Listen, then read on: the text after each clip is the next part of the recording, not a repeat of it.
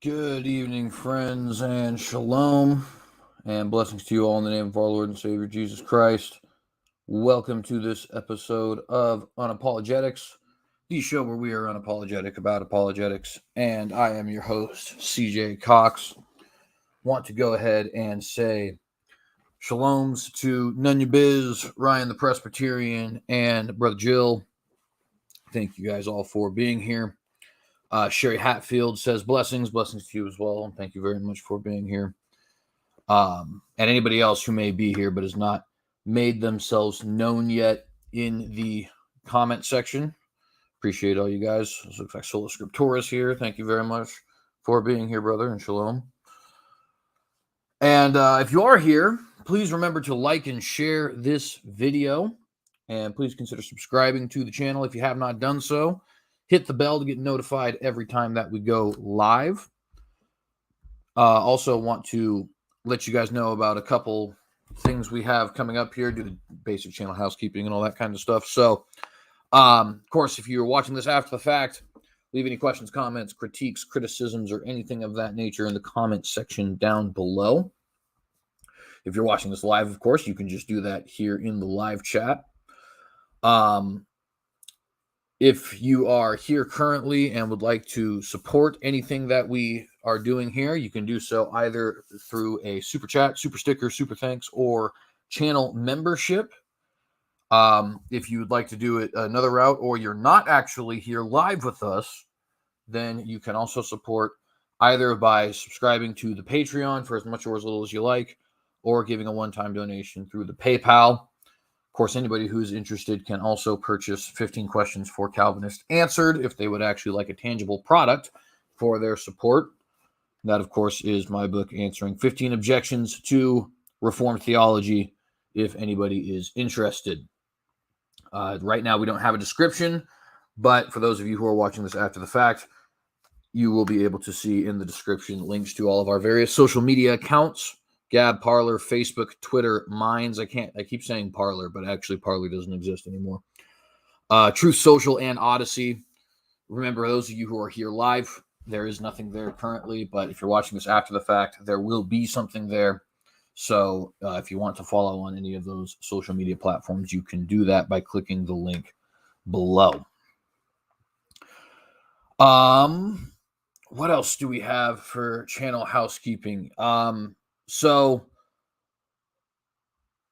first thing, I want to let you guys know about a couple of debates that we have coming up.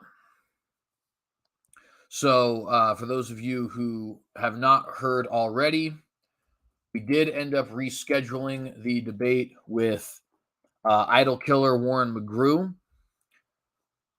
The debate has not actually been set in stone yet. We all have agreed that it's happening, but we have not agreed on when exactly it's happening. Some of you may recall that it was supposed to happen about 2 weeks ago.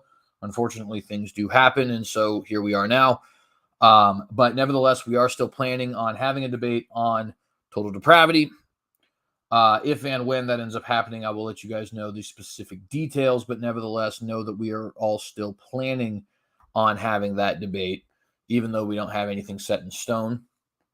Also, tomorrow, I will be having a debate on the Standing for Truth channel on whether or not Calvinism or non-Calvinism, Reformed theology or non-Reformed theology, has a better and more biblical answer to the so-called problem of evil. So that's certainly going to be an interesting conversation.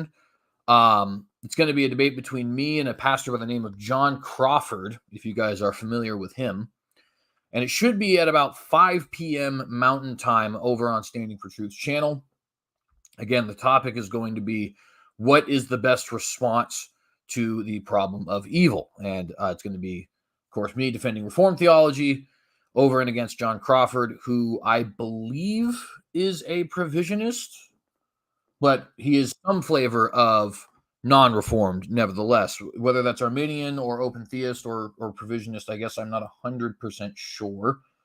But I believe it is provisionist, if I'm understanding correctly. And so that should certainly be a interesting conversation. Another debate that we are planning on having very soon will be with Grayson, his name is. We're going to be having a debate with Grayson on whether or not the Exodus actually happened. I don't know Grayson's last name, but you guys should be familiar with him if you're familiar with Standing for Truth, because he's been on that channel numerous times. He's actually debated Standing a couple times on different creation topics. But nevertheless, me and him will be debating whether or not the Exodus actually happened. And that debate, if I remember correctly, is going to be scheduled for the 3rd of October, I believe. I'm not 100% sure what day the 3rd of October is. I believe that the 3rd of October is a... Shoot. What day is the 3rd of October? Is it a Monday? I feel like it's a Monday. Anyways, that's another debate that we have coming up here very soon as well. So those 3 debates, the Warren McGrew one, which we don't have a set date yet, but will be which will nevertheless be happening. Then the one with John Crawford tomorrow. Then the one we'll be having with Grayson on October the 3rd. If you guys are interested in any of those debates, please do be on the lookout. Go check out Standing for Truth's channel if you haven't already. Subscribe, because he does offer plenty of very fun debates. And yeah, that's pretty much everything we have as far as channel housekeeping is concerned. Ryan the Presbyterian says, oh, Ryan the Presbyterian's here too. Cool. October 3rd is a Tuesday. Okay, awesome. Thank you. I appreciate that. And by the way, welcome, Ryan. Boo. How you doing today?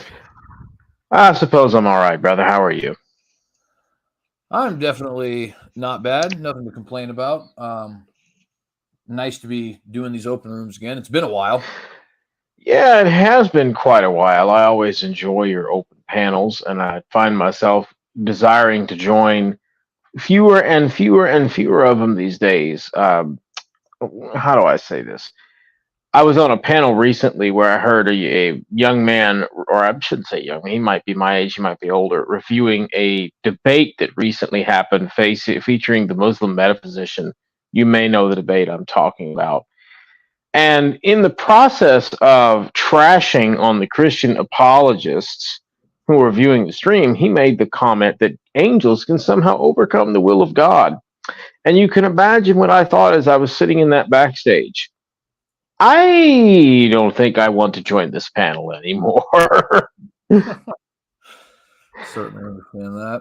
Yeah, and unfortunately, go ahead. I was just going to say, I find it ironic. A lot of people will lambast us as Muslims in Christian clothes, and yet they don't actually have, as you just discovered, I know, a really truly sovereign God. They have a fatalist worldview, but they don't actually have a sovereign God. Right, or they're just outright Gnostics.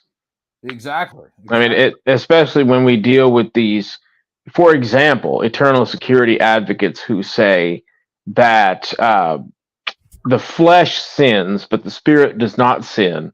Skyout said it pretty well when he said, the flesh, Skyout, when we debated, does not want to be a cross-dresser, but the spirit, Skyout, the spirit Skyout doesn't want to be a cross-dresser. The flesh Skyout does want to be a cross-dresser. It's like, well, this is exactly what the Valentinians believed that Irenaeus wrote about in Against Heresies.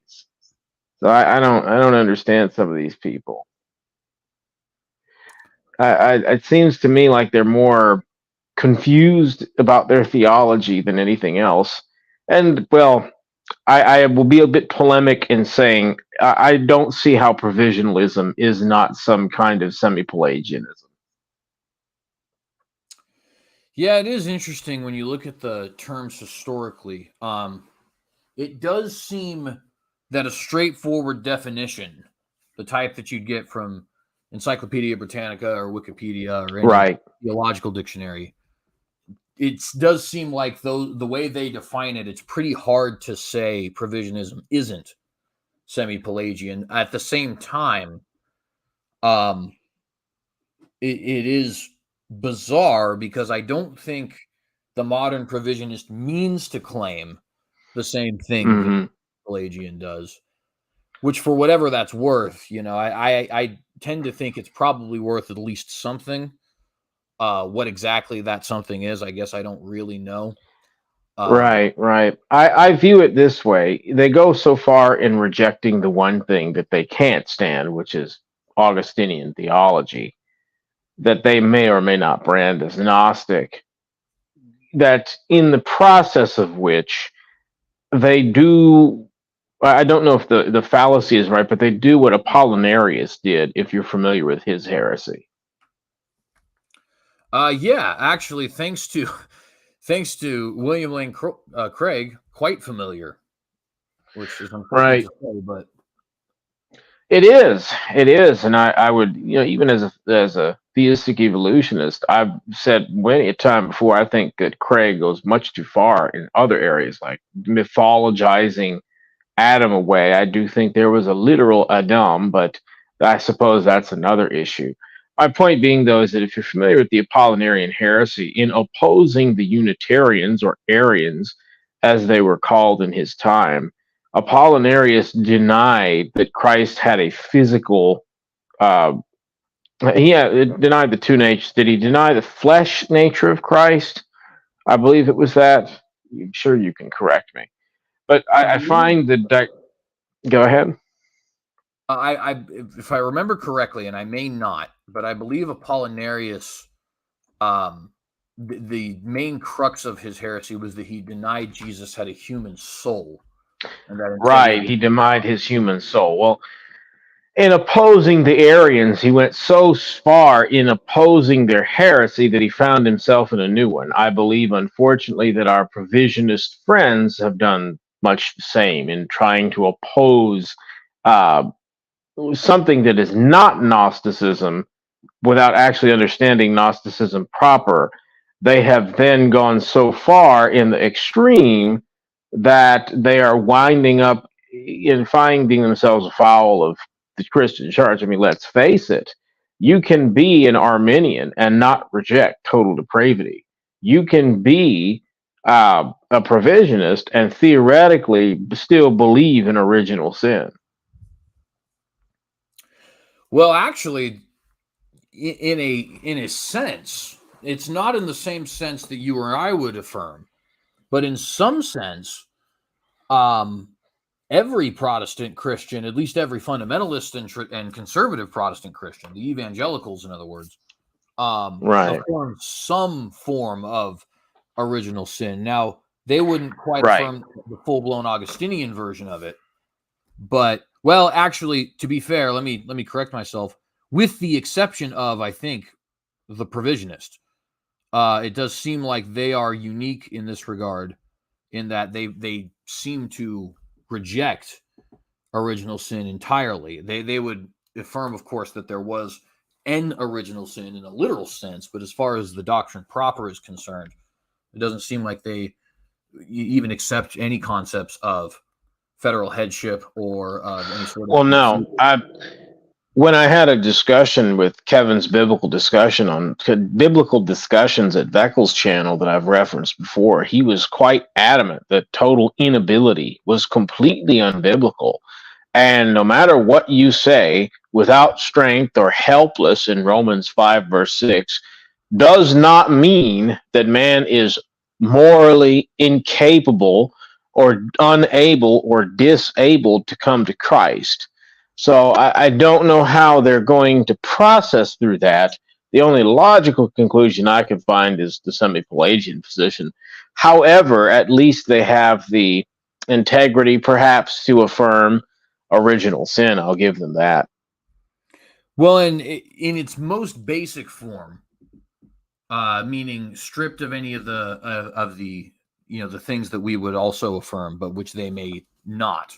In its most basic form, original sin would just say that through birth, as a result of Adam's fall, human beings inherit concupiscence or a tainted nature of some kind. I think is the way that the Wikipedia article puts it. But of course, Wikipedia is got its flaws, so that might not even be the best thing to reference. But nevertheless, now it's funny. I'm kind of a little bit. How do I put this? I would go a little bit farther than that and say that while we have a stronger sin nature than anything Adam had. It seems to me like Adam must have been concupiscent in some sense. Otherwise, he wouldn't have ever fallen. If you're not inclined to sin, then you don't.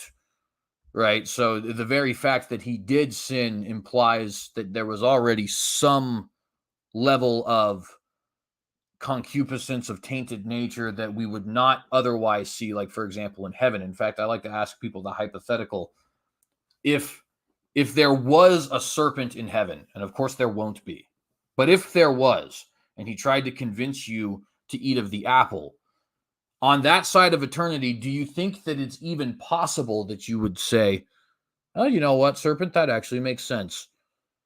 And most people tend to answer the question no, which is the right answer, I think. But they haven't Right. a thought, right? Which is like, okay, so there's something you expect to be different about you in heaven compared to Adam. So when we say Adam is a perfect creation, we don't actually mean that. Otherwise, he couldn't have Right. possibly fallen. He was a very, very good creation, better than we are. Right. If we were to say perfect, it would have to be relative, but by putting that qualifier on perfect, we need to find a better word. Perhaps you might say whole, entire, and complete. I mean, imagine a human being that's effectively immune to age, immune to disease, and yet still imperfect sufficiently so that he had the capacity to sin. Because obviously sin did enter in, and I do somewhat agree with what you would say. Anselm would say, what was his name? Aquinas would say that there has to be some level of concupiscence or corruption, or at least a capacity for it within Adam for that sin act to occur. Yeah, and the way I would actually put it, I think the capacity is the most proper sense. Concupiscence in and of itself only refers to the inclination. So it doesn't refer to him actually being sinful or having any sort of, how do I put this? Having any sort of a temptation beyond what, say, like, man, it's hard to even word this because I wanted to say Christ, but I don't think it is possible. Could you say that he had the possibility or the probability to be inclined to sin? Because I realize that the pre-fall Adam is a difficult thing for us to describe. Yeah, I think that would be a good way to describe it. And for those who would like some reference of somebody who would share my views in the past, Brother Ryan already mentioned Thomas Aquinas. I think another example would be Theodore Beza, who, right, he popularized the supralapsarian position, which is not necessarily what I'm claiming, but they're closely related. Right.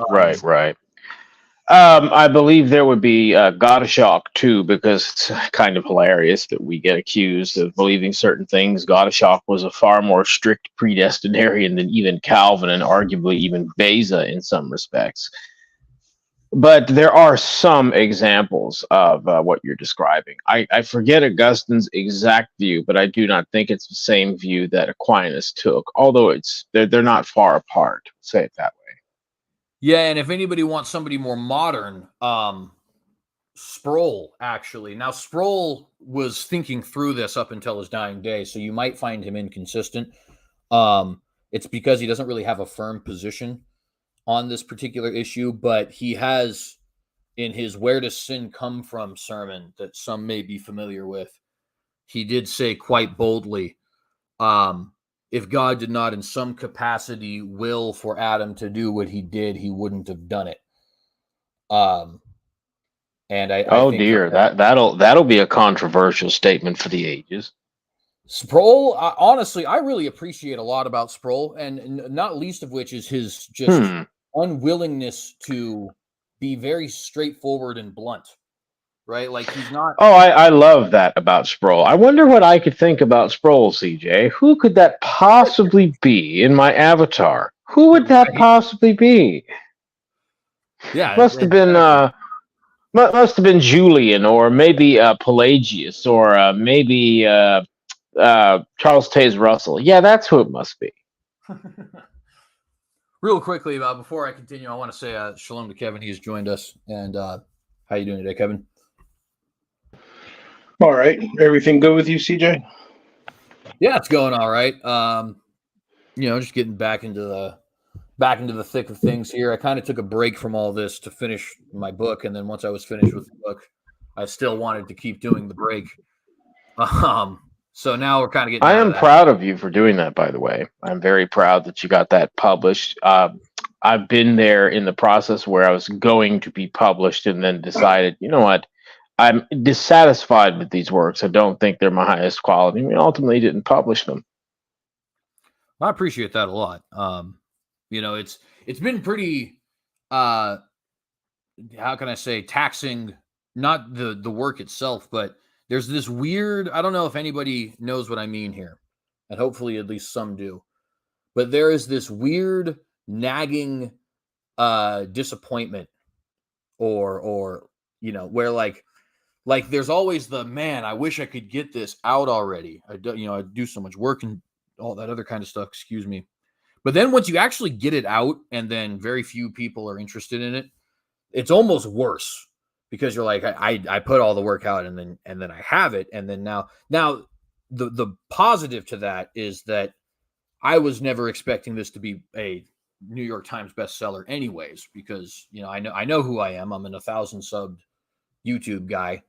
So the idea that I'm going to be having, a couple thousand book sales is just preposterous. But there's still that human element that's like, man, I wish that it would just be. Well, I can resonate with that, because I do have my blog, Answering the Skeptic, and I do have, what people don't know is probably a good 10, maybe 15 articles in my queue.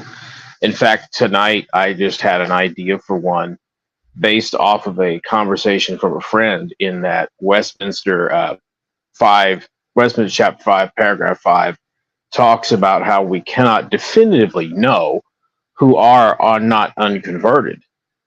And I've been cautious to say that. Some people, when they advocate for the perseverance of the saints, are a little too dogmatic in saying that person is unconverted or that cannot be a converted person. And yet it would make actually a good discussion in terms of that. What we mean is definitely not the once saved, always saved idea that you often run into within certain Baptistic fundamentalistic circles, where they will give assurance to even the most ridiculous of persons, or where that assurance is so performance-based that they are willing to say, oh yeah, well, if you're doing this that number of times in a week, then that frequency tells us that you're unsaved. But if you were actually saved, you would not do those things because you're eternally secure. Yeah, and it's a weird, balance there, right? It's where you kind of have to, because we affirm eternal security and we affirm a lordship salvation, and yet we also want to steer clear of any antinomian, which is very common amongst eternal security advocates. Unfortunately. Indeed, right? And it's in fact, I think it's for a evangelical who properly understands at least some of the eternal security passages, the most tantalizing heresy out there is the Court of Judes, or Free Gracers as they call themselves. And that's, I think very unfortunate. I reckoned it to recently in one of my breakfast teas, I reckoned it to a Loch Ness monster who hunts its favorite snack, namely evangelicals, and it does so by telling them it's the only true definition of sola fide, which is a very apt strategy for evangelicals. I completely agree with you there. Can I? So Ryan, I want to ask you. So you brought up the conversation you had with me when we were in Veckel's stream. If I remember correctly, you went through Romans 5, where it says that you are without strength. Romans 5 and verse 6. Yes. Right. So it's true that people are without strength, but being without strength, and you brought up you asked me, it's like, well, Kevin, have you ever been, really ill? And I said, yeah, when I was a child, I had pneumonia. Mm-hmm, I remember. And you were like, well, so that means you're without strength and unable to take care of yourself, correct? And I was like, yes. But here's the thing, this is the mistake you've made, is you're equating unable to take care of yourself with therefore unable to trust your parents to take care of you. And you're doing the same thing with total depravity where, oh, yes, so you are dead in trespasses and sin, therefore you can't believe in the gospel of Jesus Christ. But with all due respect, there, friend, the fallacy is yours and not mine. No, it's yours. You are what is it called? You have a false.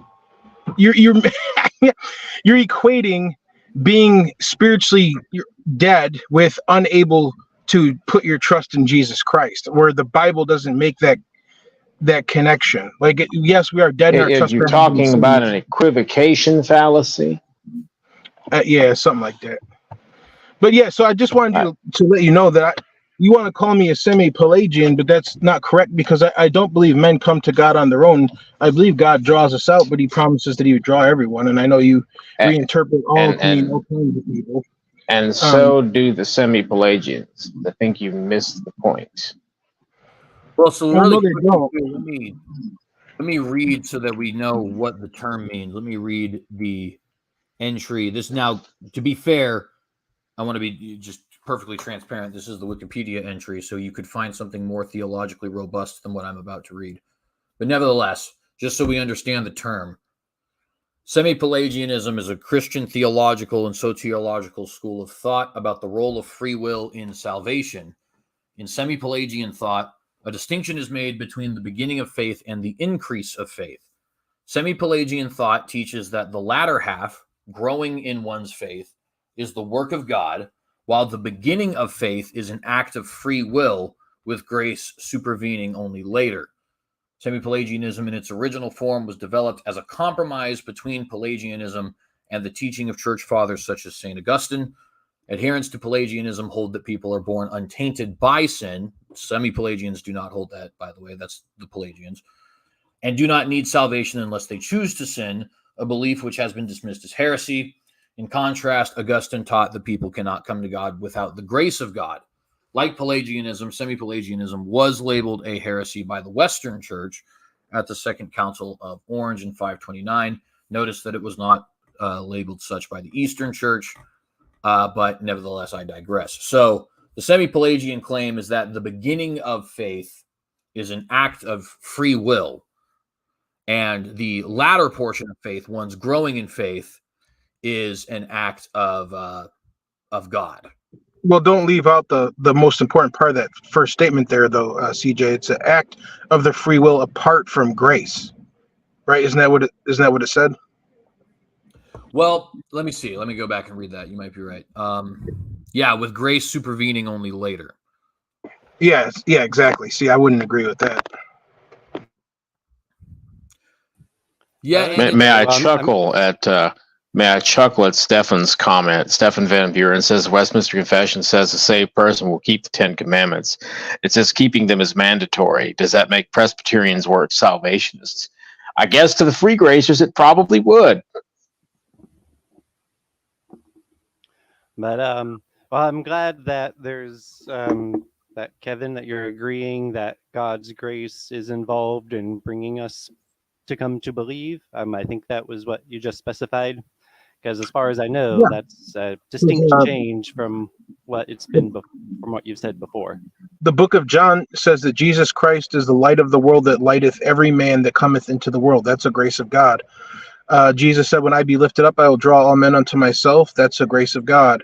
The Holy Spirit comes to convict the world of sin and of righteousness and judgment to come. That's a grace of God. All those things are necessary for people to come to faith, and without those things, no one would come to faith. Oh, so it's still not the difference.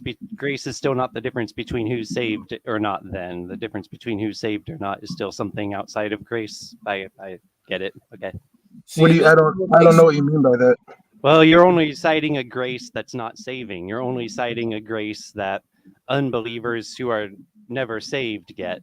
So I'm saying that the difference between saved or unsaved, from what you explained to me, wouldn't be grace. I don't think there's a special grace that some people get and others don't. I believe God gives everyone equal grace. Everyone has an opportunity to come to salvation through the grace of God.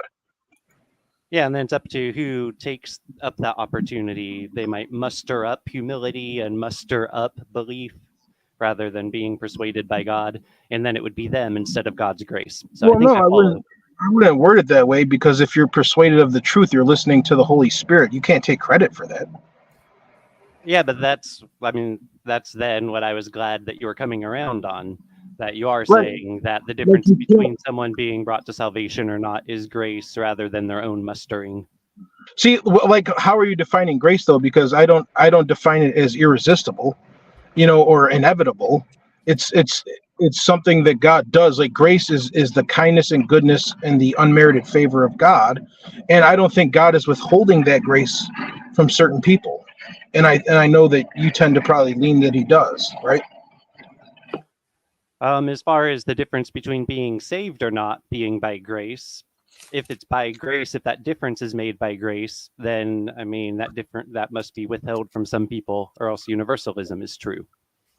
Well, and one thing I would want to point out too, just very briefly, is this is where a lot of people question the use of the word efficacious, right? A lot, like, people will. In fact, I had somebody the other day, I believe it was Dan Straight, if I'm not mistaken, in my John 6 video. He said, you said that John 6 is describing perfectly efficacious drying, but the term perfectly efficacious is not found in John chapter 6. And of course, that's not the claim. The claim is that it's describing that, but nevertheless, the point you can see from Dan and from many others who are either not as inclined into a systematic theology, or who are just not buying that the efficacious, non-efficacious distinction is legitimate. They take issue with that word efficacious. But what that word means is that it is successful in bringing about the intended result, right? And the way that it's used is to describe those things which separate group A from group B when both have equal opportunity to do or not do something, right? So for the Calvinists, the thing that is efficacious, the thing which successfully brings us to God, is God's grace and nothing else. Hence, total depravity and irresistible grace and stuff like that. Whereas for the non-Calvinist, the thing which is efficacious, the thing which brings us to God, ultimately, is an act of human will. Now, where you place grace in that spectrum varies from your Pelagian to your semi-Pelagian to your provisionist to your open theist, and there is legitimate dispute amongst non-Calvinists in that regard. But what they all agree on, and this gets back to that synergism monergism divide, but I don't want to necessarily get that now, is the thing which causes somebody to be efficaciously saved, or if for that salvation, for that grace to actually take effect, is an act of human will, either to submit or to not submit. Whereas for the Calvinist, it is not an act of human will, but an act merely of grace, such that it must be irresistible, Right. in order for you to actually partake in it.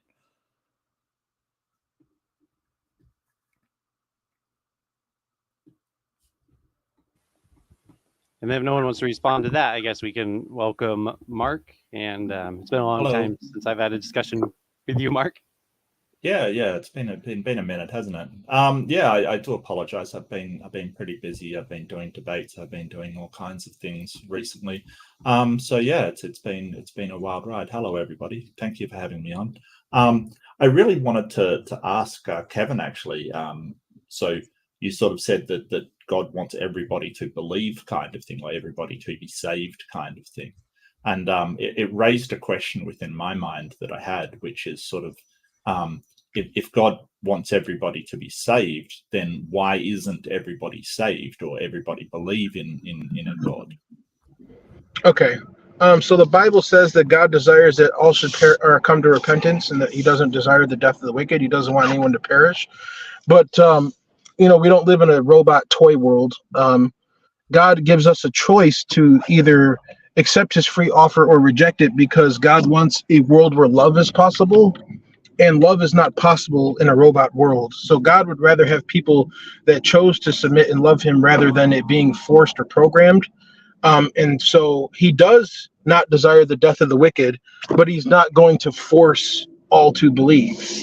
If I hope that makes sense. It's like, imagine you have a child and you had the option when the baby was born. We somehow had the technology where the doctor could go inside its head and can completely rewire its brain so that it will only always obey every single word you say without a doubt, and it would never disappoint you at all. Or the doctor can leave the baby in the way it was, and that it can choose to love you as its parent. Would you rather prefer that the baby chose to love you of its own accord, or would you rather have it be a programmed robot?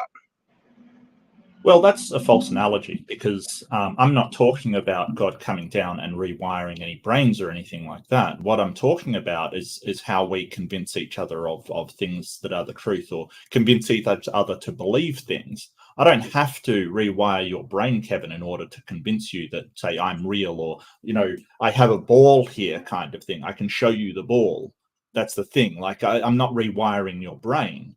But God sort of wants everyone to believe, but hasn't provided sufficient evidence, in my mind at least, that he actually exists.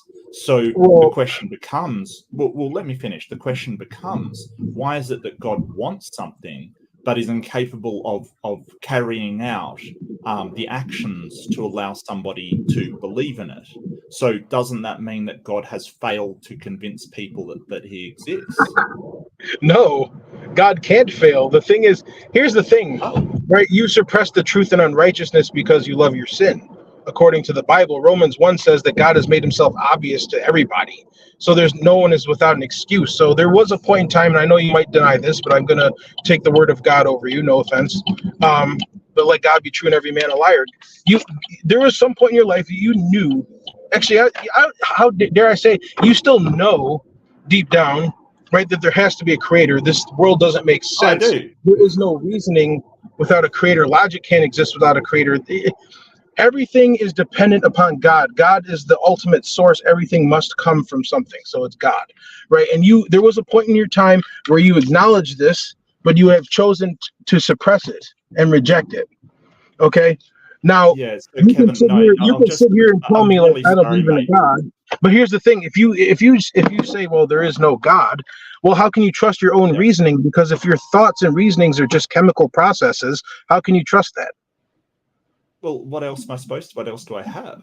I mean, I can't just go, well, because you always start with your own thoughts. Okay, so let me address what you've said, because it's a little insulting to be sort of told, hey, this is what you know, right? So the reason why is because you have no access to what I know, and I don't have access to what you know. My thoughts are my own, and I am the communicator of my thoughts, not you're not, and certainly not some book written by sort of Iron Age peoples of the Middle East years ago. No, I will tell you what I think and what I know. They're not the other way around, Kevin. This is the thing. It is to think that you know what people think or what people know, to think that you know better than they do. That's sort of called mind reading. It actually is emblematic of sort of, a problem with your cognitive process, that you think you know better than they do. It may be the case, but you can't demonstrate that in any way. And I can demonstrate I know my thoughts better than you do. The whole idea that I suppress truth and unrighteousness, I don't even know what that means. I mean, I live my life trying to help people the best I can and do the best I can. You're just claiming that. I don't know what even that means. I don't believe, I don't know a God exists. I actually believe that no gods exist. If you want to sort of believe incorrectly what I know and what I don't know, well, that's on you. You can delude yourself all you want, but that is not the truth. And I think I have a lot better access to my knowledge than you do. Just as I wouldn't say to you, hey, I know you don't believe in God, you're just making it up. That would be insulting.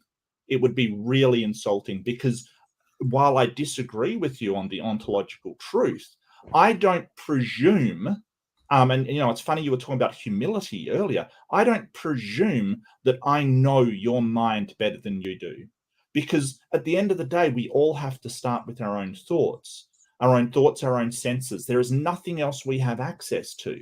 You don't have a direct line to a God. You've got to read the Bible. You've got to interpret your own thoughts. So I think this idea that you're starting with God is ridiculous, because you can't start with God unless you are God. You must start with your own cognitive process, because that's all you have access to. And you if you want to say, hey, that cognitive process comes from a God, well, fine, but you've got to demonstrate that's the case, because I don't think it does start with a God. Well, I may say one thing. God has poured out his spirit into the world in the form of the gospel. So there's a spiritual reality there. So then I think for you to say that we don't have the direct access to him, then you have like a debate on your hands, maybe to like somehow disprove the Holy Spirit, or Well, I mean, you've got access to the gospel, sure. Is the gospel God? Well, Mark, here's the thing. You're claiming that I know your thoughts. I'm not claiming I know your thoughts. My claim is that the Bible says that all men know that God exists and they're without an excuse. So it's not my thoughts. It's not. That's what God has said, and I stand on the authority of what he has said. Yeah, well, I mean, that's great, and you can sort of say that, but what it does is it diminishes your credibility in my eyes, and everybody that knows that that's no, wrong. it doesn't. It So, Mark, if you well, hold Kevin, on, let me finish. wait. Let If you were to come to me, no, because you made a stupid claim. It basically diminishes the credibility of the Bible, because then I know the Bible is wrong, because I don't believe it, and I don't know that the Bible is. No, I know that I do not know that there is a God, because knowledge is a subset of belief, and I don't believe in a God. I don't know there's a God. That is completely incorrect. Mark, yeah. Listen, imagine what you just said. Like, according to the science textbooks, that we have the geologic column. This age is this age, and this age. Okay, and you're telling me that this is how it is, and I say, well, now I know for a fact all your science textbooks are flawed because those ages are the wrong numbers. Like, you're throwing out the baby with the bathwater here. Yeah, but no science. I don't think laughing at the unbelievers is going to help. Shut up, Brian. Yeah, well, no. I gave the analogy. No, Kevin's doing a good job of making the case by laughing. That shows he has a good argument. I get the analogy he's trying to make. It's a false analogy, because what the science textbooks aren't saying is that everybody knows that the scientific column is this, and this, right? That's not what they're doing. Wait. No. That's an interpretation. That the truth of the matter of what people think. No textbook is doing mind reading. What they're saying is that, and it's not even the textbook that we believe. This is the thing that you're making the error of. It's not because of course it is. What are you talking about? It's because the process of science provides more. No, Mark. Results. Yes, listen. If the science textbook did not say, the textbook is just there to convey how they found the information. It isn't the process itself. You're mixing up the place for the map. So the reason why the textbook is representative is because the process they have used is the scientific process, which is responsible for just about every single major discovery ever made throughout the course of human history. All right, that's great. What they have is, in the book, you have the interpretation of the scientist on those rocks, right? So in the books, they're saying this layer is such and such age. This layer is such and such age. They could be wrong about the age of those layers. The thing is, because these are put in textbooks and given out at universities for students to study, people are being taught that this granite, this layer here is this age because it's in the science textbook. If it was not in the textbook, people would not hold to those dates for the ages of those rocks. Okay, are you talking about it sort of college level, or are you talking about university level? Are you talking about like sort of educated geologists? Well, no, I remember when I was in high school. Once you go into university geology, what they do is they say, this is how we know that the rocks are of a certain age, and they always give margins of error, and the students are expected to question and push back against that. How do we know that they're that age? And the textbooks give the process used. We use this process in order to find it out.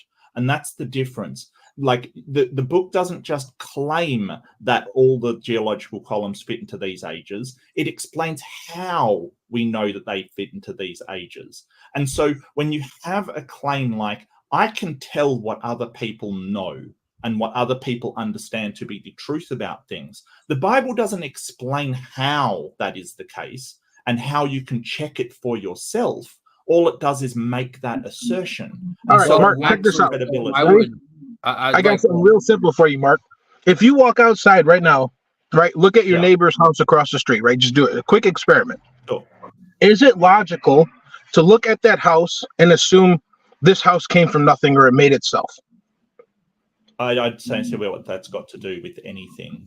I don't understand what's this. Well, no, just follow along with me here. The geologic column didn't make itself. Just follow along with me, Mark. Because I want to add something here real quick. Because are you talking about the origin of the universe? So let me try to clarify things a little bit here, because I think there's a little bit of missing information. So the Bible does give an example, actually gives two examples for what exactly it means by innate knowledge of God. And to be clear, it's not innate knowledge of Jesus specifically. It's innate knowledge of a creator generally. And this is something you'll find most clearly in Romans 1 and 2. The examples given are what we would today essentially refer to as argument from design and moral argument. The idea basically being that God has declared his glory, has declared his handiwork through the heavens, and that God has declared he's in some sense, not in the full regenerative sense, but in some sense has written his law on hearts of men. And the reason I think that's important, number one, is because it's just points out that there is actually a mechanism that it explains. But number two, I think it more properly makes clear what exactly Scripture is saying, right? Because you brought up, well, I think it's somewhat insulting to say, I know that you know when you don't have access to my thoughts, right? Correct. But I think that you would be hard pressed to find, I'll word it that way, you would be hard pressed to find even the most stringently atheist biologists and philosophers who do not at least agree with the idea that there seems to be an intuitive truth to things like objective morality and arguments from design. Now, they will reject those arguments, and they'll make arguments, of course, that speak of whether or not we can trust intuition or stuff like that. And we can go there if we like, but nevertheless, the majority of people, I think, will at least concede, like, for example, Richard Dawkins, this is from a biologist perspective, not a philosopher's perspective, but I digress. Richard Dawkins would say the reason that everything appears to be designed is because the process of evolution fits the holes perfectly. And he compares it to like when rain fills up a pothole, right? The puddle appears to be perfectly designed for the pothole because it has filled up the pothole to the point where it gets to the street and then it starts to overflow. Everything outside of the depth of the pothole then goes elsewhere. So it looks as if the pothole is specifically designed to contain the water, but really that's actually the water adapting to the pothole. And he would argue that evolution is working in a similar way, right? Now, obviously, I don't agree with that, but the point there is there is a concession that there is a kind of human intuition where we all feel as if the world is specially designed in some capacity, and we all feel as if the moral oughts and ought nots that you throw around all the time actually mean something, and that they're not just the machinations of human cultures and of human minds. And interestingly enough, we tend to even have the same, at least in a general sense, moral laws. We don't tend to agree on the details of moral laws, But like, you'll never find a culture that believes murder is wrong. You'll only find, or murder is not wrong, excuse me. You'll only find cultures which define murder differently than you do, right? So like, for example, in Nazi Germany, murder was still absolutely against the law. It's just that the government did not consider the killing of Jews to be murder. That was sanctioned, right? But they still there's still something within them that affirms murder is wrong. They've just defined it differently. And again, this is not to get into some sort of like subjectivism or anything like that, but the point is just to say, not only do we all have this kind of initial intuition that morality must be in some sense real, though people, of course, will reject that. The further down you get can't even talk, excuse me. The further you get down the philosophical rabbit hole, there's certainly plenty of people who object to objective morality. But not only that element, we also tend to agree on which things are wrong: murder, rape, stealing, so on and so forth. We just don't tend to agree on the definitions of those things, which I think is a detail that is important to consider, right? The details being notwithstanding, we all have the same general laws. So I hope that clarifies at least a little bit why it's not just like a mere, well, haha, you're dumb, and I know better than you do. The other thing I just want to point out very briefly. Well, you brought up a lot of points there, like a lot of them. I would like to try and get to them at some point. Yeah, no, certainly. I do. Just one last thing, which is just simply to say, while I understand that you are not a believer, and so therefore you are not accepting the premise that the Bible is inspired scripture, there is essentially two options. It either is or it is not, right? At least as far as that question is concerned. And if in fact it is, then it must be noted that it's not just a bunch of, Iron Age peasant sheep farmers doing the best they can with the society that they're given. So just to say, anyways, I hope you get that particular point. Okay, so sort of, and so I'm saying no, something I think it is, and acknowledging that I don't believe something, because knowledge is a subset of belief. It is justified true belief. If I don't believe it, then I can't know it by sort of definition of philosophy, how it considers to be knowledge. So that sort of proves Kevin's point that I know it somehow completely wrong, because I have to believe it before I can claim to know it, or do indeed know it. And you mentioned that it's hard to find a biologist or philosopher that doesn't sort of say that morality is objective, but you've acknowledged that there is a discussion among atheists, and sort of even I don't believe in objective morality, so that's not necessarily true. And I know there are a great many atheists that don't believe in objective morality, so that's not true either. If I may clarify really quick. Well, I'd like to address all your points, because you're kind of, sort of interrupting me now, sort of gish galloping. You've thrown out so many points, and I don't get to address all of them. So I'd like to address all of your points before moving onwards, because I will leave them behind otherwise, and I don't want to leave points on the table unaddressed.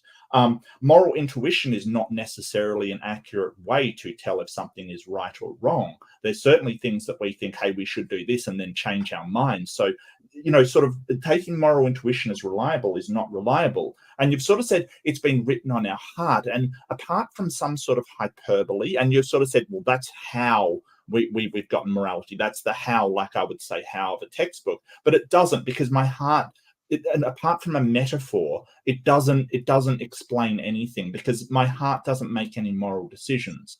It's been a long time since we think that a heart did anything but wait. Mark, the body. Can I don't want you to. I want to that point. No, I want to finish all of these points. Okay, but you're wrong about the heart. You're out of date on that. Well, I don't like. You can address it after I'm finished. With Dawkins and the process of evolution, well, there's going to be a lot of points to address after you're finished. Well, yeah, that's my point. If you keep interrupting him, Nick, he'll never get anywhere.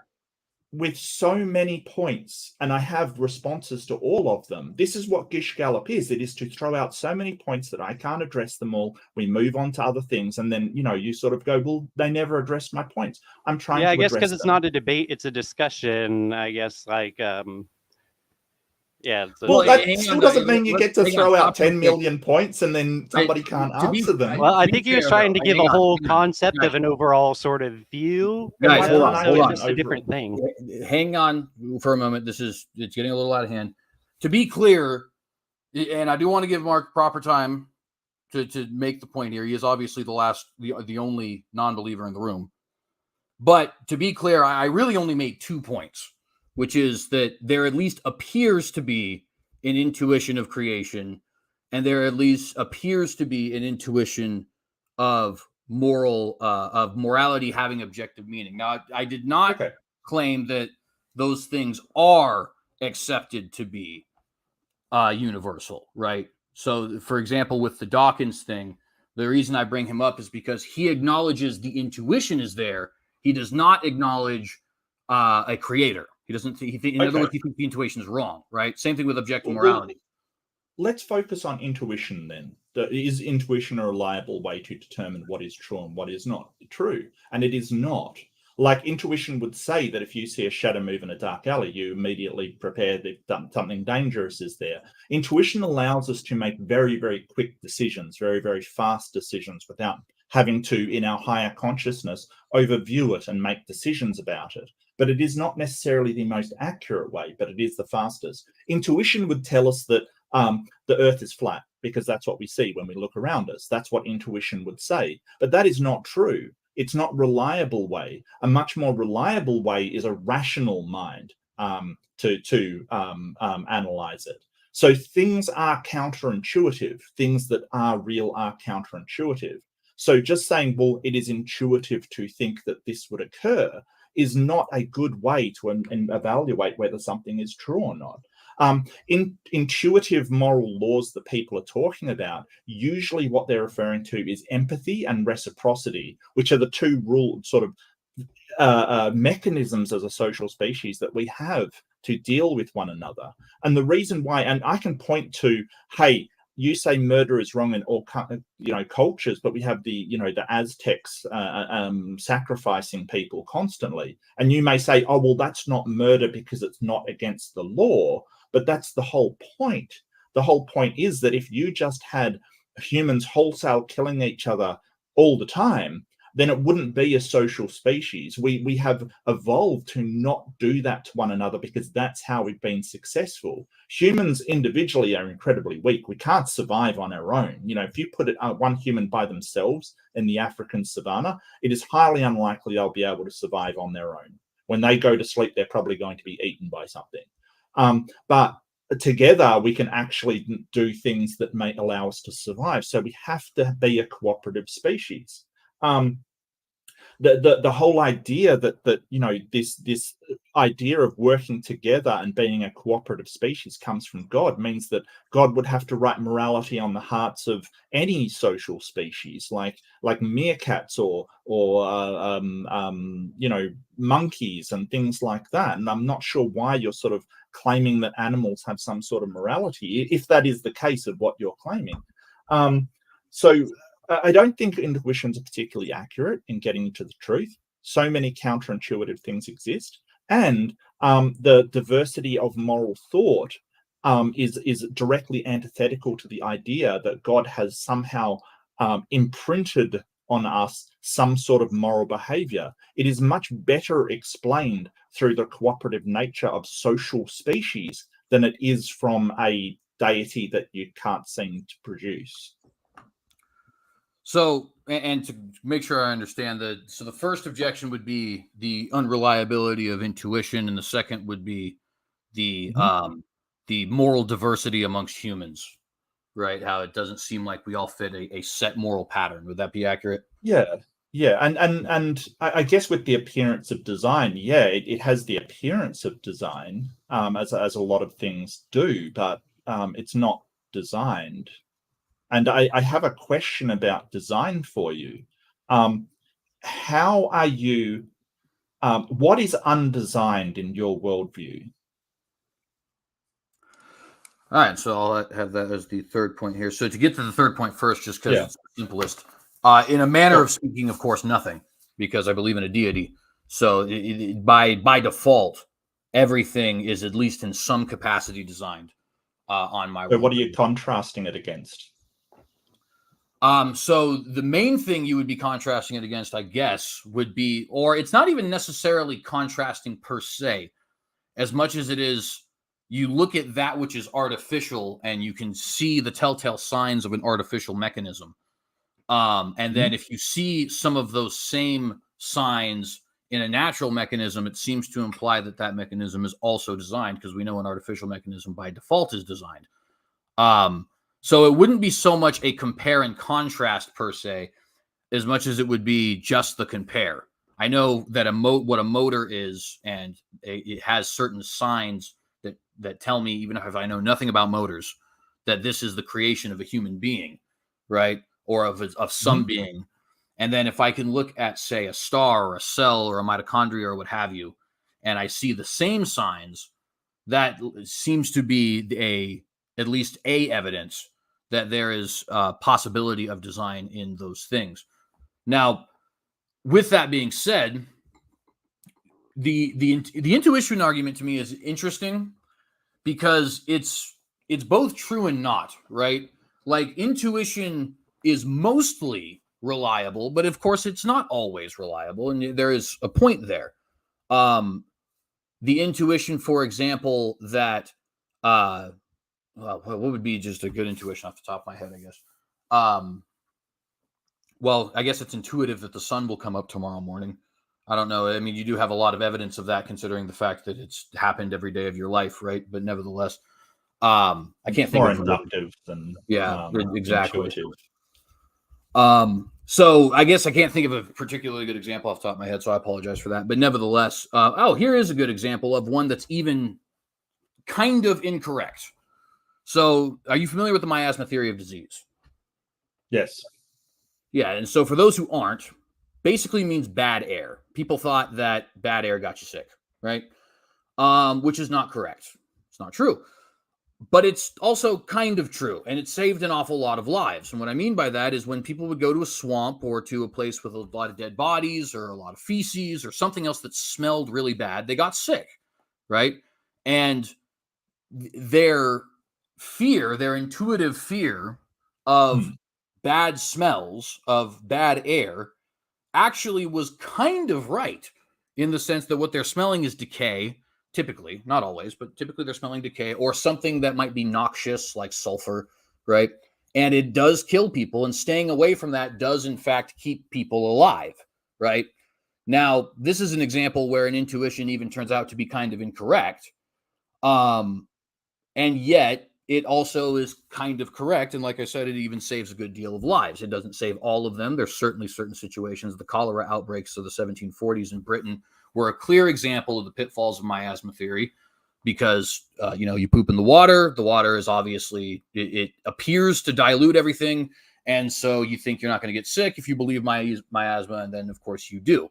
So it has its pitfalls, no doubt, right? But we can see there how the intuition actually had a legitimate function, and it's a function that arguably has saved millions and millions of people.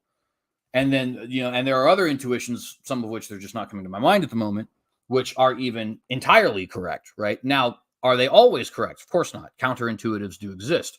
But as a general rule, intuitive things are, if not 100% true, at least very useful and beneficial, right? Like in the case of that miasma thing. So when we go back to this question of, are these things intuitive?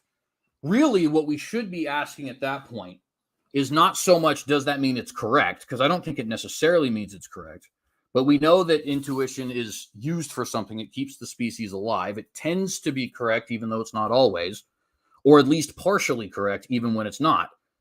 So the question that becomes, why do we have this intuition? Why do we have this intuition that things appear to be designed?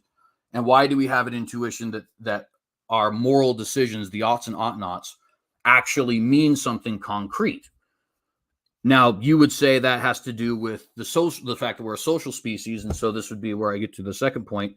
I would argue first and foremost, well, actually, you know what? I don't want to put too much on your plate here, so I want to kind of choose where exactly I'm going with this carefully, because there's also the point I want to address as far as the moral diversity. And I think I'll probably have to get to that one first just because it'll be quicker. Moral diversity, in my opinion, is very easily explainable if there is indeed a God who imprints his own morality on us, in so much as that you'll never find moral diversity that is so diverse that people disagree on concepts, at least the general concepts. They disagree on details, but they don't tend to disagree on concepts. So you brought up the Aztecs. Well, murder in Aztec society is wrong as they define it. What their difference from us is that they have a different definition of what murder is. Now, is their definition right? Is it equally valid? That's not what I'm saying, and I don't think so. Too But hard for nevertheless- Calvinists to follow, though. Say again? Do not murder. That's too hard for a Calvinist to follow. I don't really know what that comment's supposed to mean. That truly is a ridiculous remark. That's replacement theology. Threw the law away. Just carry on. I just had to say that. Well, anyways, I don't want to. I don't understand that. I don't get. I don't I'm here for you, Mark. Don't believe these guys. They'll turn you twice more over to the devil than themselves. Stick with where you're at. Well, apparently, Well, then you might as well apply that to CJ as well, Mike. At any rate, I don't want to get off on that. The point is to say that the concepts tend to be universal. The concepts of honoring elders, you really just look at the 10 Commandments essentially, and if you break them down to their concentrate of honoring deities, of not honoring other deities in your respective culture, of not profaning the name of whatever your reverent thing tends to be, rest days, not specifically the seventh-day Sabbath, but rest days are a universal concept. You can't work people to death. Honoring elders. Everybody agrees that there's something called unlawful murder. There's something called unlawful taking of somebody's stuff, right? And so on and so forth. Now, we have vast differences as it pertains to the definitions of those things. But to the best of my knowledge, I don't know of any society that outright has rejected those things, at least not in its infancy. Perhaps they get to that point at some time. But even the sociopath thinks it's wrong to murder him. You know what I mean? So there's still even a level of accepting of the concepts there, even if there's not so much of a, like I said, an agreement on the details. So that would lead me back to the question of why. And I want to get to the sympathy thing as well, but I feel like I've said enough. Okay. I probably have a couple things you want to respond to.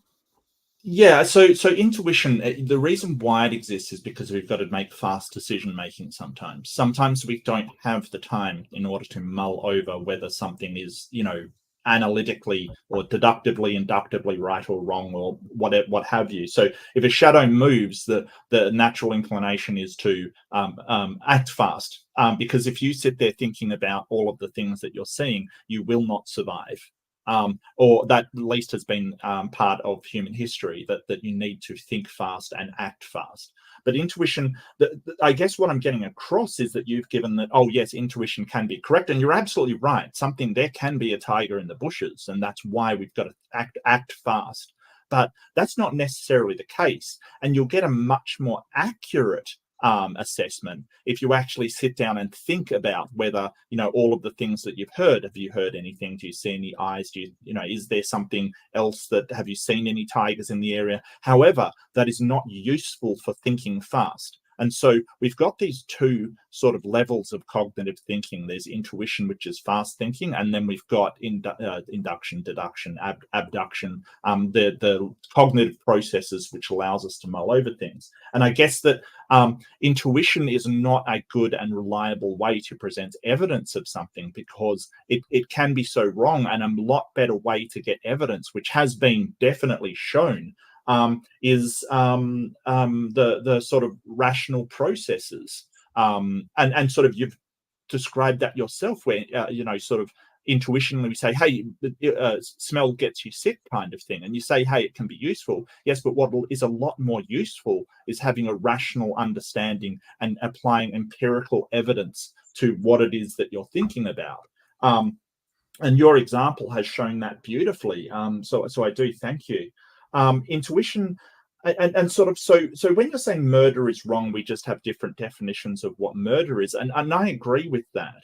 It's just that the thing that is universal is empathy and reciprocity. Like the idea that we take care of our elderly is because we can have empathy that we one day will be old. We can understand that, hey, that person, I will one day be in that person's shoes. And reciprocity comes in by saying, okay, well, if I'm going to one day be in that shoes, I should treat them like this because I want to be treated like that. This has been sort of documented in capuchin monkeys very, very rigorously, that they do have these two senses of empathy and reciprocity. And so when you're talking about, I'm glad I was going to bring up sociopaths and psychopaths as well. When they do lack that sense of empathy, they have no sense of empathy whatsoever. What you see is that they don't have any compulsion to adhere to the moral standards that you're talking about. They literally, they will only think about themselves because they can't place themselves in anybody else's shoes. Which is, I think that is interesting. But, when you're talking morals, you're really only talking about rational members of society rather than irrational members of society, which would be a psychopath or a sociopath. So I think it's perfectly explainable why we have these standards, and it's just that who the standards applies to varies. Because if you have empathy and you say, hey, well, I'm an upstanding member of this society, I can imagine that if I was an upstanding member and I was killed, I would not like that. And I can project that to say, hey, if I kill somebody else, that would be an awful thing to do. And there's nothing sort of confusing about that from a biological point of view. That's how social species work. And we've documented in everything from sort of the higher corvids like crows and things to capuchin monkeys. In a sense, and what I mean by that is there is a level of empathy that we can certainly find in. I mean, I'm clearly no expert, but I am very fascinated in wolves, and I can say that based off of the knowledge, the lay knowledge at least that I have on wolves, that certainly is true of them. That there is a level of empathy they have with each other, and it allows them to function as a cohesive unit. And as a result, despite being kind of biological losers in a sense, like they're not athletic the way cats are, they're not strong the way bears are, but they dominate their ecosystem, right? And so what am I saying that for? To grant you, there is a level of truth to that statement. But there's also, I think, a lot of things that are missing even from these social creatures that now, well, hang on, let me pin the thought I just had to the side. Let me finish the thought I'm having. So, for example, it is quite common, even for social creatures, and particularly I'm thinking here of wolves, llamas, and lions, to actually kill the elderly because they bring the pack down, or the pride or the herd, whatever it happens to be, right? They're a liability. And as a result, since they are a liability, it's actually best to get rid of them rather than to keep them around and to protect them. Now, I know virtually nothing about primates, I'll be honest. And so I can't say whether that's true about, with the capuchin monkeys you brought up earlier or with any other sort of, more advanced primates like apes or gibbons or anything like that. Gibbons are apes. So anyways, you get my point. But nevertheless, at least with these creatures, one of which in the case of the wolf is thought by some to be the highest as far as intelligence is concerned, land predator on the planet, besides us, of course. That seems like there's at least something that is different as far as our views compared to theirs. They're also quite fond of things like theft and sexual assault and so on and so forth, right? No, chimpanzees would be one of the predators one of the predators that would what? The highest intelligence land predators, chimpanzees, easily over wolves, easily. Well, actually, so it's interesting. I don't want to get off on that too much, but you should believe it or not, there is some pretty awesome evidence to suggest that wolves and Canis lupus in general, which I say to include dogs, actually might match in some ways the intelligence of chimps, especially in their ability to learn. They learn at a rate that is significantly faster than chimpanzees do, which is, it's fascinating. It doesn't necessarily mean that I'm right about that, but it's a fascinating thing. I think you, of all people, might actually be very interested in that. But I digress. The point there being that, we were speaking specifically there about the carrying of elders. It doesn't seem to be particularly common amongst these intelligent and empathetic species. In fact, quite the opposite. They see it as an excuse to get rid of them. And the other thing I want to point out here really quickly, which is not necessarily directly related to that, but it's the second point here, or it's actually the first one you had brought up, but about rationality being a more reliable tool than intuition. I would actually flatly agree with that. But what I would say is intuition does need to be, number one, accounted for, because it is very often a quite useful tool that can definitely be right. But more importantly, intuitions are always grounded in something real, even when they're wrong. So, for example, the Earth being flat, you brought up earlier. Well, that's grounded in a very real fact, which is that the Earth is massive enough that it does actually appear to us to be flat, even though it's not, right? The sheer size of the Earth compared to us means that while we're on its surface, we perceive it as a flat surface, even though in reality, if we were able to see from, say, a space view, we could actually see that it's in fact a spheroid surface, right? So in other words, there's an answer to why that intuition exists based in reality. And the other example you gave is the shadow, the shadow's going to kill us kind of thing, right? Well, that's also based in reality. The reality, of course, being that, especially back in primal days, but even in the modern day, well, not so much the modern day, even as anatomically modern humans, I'll word it that way. That's very often true, right? Whether it's guerrilla warfare or an actual tiger in the bushes, that's very often the case. And better safe than sorry is the way our ancestors have tended to deal with that sort of thing. So that's a three-pronged point. And if I could just narrow it down to its concentrate, one, I agree, intuition does have to take a backseat to analytic thinking and rationality. Number two, intuition nevertheless is useful and is very often right. And number three, intuitions definitely are grounded in something that is real. And I don't know of a single exception to that, even when they are ultimately flatly wrong, such as the idea that the Earth is flat or the potential for a tiger to be in the bushes. Yeah, I agree with you. They're grounded in something real. I'll address that point first, sure. And that real thing may be the sort of social understanding that animals have and the empathy and reciprocity. But what I'm getting at is there's no reason to sort of intuitively go, well, it's been given by some sort of God and go to there. That intuitive thing may not be right at all. And you've sort of said that it's very often the case that there's a tiger in the bushes. Well, I don't think so. I think that just the consequences of not jumping when there's the bushes rustle has bred into us, evolved into us, that we've adapted to jumping when the bushes rustle. Because the ones that didn't, they may not have been correct the majority of the time, but the ones that always jumped are the ones that survived. And that's sort of why I'm explaining to you the process of evolution, that the organisms or the offshoots of humans that did not work together as well as humans just did not survive. Now, I've looked up sort of cases of, it's called senicide that you're talking about, killing the elderly. Scandinavia had practices where in their history where people either threw themselves or threw other people threw them over cliffs. In the Roman Empire, there was a practice of sacrificing anybody above the age of 70 to Kronos, the god of time. There was certain, and it wasn't widespread. I want to make this clear. It certainly wasn't widespread.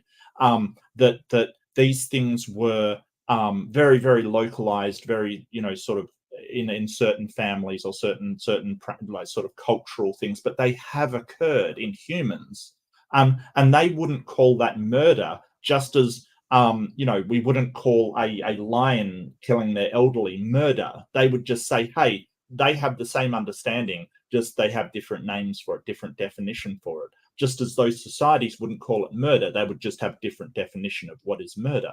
So none of this actually sort of refutes my point, because humans have engaged in the same. I mean, the Inuits leave people upon icebergs, and we know that happened a lot throughout Inuit societies, that anybody too elderly to not be able to contribute to the tribe were left on the iceberg to die.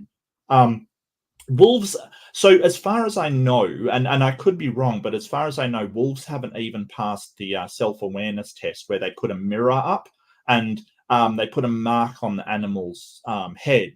And basically, what happens with the organism was with a much higher intelligence, and we're talking things like chimpanzees, bonobos, gorillas, and things like elephants and things. They will, instead of touching the image for the mark, they will touch their own head. They will understand that what they are seeing is themselves. And that's sort of one of the ways that we can sort of categorize the higher intelligence thing. And not to say that wolves aren't incredibly intelligent, that they are.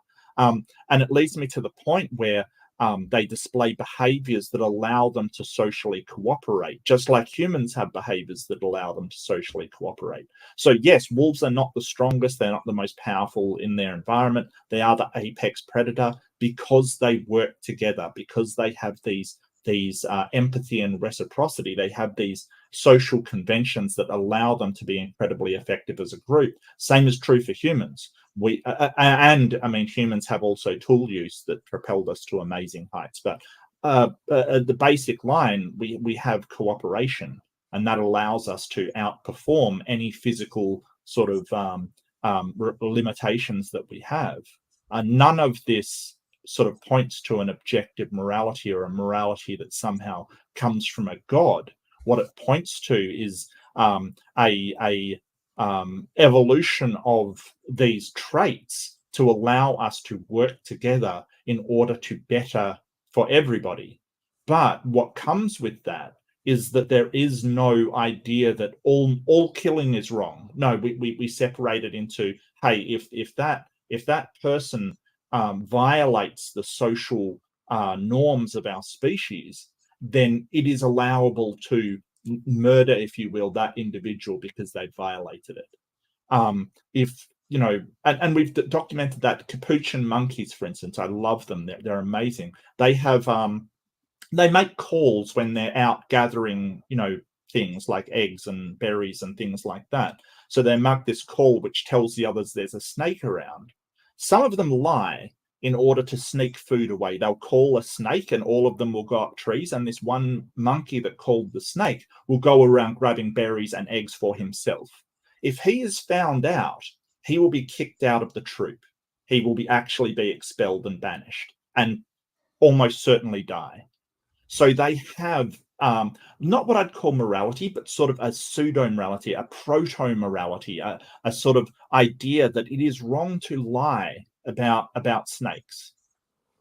And I find it fascinating because in a human, we would say, hey, that's moral. I don't think it's morality. It's not codified. It's not something that humans would lay down. So I think the morality is one step further, but it definitely shows this idea that empathy and reciprocity can make up sort of a proto-morality for societies.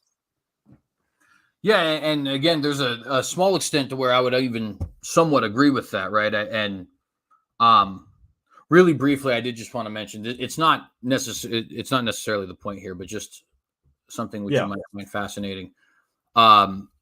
Mary Bates, who at least this website I'm on at the moment is a claimed PhD student. Now, to be clear, or not PhD student, PhD holder in biology, right? Has said, quote, in an olfactory mirror test of self-recognition, wolves demonstrate they know the difference between self and other. I haven't looked up olfactory, to be honest with you. I've only looked up visual. Yeah, and that's mostly the only reason I'm pointing that out is mostly just for fun, because I have a feeling that's the kind of sure. you might be fascinated in. Yeah, that's interesting. They're quite incredible creatures, honestly. And of course, your dog, if you have one, is a wolf, just significantly modified. But anyways, that aside, So when you bring up the empathy and reciprocity element of this, right? I would simply point out at this stage that while I would disagree with that as being a consistent explanation for morality, it's actually not so much of a refutation of the initial. Because remember how we got here, right? It was this question of, okay, so what does the Bible mean by we suppress the truth and unrighteousness? And it gives those specific examples of moral argument and argument from creation, right? Right. And I was pointing out that it seems to be universally agreed upon that at least that intuition exists, even though we don't agree that there's any substance there, right? So me and Christopher Hitchens, if he were around, would agree that we have an intuition towards objective morality. He would just say that intuition's wrong, and I would argue it's right. And then from that stage, we would each go about our given reasons for why that is, which at the moment, that's what you're doing, right? Is, well, I believe it's an empathy reciprocity thing. Higher evolved creatures have more cohesive units in societies, for lack of a better term, as a result of this. Therefore, birth of morality, right? Yeah, and I would argue that the intuition isn't particularly useful in finding out what is true. So just because intuitively we see something doesn't mean that is actually the case. In fact, from things like the flat Earth, as I pointed out, we kind of have more of a chance of being wrong if we just rely on our intuition. And while that's good and fair, I'd just like to note oh my goodness, can't even talk. Note for point of order. Come on, Jay, really? Note for point of order. That in this particular case, I don't know if you would be willing to say it or not. Maybe you don't even. Maybe I'm not, off base. But it seems as if in this particular case, you've actually conceded that the intuition is grounded in something real. You just think that you have an explanation for why that intuition exists, right? That explanation being the empathy reciprocity thing. So we would both be agreeing, yeah, it does seem like human beings have an intuition not only towards morals, but towards the same moral concepts and towards the idea that those moral concepts actually mean something. But where we would disagree then is, okay, why does that intuition exist? I would say I think that it's something that is reflective of us bearing the image of God. And you would, as you've just explained here, believe that it would be something that has to do with empathy and reciprocity, right? Mm-hmm. So, and while I do want to get to that point, that initial point itself is, I think, a very strong point in favor of the Bible's claim that there is this idea of what you would call suppressing the truth and unrighteousness, right? Because essentially, I don't see how. So, I guess I'd have to ask the question: where would be the disconnect from what I said so far? Well, sort of the non sequitur is saying, well, because you have moral intuitions, then the Bible is true when it says that you've suppressed the unrighteousness or something is written on your heart. So what you haven't done is linked up that moral intuitions do in fact come from any external source other than your neurology, your physiology, your genealogy. You haven't made that connection, and I don't think it's strong evidence at all, because when you say that God's made us in his image, well, you'd have to say that the animals using their moral intuitions as well, you'd have to say that, hey, God's also done the same thing with them, which I think was one of my points earlier. Well, so two quick points on that. The first one, so far, I would just flatly agree that I haven't made the connection yet, because so far I'm not actually attempting to defend the connection, right? Okay, all right. I'm simply just trying to say that when the Bible says the things which are suppressed are the idea that there is a creator and the idea that there is an objective morality, you would not agree with the phrasing of suppress because you don't believe it's true, right? But you would agree that those things appear to be intuitive, and also you don't agree with them, right? It seems intuitively true that objective morality exists. Also, that intuition is wrong. That would be a fair assessment of what Mark Reed believes. Yes. Am I correct in that? Yeah. Just like it would be intuitive to think that the Earth is flat, but I disagree that is actually true. Right. So now we haven't yet made the connection, fair, but the Bible is, of course, not arguing for itself in that position. It's simply stating a truth to those who already believe it. If indeed it is true, you've already agreed that those are things which you have actually, again, you wouldn't use the terminology suppressed because you don't believe it, but which you have abandoned. Things which are natural to you, but which nevertheless you actually accept, or which is, of course, what it. What do you mean abandoned? I don't get what you mean by that. Well, I don't they're use intuitions sort that of you reject. intuition as a well. I don't use intuition as a marker of things that I accept. Intuition is your sort of gut feelings about things. I wouldn't say that I've abandoned it. I'd say I try not to take intuition on board in the first place. Yeah, to me, it kind of sounds like a little bit of the same thing, I guess. I'm not sure where the disagreement would be because what I'm saying there is that the intuition is something that you don't accept. You have something that seems to be innate to you, seems to be natural to you, and you have since rejected it. Since whenever the first time you had that intuition was, you've now rejected that intuition. Well, I mean, I wouldn't say that I've had a intuition that morality is objective. I would say because the whole idea, because you don't have intuitions that morality is objective. You just have moral intuitions. You just have gut feelings that something is right or wrong. In order to say it's objective, you would have to go through a rational process of separating that which is objective from that which is subjective. And in order to do that, you'd have to access your higher cognitive process. So I think we're sort of talking past one another where you're saying, oh, you have an intuition that it's objective. No, I just have moral intuitions. I just have gut feelings that this is right or this is wrong. In order to say it's objective, that's where you'd have to rationalize, well, it's not stance dependent. And that Well, let at me that just point, you're way past sort of, intuition. Yeah, Well, let me let me mention real quick.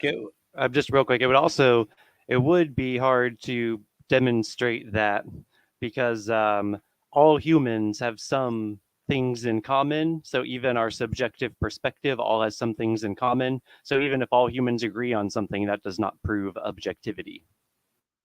Well, but let Right. me just ask you, and that's not a bad point, by the way. But let me just ask very pointedly, and we'll take something extreme like a Holocaust. Do you Yes. have and to be clear, again, we're not yet grounding this in rational thought. I'm sticking with the realm of feeling and moving up to that, right?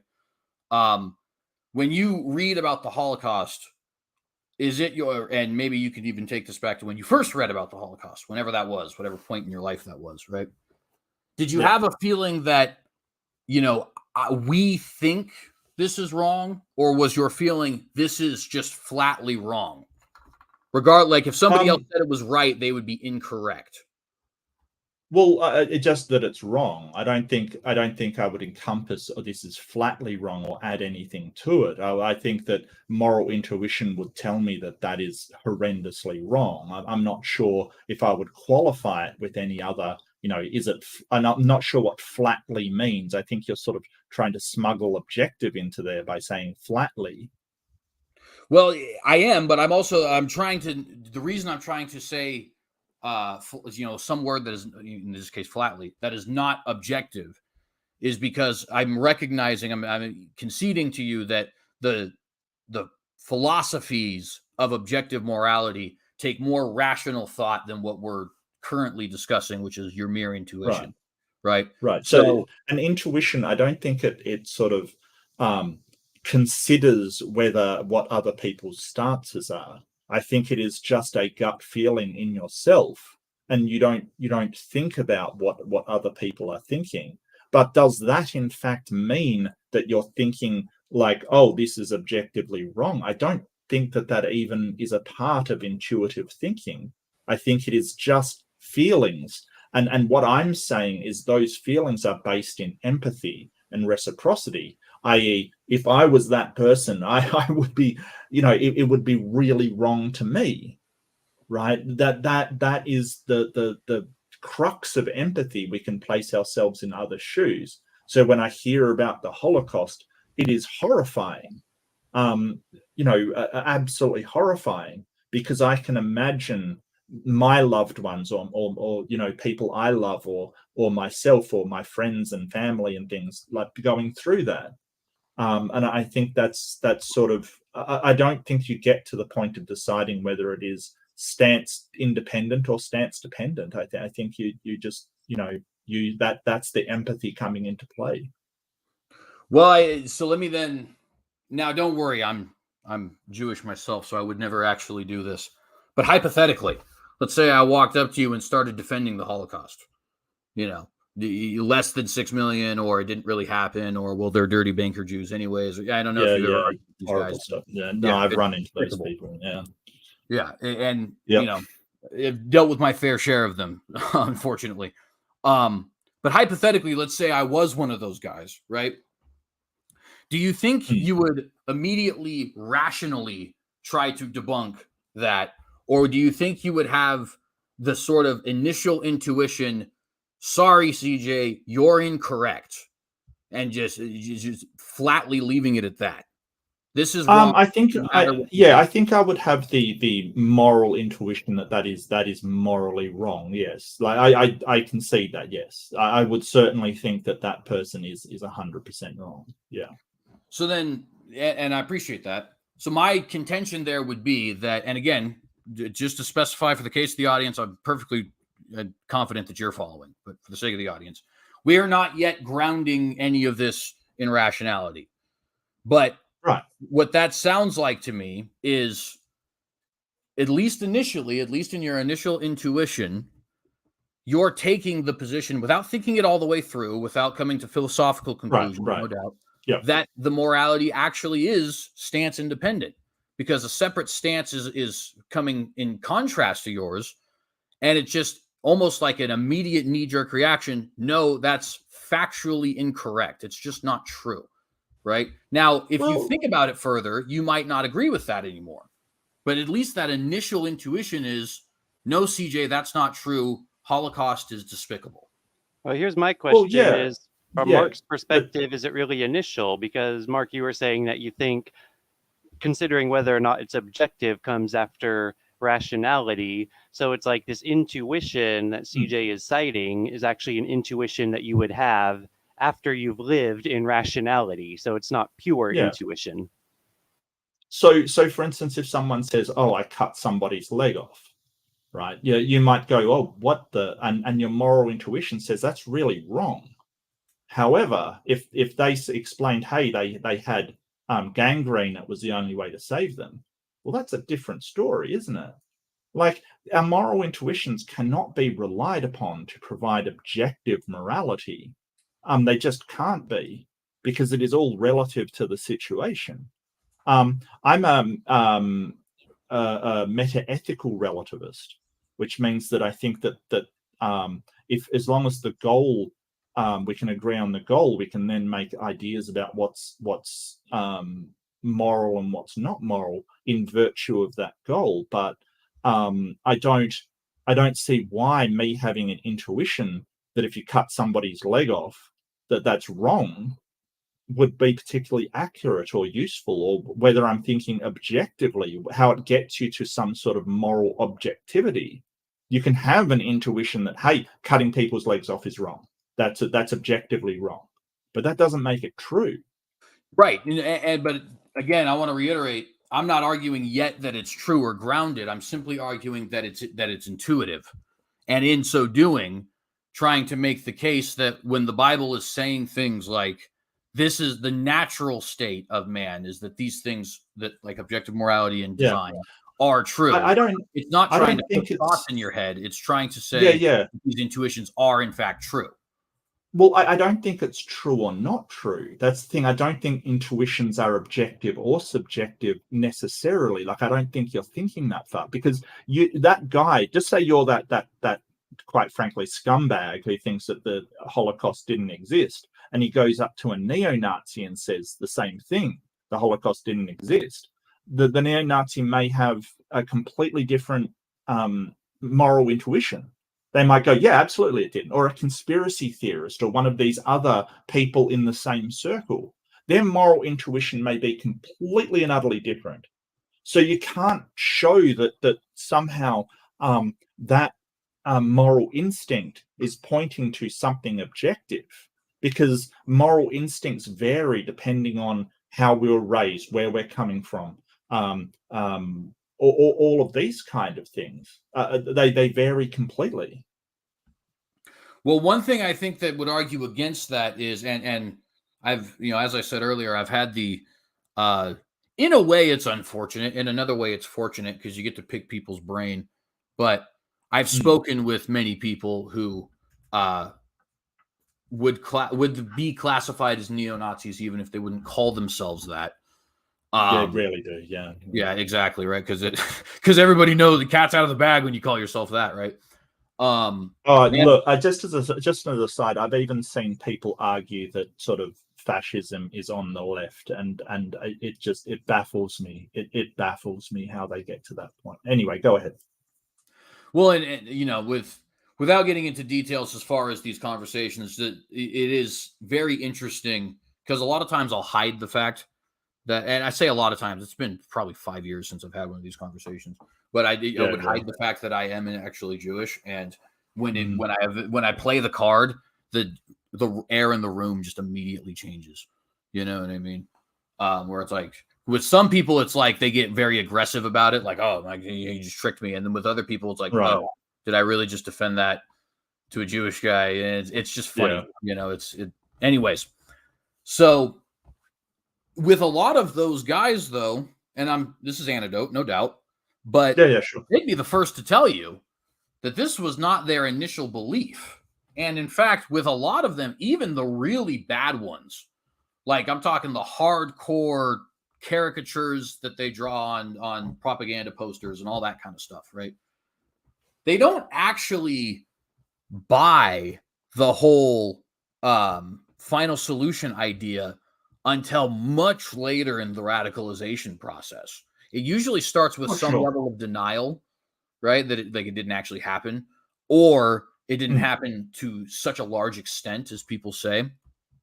And then over time, the radicalizing gets stronger and stronger and stronger. Now, if you were to talk to one of those people who's, your American History X guy, Edward Norton in American History X, if you've ever seen that movie. Ages ago, yeah. Yeah, it's a good one. Good movie, yeah, finally, yeah. If you were to ask that guy at in that state, the questions of the Holocaust, would he have a different moral intuition? Certainly. But that's exactly what the Bible would refer to as suppressing the truth. In other words, he suppressed what is the baseline human intuition, or at least what seems to be the baseline human intuition, that kind of thing is wrong. And it took him a while. It took him, he had to go through the stages of denial. Okay, maybe it happened, but it wasn't as bad as people say. Okay, maybe it was kind of bad, but these guys were doing this, that, and the third, so that's why it was justified. And there's a whole, sometimes multi-year movement towards that reset, if you will, of his intuitions, which at that point, I almost wonder if you can even call it an intuition, because he's sort of trained himself, in a sense, whether he knows it or not, to suppress that initial human intuition, which you would chalk up to empathy, right? And all of that is only to say, not that there is any truth or lack thereof in the intuition, but that the intuition does in fact exist. We seem, as a species, it seems like cross-culturally, cross-generationally, in between genders, so on and so forth, that we have, at least at the start, at least when everything begins, a feeling that things appear to be designed and morals appear to be not only existing, but in some sense real. Real in a more objective sense than subjective sense, though, again, I would freely admit that we're not thinking through the philosophy of that at that time. We're just doing, the knee check. Now, granted, like I said, that's anecdote, and perhaps you would even be inclined to flatly reject the anecdote. But I have a suspicion that you might not be, considering the fact that Well, I wouldn't outright reject it. I think that there's sort of some validity that intuitions can be changed based upon our core personal beliefs, what they call in psychology or core beliefs, basically. So our intuition seems to work on these things. So and I want to point out the difference between a psychopath and a sociopath. So a psychopath is neurologically based. They are born without a sense of empathy from the get-go. They just lack that part of their brain which produces empathy, which is fascinating and enlightening. Now, a sociopath is made, not born. They learn to switch that part of their brain off. So I think these intuitive things, that what you've said of, hey, it can be a process where they learn this intuition, I would actually agree with you on that.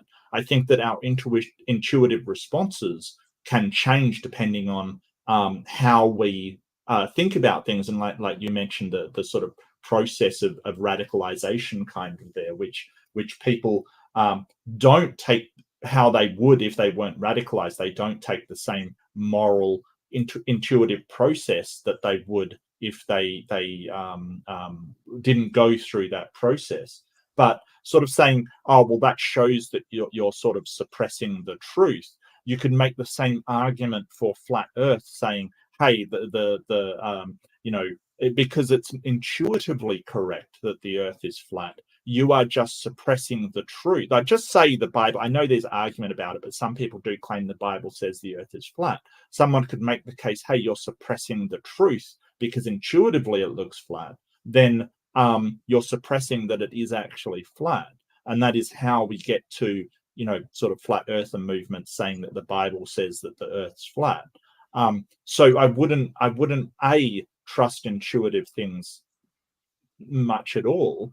And B, I'm not saying that because someone doesn't trust their intuition and goes off and is indoctrinated into, sort of some sort of neo-Nazi thing, that they will necessarily get to the truth. So what I'm talking about is which process is more reliable for getting you to the truth. Is it your intuitive reaction, or is it you sitting down and rationally examining the case for one thing over another? So I think that there's two major flaws there. That if you took it as true, everything that intuitively comes to you, you're going to make an incredible amount of mistakes, because as you've said, many things are counterintuitive. But it seems to me that you're hinging all of this on the Bible being true about what it says about suppressing the truth. And so I'd like to know why the Bible must be true about this statement, when you've said, hey, intuition isn't necessarily getting you to the truth. Why is this statement true? Well, so as far as the why there, I think we may have, and in fact, what I was about to ask, and I will give a brief answer to the question, but what I was about to ask is if we can agree at the minimum that that the denial of objective morality appears to be a rejection of intuition, would you be willing to have a conversation as to essentially the groundings? In other words, empathy and reciprocity over and against my view of what is essentially divine command theory.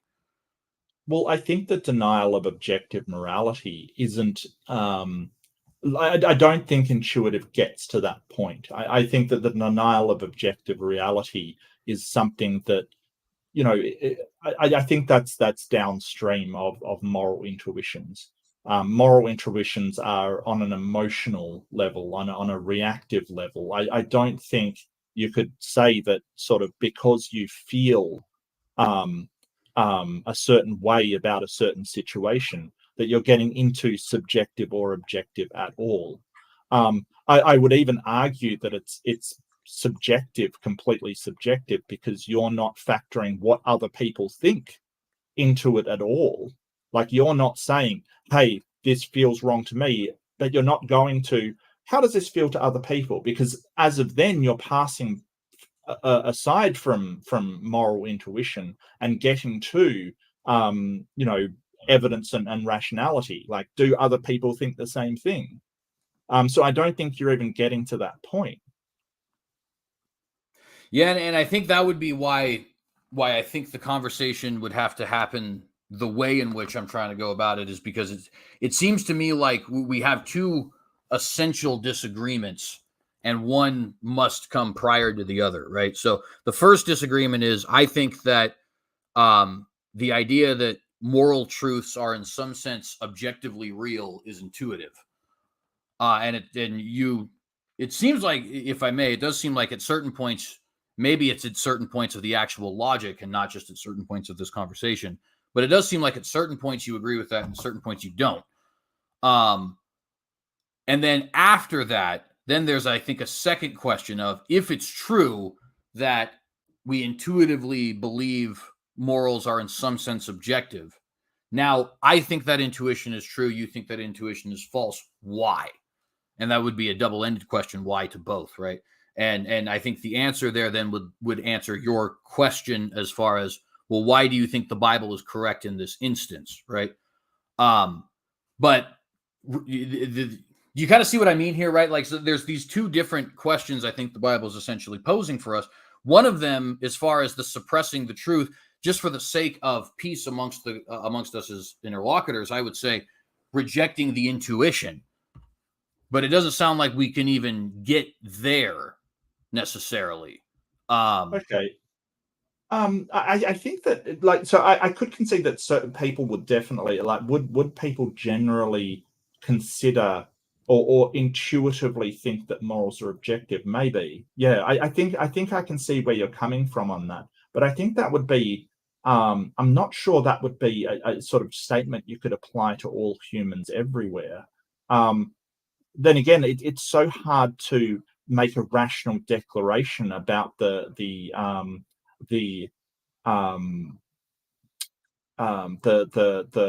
entailments of intuition, because they're not supposed to be analyzed. Yeah, so I don't know about that one.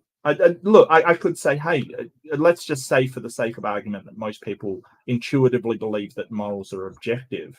But you sort of said that I don't think moral intuitions are true. I think that sort of that is breaking it down too much. I think some are true and some are not.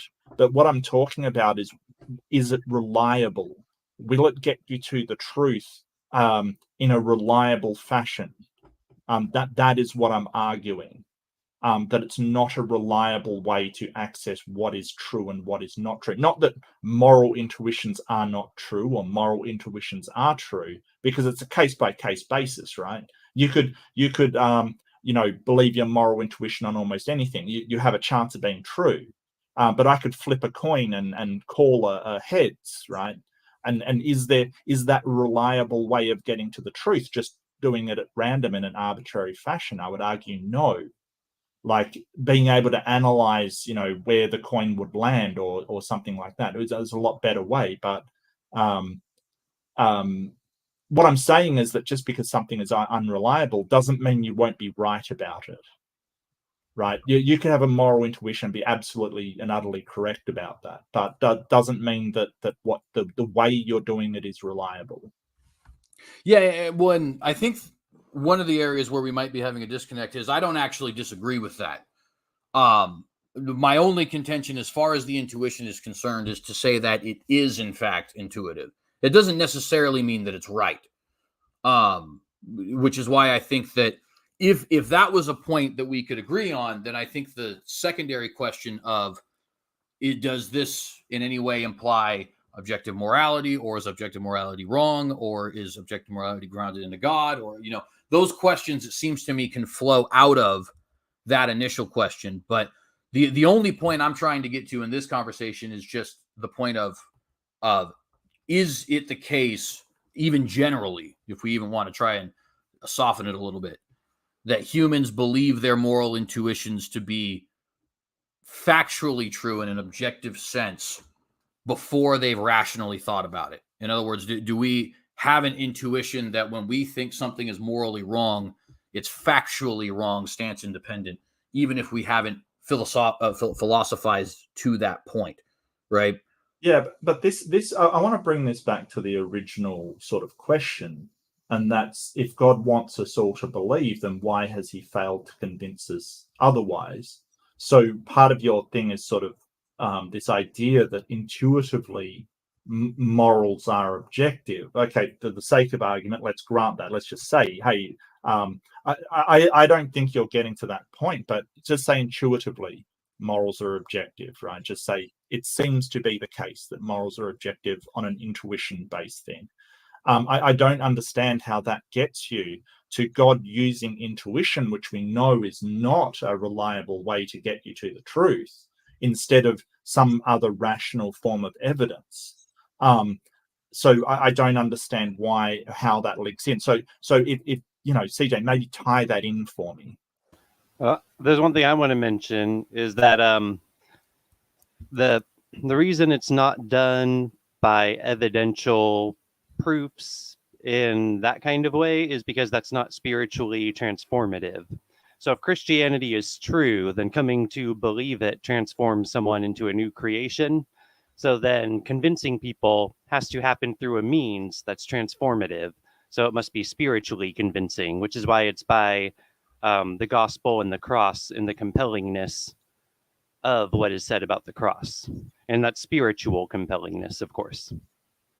Well, that's not true for all believers that came to God, because according to the Bible, Paul had a evidential experience, as well as multiple other people have evidential experiences. So we know that God is able to, or according to an internal critique, God is able to provide these experiential or empirical proofs to people.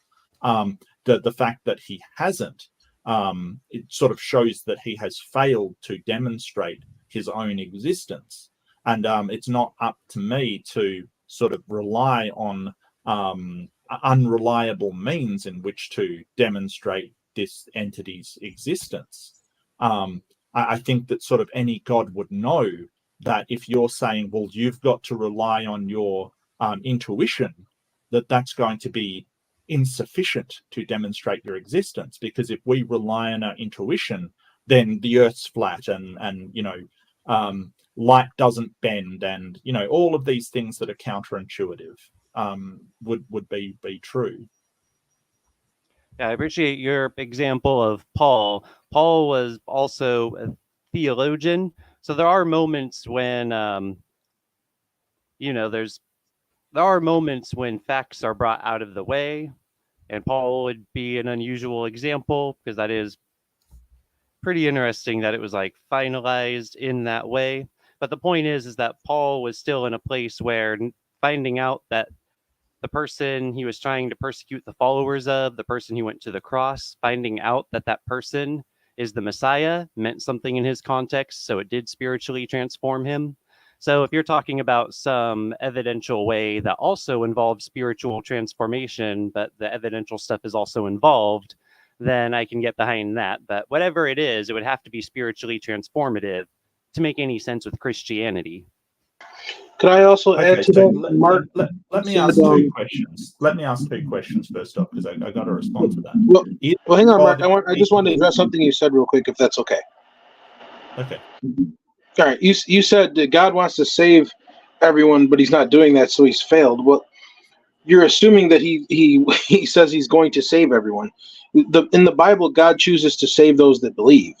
Okay, so he hasn't failed because he's chosen to save those that believe. So I just want to make sure you understand that.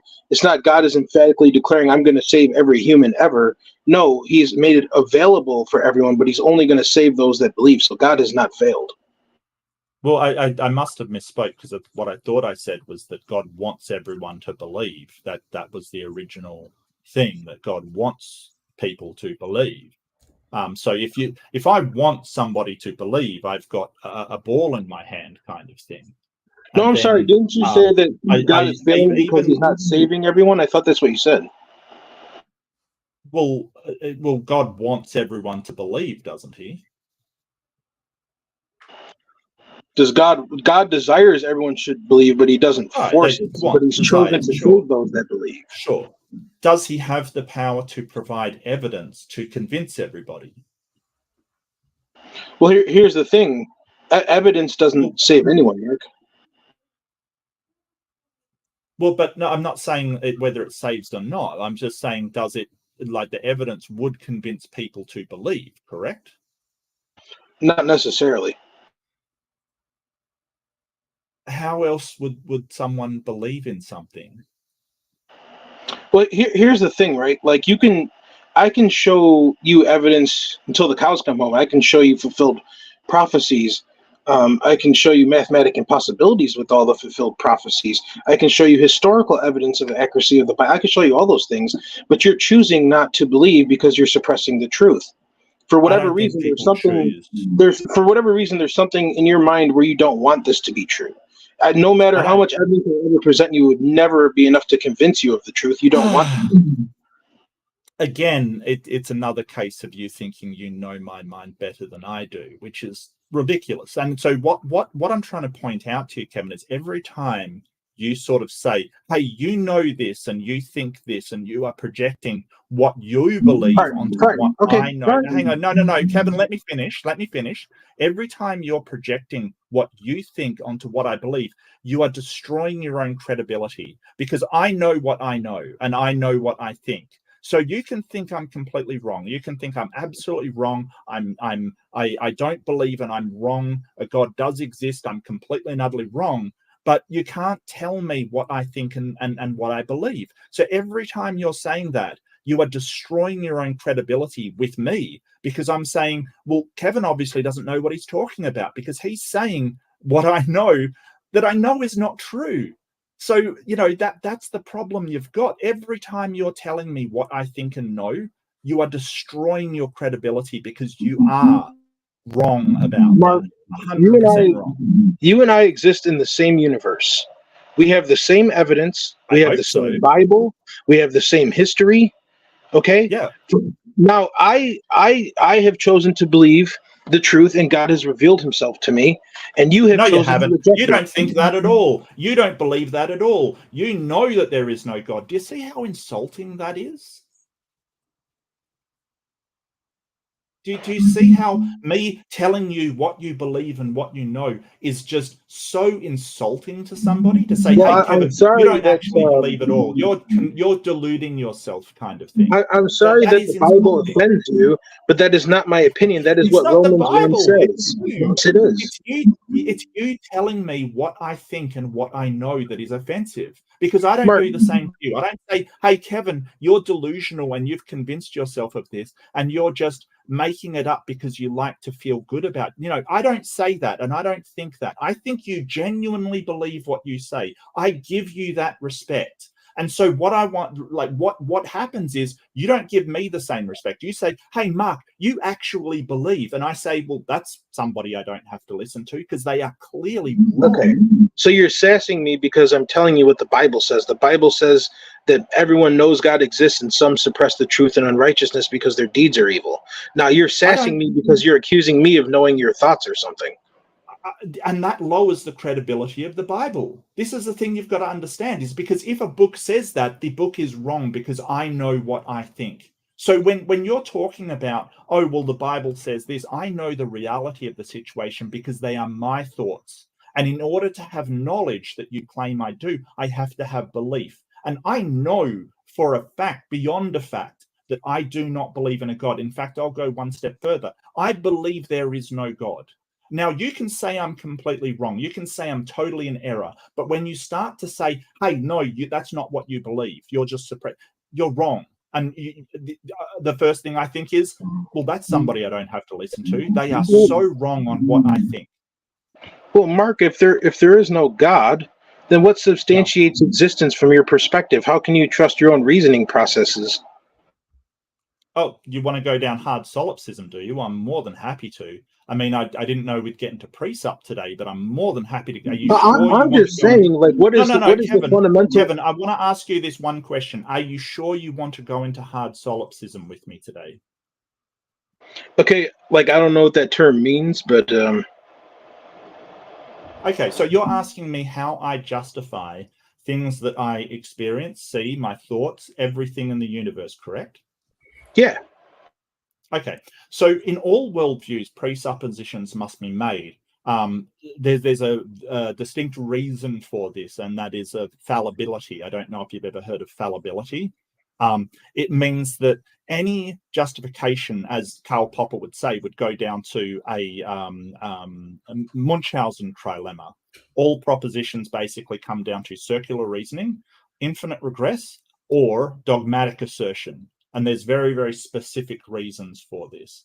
Now, because of fallibility, we've got to make some presuppositions about the world. And hard solipsism is saying, hey, there is no justification for your senses or the world around you or any existence. So basically, it treats everything as not real. Everything is illusory, because everybody's heard of this concept of hard solipsism. Like if you're in The Matrix, for instance, it's a beautiful movie because it outlines hard solipsism. If everything is just your senses are electrical impulses, how do you know you're not a brain in a vat? How do you know your senses are correct? How do you know that the universe around you actually exists as it is?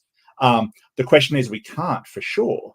There is a lot of evidence from my senses that this universe is real, but I don't claim with absolute certainty, like 100% absolute certainty, anything really. But what I'm saying is, if I presuppose that my senses are real and that logic... Well, Mark, what you just said there, was that an absolute statement? Are you sure about that? No. As I said, I don't have absolute certainty. Right, exactly. So then how can you know anything? Yeah, so you're mistaking stuff like confidence. No. Like Don't project Kevin, onto me. stop. You're the one that's in Siberia. You're being absolutely obnoxious. I was having a good conversation. Mark, you are projecting, sir. Kevin, he's trying to like explain something real, and you didn't let him talk. He was just beginning to say what he was going to say. But I was trying to point out something to him. He's making a mistake there. Well, you don't know that because you didn't hear what he was going to say yet. So I didn't say two words. You're mistaking a high level of confidence. Like if I have overwhelming confidence that my senses are true, right? I'm not saying I have absolute 100% certainty, but knowledge, when you're talking about knowledge, it's a very specific thing. It is justified true belief. If I have a high level of certainty and it's justified, then I'm claiming knowledge. Now, that claim of knowledge, let's put that there. That's a claim of knowledge that my senses are true. I have an incredibly high level of certainty, but I leave a little bit for hard solipsism to say, hey, I could be incorrect. If it is in fact true that claim of knowledge, that it is real, then that knowledge, I have actual knowledge. If it is true that this world is a incredibly convincing illusion around me, then I think I have that knowledge, but I do not in fact have that knowledge. The only way you could show I do not have that knowledge is to show that this world is a very permanent, convincing illusion. Do you think that this is a permanent, convincing illusion, Kevin?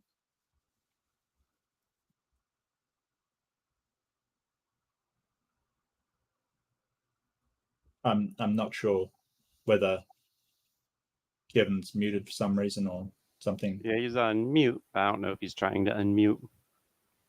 I don't know. Well, I guess what I'm getting at is that even though we can't sort of go back and say, hey, I know that this isn't. So it's like simulation theory. Are we in a simulation? I can't prove with 100% certainty that that's the case. But if we can presuppose that this is the real world and we agree on that, then we don't have to. We then have an axiom of which to start. This whole idea that you have to have 100% absolute certainty to know anything, I'm not sure why that is. And sort of, so you'll say, are you 100% certain of that? No, but I have a very, very high confidence in that. And so you're taking it as a binary thing of 100% certainty or knowing nothing. And that just isn't how things work. You may say, hey, my God claim is justified because I have 100% certainty in it. Well, it doesn't make it true. Your level of certainty in something, or your claim of absolute knowledge, doesn't make it ontologically true. I could have 100%, 100% certainty in that the Earth is flat. It does not make that ontologically true. And he's gone. So yeah. Well, we're listening though too, and I think there's something even more to the point. It's like, what if the reality is just that we can't know things for sure? Then the fact that we don't know things for sure is not like evidence against reality. That could just be the way reality is, Well, possibly, yeah. And I don't know if that problem can be solved. I don't know if anybody can be 100% certain. I meet people that claim 100% certainty about things. How do you then check that that's the case? If all knowledge comes back to the Munchausen trilemma, one of these three parts, then I don't know how you can confirm that to be the case. I don't know. It's definitely a problem that I've mulled over a lot. But I'm really sorry. I don't think a God solves it either. I mean, for me, I would say that it does, but I mean, we could talk to each other. I could say 100% confidence rather than certainty, and then that would make sense to you. But if it's 100% confidence, then it makes sense that I would think it's certainty, even if it's not. Right. So how do we check that claim? And Well, the whole idea is look to the cross. Well, I don't understand how that gets you to 100% certainty. I don't understand where that certainty comes from, because the cross could be an illusion as well. Yeah, but I suppose it's because I find it more compelling than every other truth I'm aware of, and there's a lot of truths I'm aware of that are very compelling. That's fine, yeah.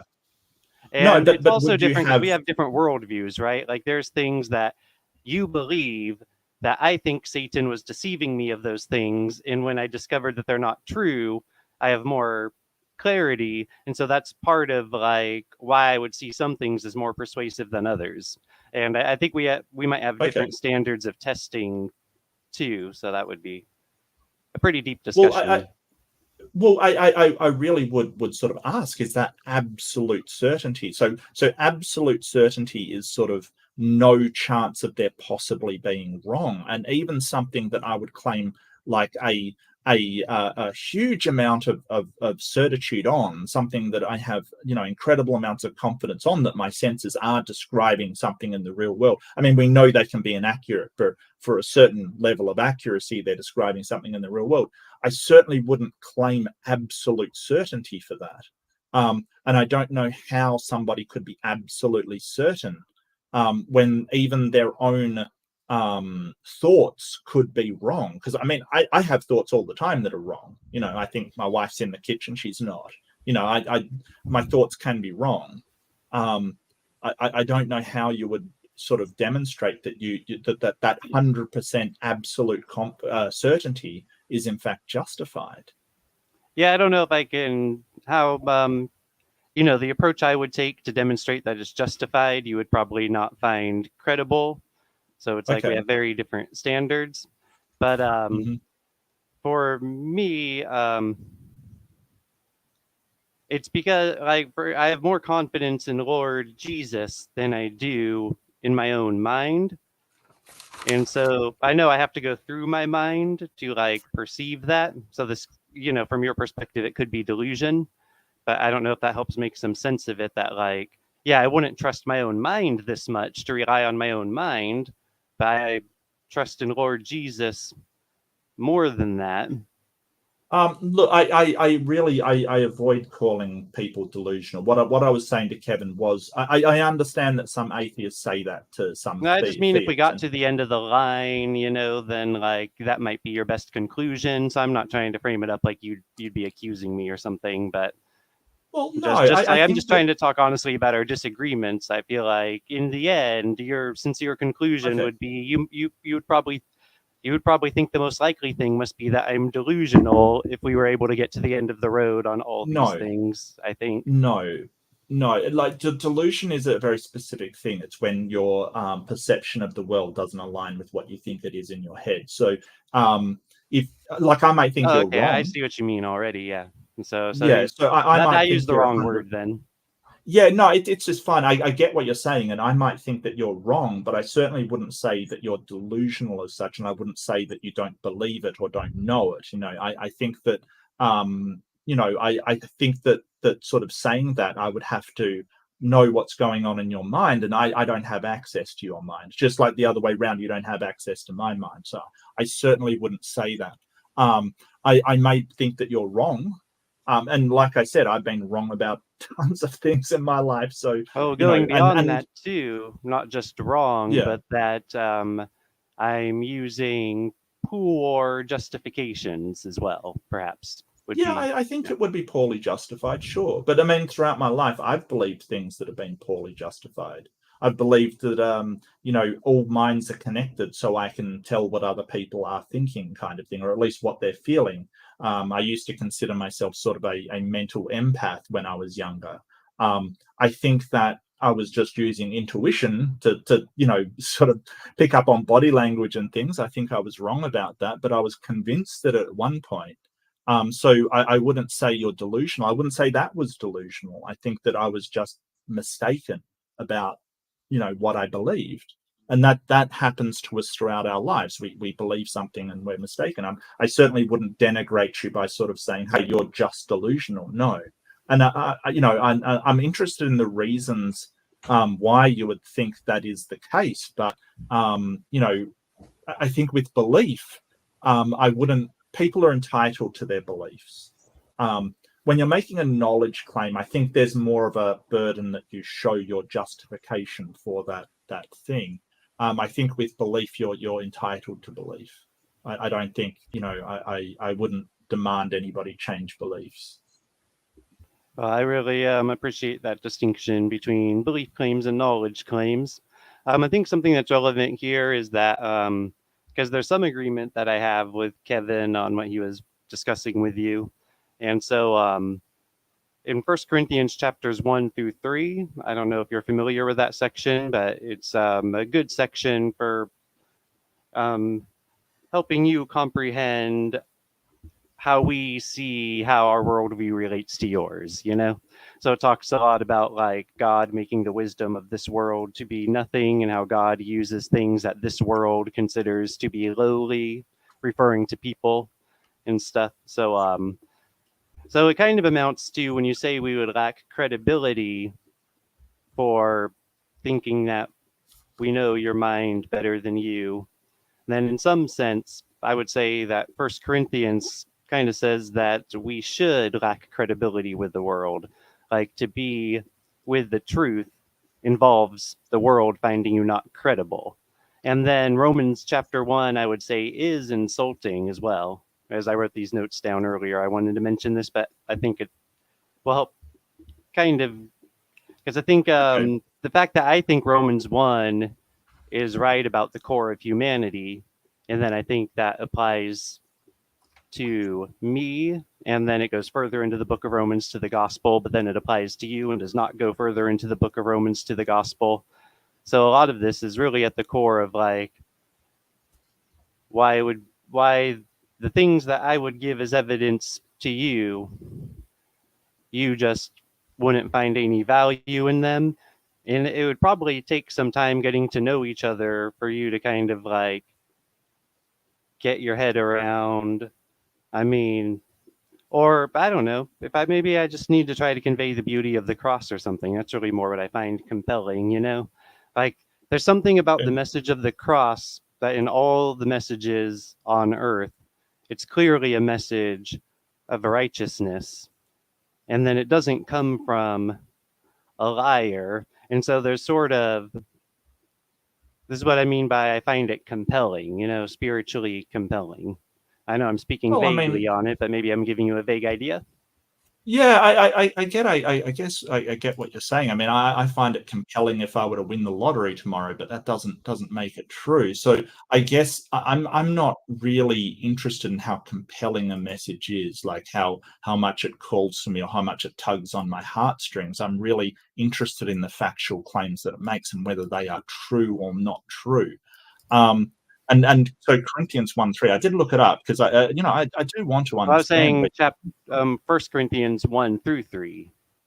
Oh, okay, got you. So the 3 chapters. All right. So yeah, okay. Sorry. Gotcha. Um, I think that Well, there is a misunderstanding. When I say compelling, I don't mean emotionally. I do mean to someone's sincerity. Like for me, it was an overcoming of skepticism, but it's a deep thing. It's deep about how I see reality and how that relates to the core of truth and things like abstracts like morals and stuff, but also like what's gone on in history. And, so it's this there's a lot to it, but I definitely did mean sincere to someone's skepticism and compelling, but not according to observable evidence, but according to, we could say, reasoned evidences. But then it sort of goes deeper, and we would call it spiritual evidences.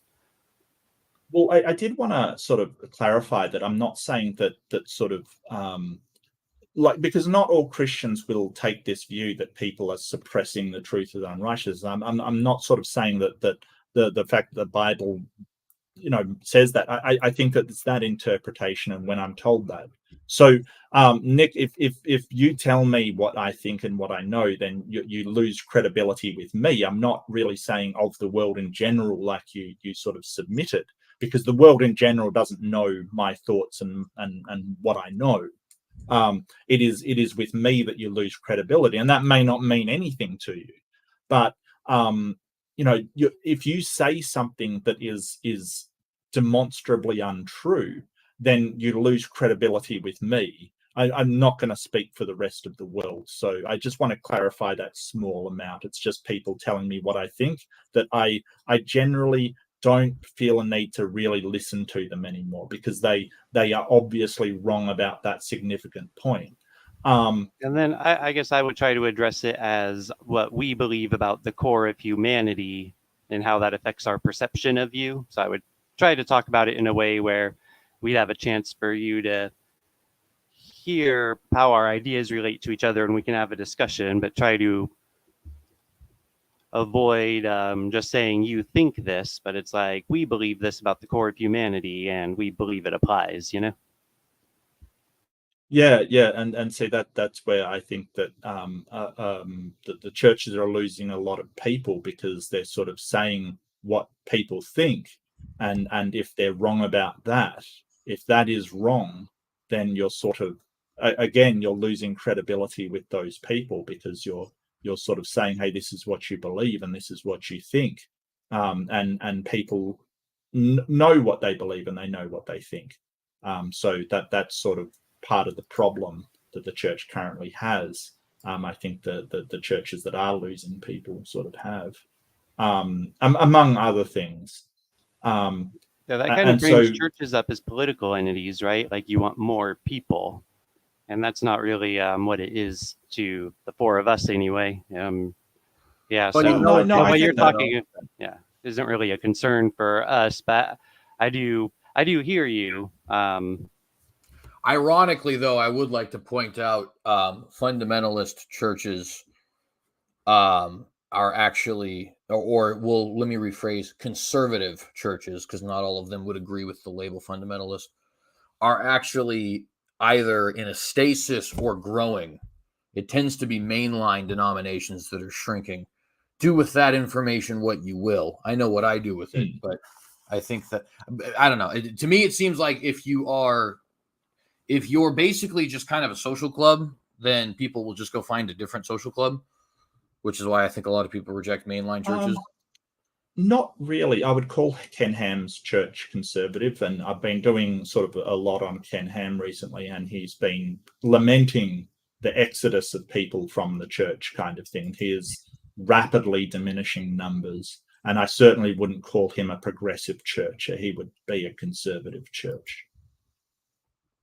I guess I was not particularly aware of that example. Just as a brief, and to be fair, that doesn't mean you're wrong, but just as a brief counterexample, though, I know that like the Moscow movement, Doug Wilson and Jared Longshore and all them, is rapidly growing. Well, they are the most publicized in their market, so That's fair. That's definitely a fair point.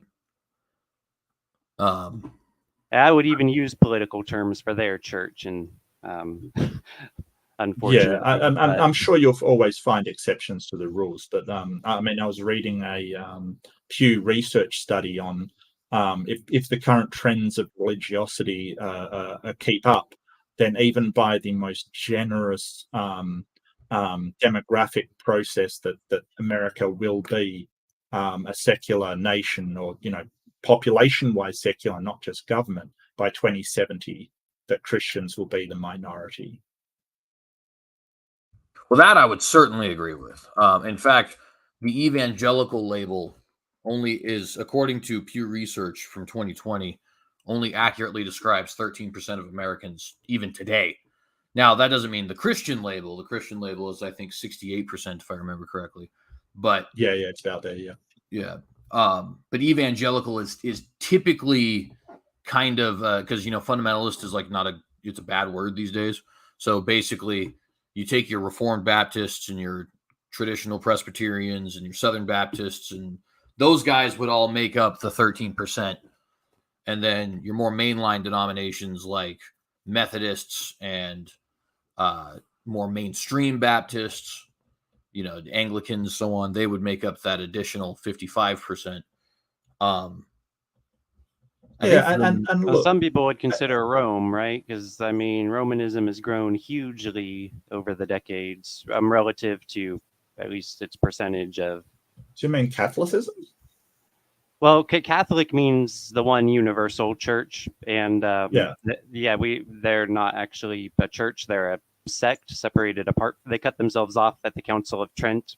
They declared that anyone who believes the gospel is cursed, and they cut themselves off from the church. So I don't call them Catholic because that's like a propaganda term that means the one universal church. So I call them Rome. And then anyone who's considers themselves, quote, Catholic, a Rome, but they actually believe the gospel, then according to Rome's official stances, they would be cursed out of Rome. So I don't know if I would really call that person a Romanist at that point. Well, I look, I'm not getting into a political discussion about the true church or whatever. I mean, I don't have a dog in the race, quite frankly. Oh yeah, that's fine. My main point was just that I think their numbers are super relevant to what you two were talking about. Yeah, I know that the Catholic Church is diminishing, but I think that has more to do with the outrageous sort of preponderance of hiding criminals in their organizations than to do with any kind of sort of spiritual thing. I think that there's been problems. Anyway, I really don't want to get into a political fight about what's the true church or how they're using it. I just call them Catholics because that's what they call themselves. It can be false if you want. I don't care. I don't believe any church actually has any kind of right over another. I think that the claims are generally all on par. I think that some religions are more dangerous than others. I would have a higher level of confidence that some churches are wrong, like Scientology and Mormonism, for instance, are absolutely and utterly incorrect. They're man-made without a shadow of a doubt. But I still have a higher level in confidence that a God doesn't exist. But I think that all we have to do, as far as and to sort of draw it back to what you were saying, CJ, I think that I don't require you to believe in the same morals that I do. I don't require you to believe the same things that I do. I think that most of Christianity is morally compatible with the rest of society. So talking about, like, in my country, in Australia, I think that most Christians would agree with an atheist on most of the things within society, kind of thing. I don't see a reason why it wouldn't. And I guess what I want to get across to you is that as a humanist, I think that all you'd have to do to change my mind on a moral situation would be to sort of convince me or demonstrate to me that something is bad for people, essentially. Now, I might disagree with you on that, but that's what you would have to do to convince me. that to change morality, you don't have to believe in a God. And I sort of highly push back against the idea that you need a God to have morality, or even that you need objective morality to have morality. I don't think it's required. Yeah, and I think that would be a topic I'd like to address with you at some time. I don't want to get too deep into it now, only because we are hitting the 2.5 hour mark, and while I'm not trying to shut this down at this moment, I do want to, like, it's one of those topics I would like to go another 2 hours with you on. Which actually, yeah. Before I forget, first let me figure out. I have specially designated days for out of house conversations. Are you available on? Oh shoot, your Monday is not my Monday. Yeah, no, just give it to me in Eastern time and I'll work out the rest. I put my email address in the private chat too if you want it, CJ, because I did have a look for your email address so I could contact you, but you didn't have anything. And I don't do social media very much. So I don't Facebook and I don't do any of that stuff. I largely ignore it for personal. I just don't enjoy that kind of sort of back and forth. And I don't do anything really. I don't do Instagram. I don't do Twitter or anything. I'm to be honest with you, those things just confuse and annoy me. So I don't generally do them. But if you do need to contact me, my email address is there. Because I noticed you didn't have one up. I did try to contact you. Yeah, actually, I'm gonna just email you a quick hi right now. That way we've at least. Yeah, sure. Fantastic. Thank you. Here's the thing that's funny is it never occurred to me before, Mark, that you're not just an American who speaks like kind of well and proper or something. I guess most Australians don't speak the way you do exactly, huh? So, well, I'm from Western Australia, which we have a different accent. So if you go and look at who's from Western Australia, Heath Ledger was from Western Australia. So if you see his natural talking accent, it is like mine kind of thing. It's not something that I try to sort of change or anything. It's just the way that I speak, and he speaks with a kind of, you can hear the inflection, but it's sort of, Western Australia is very separated from the rest of Australia, so our accents are kind of completely different. And my background is I've worked a lot in internet telecommunications, call center work, just a whole bunch of stuff, talking with people. So because like a lot of people were international or sort of have different accents or different understandings, I've learnt over that many years how to make myself clear to just about anybody, to enunciate, to pronounce things correctly, just that sort of precision with communication. That's something that I've just learnt over time.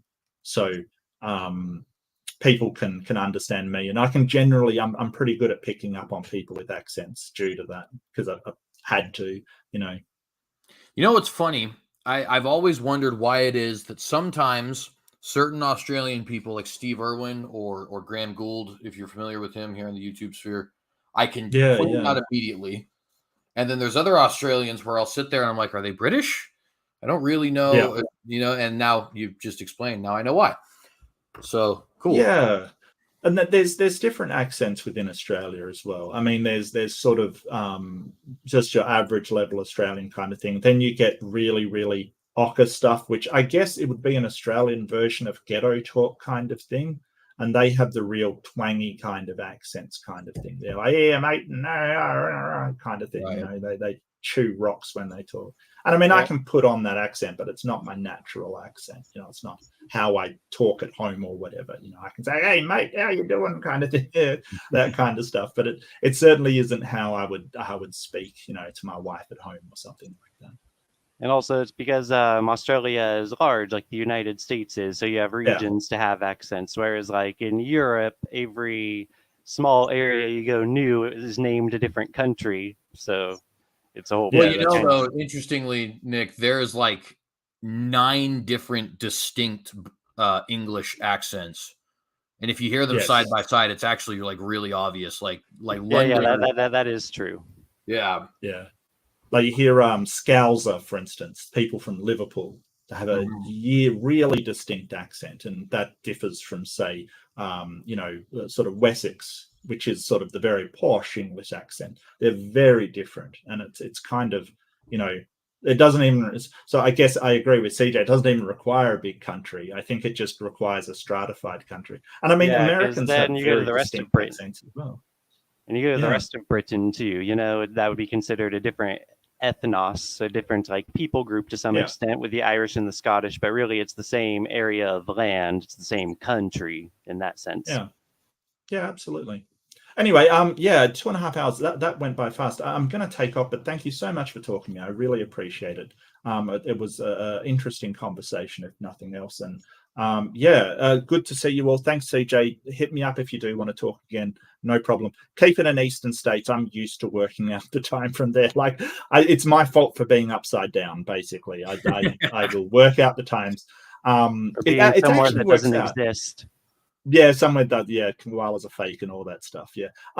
So the thing is, it's a 12-hour difference. So if you're looking at 9 at night, it's like 9 in the next morning for me, kind of thing. So it's not too bad, but still I get confused occasionally. So just say it in Eastern time and I'll work out the rest, because I'm used to doing it like that. But I want to thank you, CJ, and thanks, Nick, for talking to me. Thanks, Kevin, and yeah, good to see you, Nanya. Even though you've been pretty quiet, it was good to see you, mate. I haven't seen Nanya Biz since last I was on Amy's channel, I think, ages ago. So it's good to see you, mate. Yeah, it's always a pleasure to talk to you. Good memory. Good memory. Yeah, and it was definitely a pleasure now that I'm better behaved than I was a couple of years ago. Oh, no worries at all, mate. Like it's fine. You know, look, I when I was younger, I used to have a fantastically enraged temper. Like, I would get angry all the time, and I had to work on it. I had to, you know, sort of change my paradigm about things, and it's hard. It is hard. So I understand that, and people get passionate about stuff, and I love it when people are passionate. I do. So, like, I understand. Hey, everybody flies off the handle occasionally. It's not a problem at all. It's fine. No problem. But take care, everybody. Yeah, and have a good night or day or whatever it is, wherever you are. Absolutely, and thank you very much. And I did send you a little just hello, but that's just for contact. Oh, yeah. No, I tell you what, I'll send something back just so you know that I've got it. Or not? What address did I put up? Did I put in the wrong address? Is this what happened? Where are we? Sometimes it takes a minute, and probably especially all the way to Australia.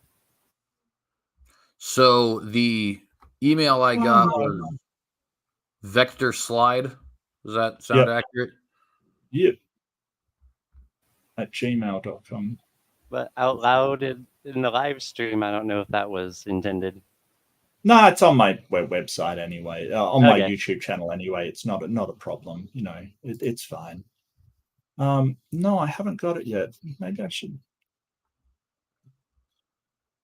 Oh God, it went to my spam folder. Hold on, let me just. Yeah, no, it's interesting how the sort of auto spam stuff works. So, if you're the mail server you're using for your ISP is pinged for spam violations too much, often you'll end up in spam folders, which is why we sort of say check the spam folder. That's interesting. Yours coming from Gmail. Interesting. Yeah, okay, so I just sent hello back. No worries at all. But take care, everybody. I'm going to take off. But yeah, thanks so much for talking to me, and have a good one. Bless you. Pleasure, man. You have a good time as well. All right. And let's see. Just got that. Cool. Sweet. We're gonna have a part 2 to this, hopefully. That's my goal. I hope at the minimum there was at least an understanding for those who are non-believers, Mark included, as to what I think the Bible means by suppressing the truth and unrighteousness. I don't think it's being so brash as to say, you know, I'm telling you what you think and you're just a big fat liar or something like that. I think it's more like there are certain truths which are, or I guess the atheist wouldn't think of it as a truth, right? But we, of course, being believers, we would recognize it as a truth, that are intuitive. And I think everybody kind of knows they're intuitive. And really, all the Bible is saying is that you reject these intuitive truths. Whereas, of course, the atheist would be saying, well, yes, I say they're intuitive, but I would not agree that they're truths, which I think if we actually do have agreement on at least that portion of it, it sets up very nicely the next conversation of, okay, is there objective morality and is it grounded in God, which is a conversation I used to have quite often. So if we do end up having it, I'll be happy to get back to it. I've been speaking so much on Reformed theology that I actually made a joke the other day. I call this Un-Apologetics, and I say unapologetic about apologetics. But I don't actually really do apologetics anymore. I really do a lot more theology than apologetics, talking about the law and Calvinism and, et cetera. So it'll be kind of nice to get back into those conversations as well. That's actually part of why I wanted to do, on Mondays we talk out of house, and on Wednesdays we talk in house, and on Fridays we do, open rooms, and on Sundays we'll talk just Reformed theology and nothing else. And that way it's like there's a good mix of talking to other people while also being professional. There's a good mix of apologetics and also theology. There's a good mix of Bible study and study of philosophy and history and stuff like that, and keeps everything, I think, a little bit more of a tangible channel, right? Anyways, I don't know. I think one problem with YouTube apologetics is like talking to the same specific people who come in on a regular basis.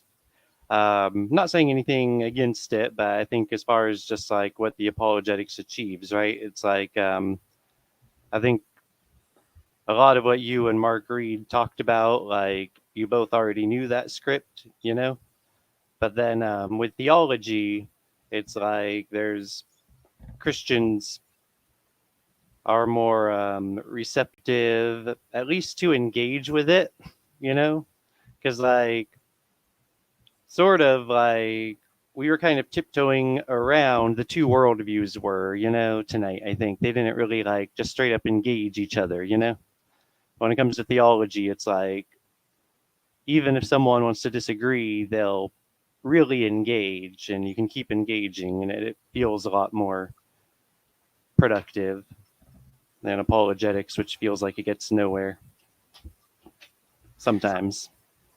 Yeah, and I think getting out to like more just like random strangers and stuff, and being available more often that they can show up to your show, like someone who has an apologetic show who gets like that sometimes. Arthur, I don't remember his channel's name, but the guy with the beard, he has like a short beard. You know what I'm talking about? Sure who that might be. What? I'm not 100% sure who you're talking about at the moment. Okay, he's a YouTube apologist named Arthur. So hopefully someday you'll know who he is, because you and him should probably like have dialogue at some point. That would make sense. Yeah, really quickly, one of the things I've also noticed, there's actually a couple problems I've noticed that I want to try and work out. There's the one I just mentioned, which is, it's people don't look at apologetics and theology the same way. And so if you're looking for one over the other, which is why I think it'd be good to be structured about that. The other thing too is, Un-Apologetics is effectively a podcast. And so while I do want to continue doing this, I also think it would be wise to do more of that video blog, those breakfast teas, right? And also do some standard YouTube videos, the edited short 10-minute kind of deals. Because I don't think most people are looking for podcasts on YouTube. Now, ironically, YouTube is starting to realize there's more and more podcasts on this platform, which is why it now has an option to label your work as a podcast. But nevertheless, I think that is a potential pitfall sometimes too. And then also, of course, and I don't mean any disrespect to anybody, but part of the reason I only do open rooms once a week, of course, recently I haven't been doing them at all, but when we're doing stuff consistently, is it can drag the channel down. Now, tonight that did not happen. And I think for the most part, at least on this channel, we keep that from happening. Partially because I have certain rules I like to enforce as far as respectability and staying on topic. Also, we try to keep the conversation as biblical and as intellectual as possible. But, when you're doing open rooms every night and any old Joe is coming in, and sometimes any old Joe has a lot of really good thoughts to share, and sometimes he's a putz. You know what I mean? And it can make your channel almost seem like the ghetto channel, for lack of a better term. And I'm not going to name anybody, but I think you guys probably know certain examples of exactly what I'm talking about, where it's just like the cafeteria food fight. And it's not really it's not a respectable channel, even if the host themselves is respectable. So that's also something I've tried to limit, but I think that problem is a problem of last year. I think that I've managed to, by keeping these once a week and keeping the conversations grounded, I think we've kind of squashed that problem. Yeah, I think once there's just not the drama appeal, different people show up, and just depends what's going on. Things have changed a lot in our little corner of the corner, but his channel's name is Apologia Center. I literally looked up Arthur Apologetics, and then I switched it to only channels, and his channel was the first one to come up. And I was and his name's not even Arthur, it's Artur. So I'm pretty impressed with is he an Armenian guy? Yeah, I guess that seems to be the case. Something like that. I actually know him. I've spoken to him before. We're Facebook friends. Yeah, that makes sense. That's what I was saying. Yeah. That's why I was kind of surprised if you didn't know him to any extent. But just oh man, what's my buddy's name? One of my Reformed YouTube buddies, the one who does the show with Mark Ryan. He's a good buddy of mine for an internet buddy. I don't know why I can't think of his name. His face isn't in front of me or anything. But he discovers Arthur's show one day, and then there's this atheist that Arthur was talking to, and I was like, man, I'd really like a chance to answer his questions and stuff. So I found that atheist's channel, and he plays music and stuff. So I talked to him some, or I commented some, but he didn't respond. So I'm like, it's just his tiny channel, so I'm not gonna bother him and be all over his whole channel. But I did give it a shot. I was hoping he'd be down to talk to me sometime. Yeah, but that was a new guy who's, it was kind of similar, but it's he seemed more open, Mm-hmm.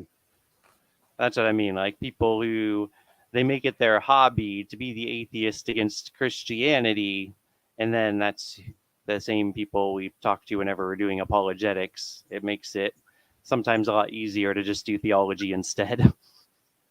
Yeah, and while I definitely get that, because for all intents and purposes, they're atheist apologists is what they are, and they never use the term, but they're providing a defense or an attack against the adversaries of atheism, right? So it's the positive I see from that, though, is I do think the increasing of dialogue helps.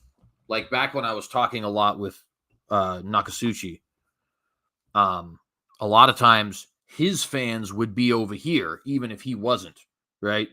And whether or not any of them ever changed their minds, I don't know. But bare minimum, they were here. And likewise, a lot of us were there, right? So you see an increase in the conversation as each side sort of puts forward their quote champions, for lack of a better term. And I think that helps a lot of people kind of sort out the truth. Marlon Wilson just had a poll the other day. He was asking, has anybody ever actually changed their mind as a result of one of my debates? And of course, he's talking about the debates he hosts, right? Because he doesn't participate. And I understand why he asks the question, because you want to know if you're actually producing any fruit or if this is all just pointless. And it's a question I have quite frequently, especially when I consider the fact that there are certain times when I even wonder if anybody's even watching. Which, by the way, thank you guys who are watching. But the question, though, I thought he was being a little unfair to himself to an extent, because it really doesn't work that way, right? Like, it's not like you see one debate and then the lights go. I mean, I'm sure sometimes it happens, but I don't think often that's what happens. I don't think it's like you see the one debate, the lights go on, and you're like, wow, okay, that's true, and the other guy's wrong.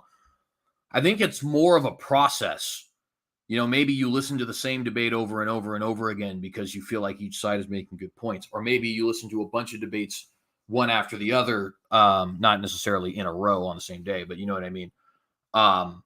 Or you listen to a bunch of Bible studies. And if we take into account that that's typically the way how that it works, I think it's a lot more common for people to change their mind than we initially expect. I mean, I changed my mind. When I started apologetics, I was not Reformed. And in fact, before I started apologetics, I was hostile to the Reformed position. I thought I took the Wesleyan view of the God of Calvinism is worse than the devil. And over time, that just became false in my mind, right? It was just like, wait a minute, not only do I not believe this is true anymore, but I'm also starting to see all these biblical truths that for the most part I had ignored, thinking I'll get back to that. I don't understand it right now, I'll get back to it, which is not necessarily a bad thing to do, but nevertheless, when I got back to it, I didn't get the answers I necessarily wanted, right? And one of the biggest pushes for me. Wait, why didn't you just choose to believe different if those weren't the answers you wanted? I did. That's why I'm Reformed now. No, but you didn't want the Reformed answers, so why didn't you just choose to believe different than Reformed? Oh, I see what you're asking. Okay. Well, honestly, I mean, it kind of wore me down, and I mean this in a positive way. People don't take this out of context, please, because I'm not saying like I was beaten to a pulp in a corner or anything like that. But it got to the point of where like the hostility towards what I was convinced was true was taxing me spiritually. You know what I mean? Like in my heart of hearts, as they say, right? I knew that predestination was true. And in my mind, I was saying that no, that can't possibly be right. You know what I mean? And it just got to the point where I was so worn out fighting against what I already knew, even though I refused to admit it, was true. And so it just got to a point where I was like, okay, I'm worn out. I throw in the towel. I'm done. And I got to tell you, that was a weight off of my shoulders. It really was, because all that spiritual taxing of knowing you're fighting truth is just instantly gone. And I'm sure a lot of people would hear that, and they might, because they're not Calvinists, they might think something else was going on. And whatever. I'm not requiring anybody to buy my view or to be sympathetic to my view. I'm just saying that's the experience I had. I was convinced that the doctrines of grace, as we call them, were true, and I wasn't hostile towards it until eventually the hostility wore me out. I wasn't raised particularly religiously, but we were supposed to be Christian. I think when I was very young, mostly before I remember, I think my mom felt a responsibility to let me know about Jesus. But then by the time I developed memory late because I had hearing problems really bad when I was young, so I couldn't hear people saying language to me very well. So my mind developed at a different pace. So I don't remember. I remember extremely little from when I was 4, but mostly I don't remember anything until I was 5. And but what's my point here? My point here is that until I was converted and I started digging into things to find out what's true and what's not. I didn't know there was a notion of God that was not predestinating and hard determinism.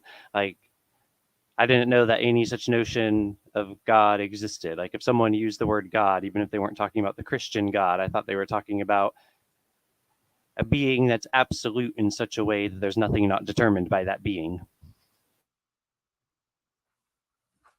So it was kind of, if I'm understanding correctly, for you, it was kind of like the whole concept of God separated from determinism has never made sense to you.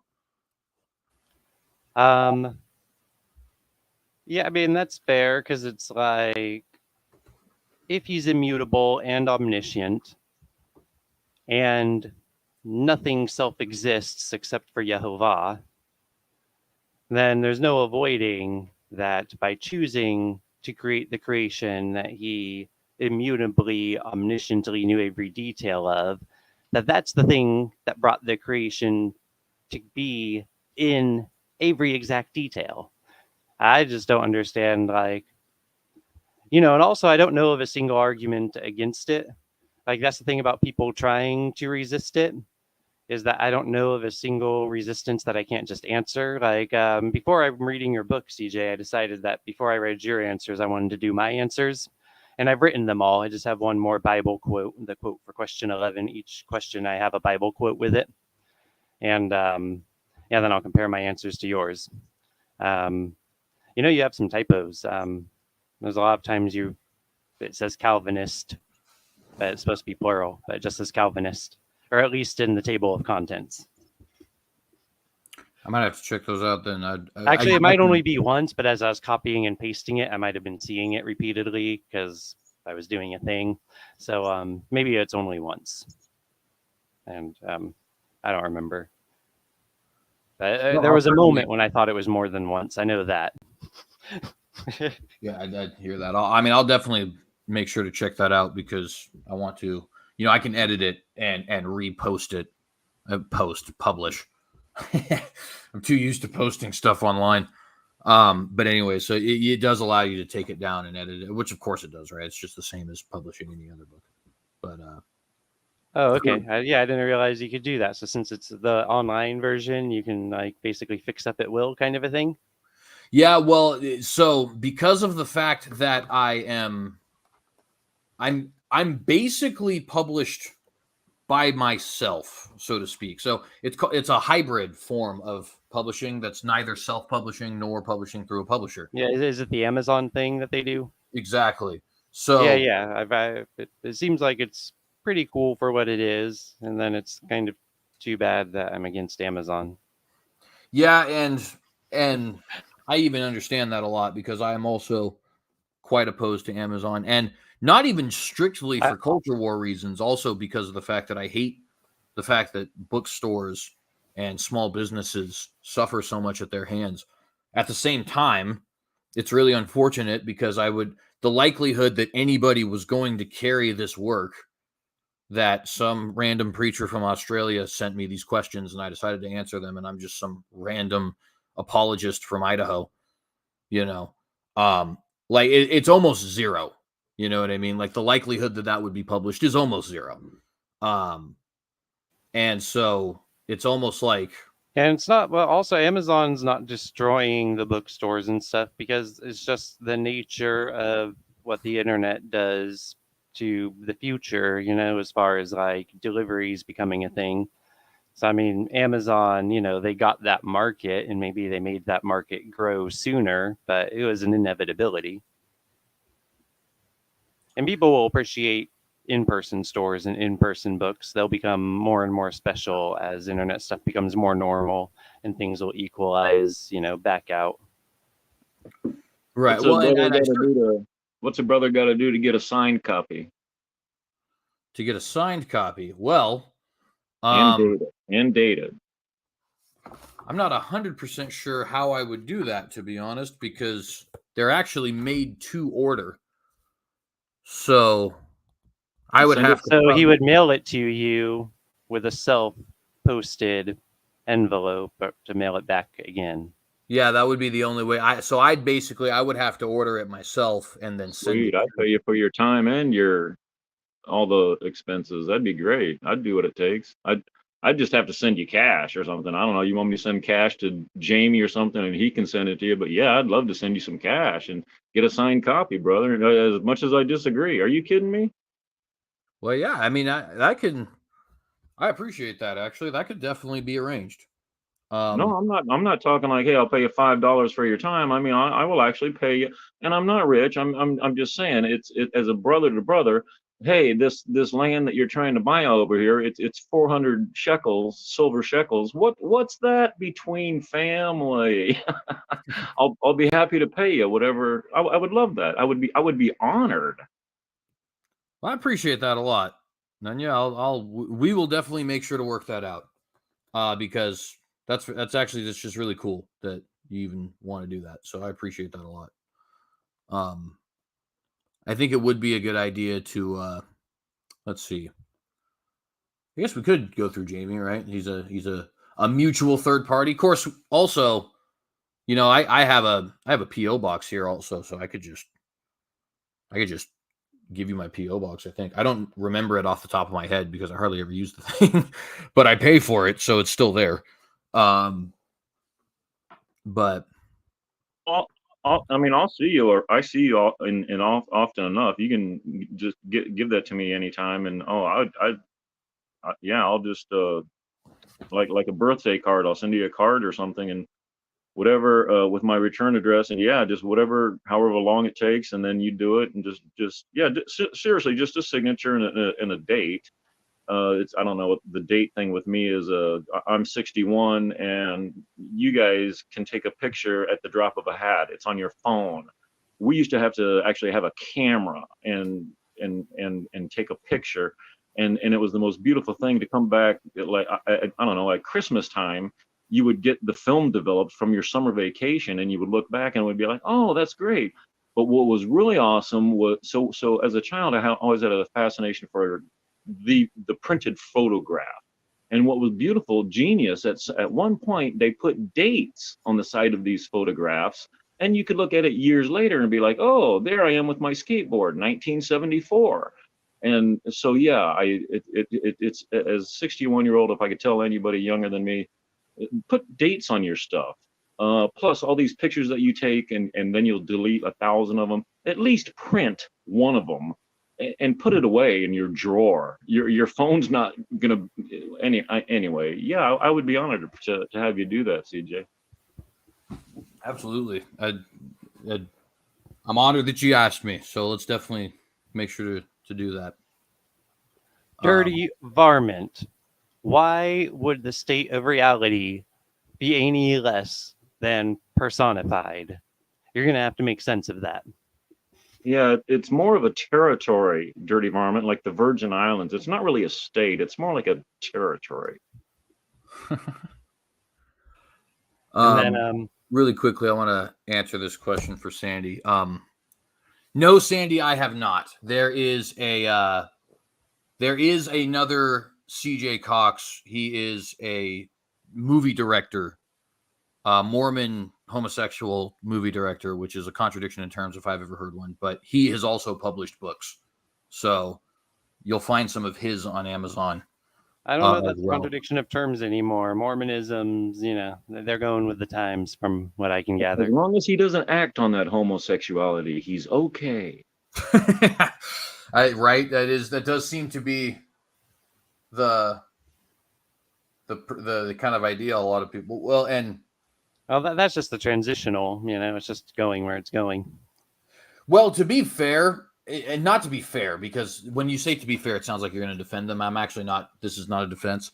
But I think, a lot of people thought, oh, man, Mormonism is just so rigidly stuck in its tradition.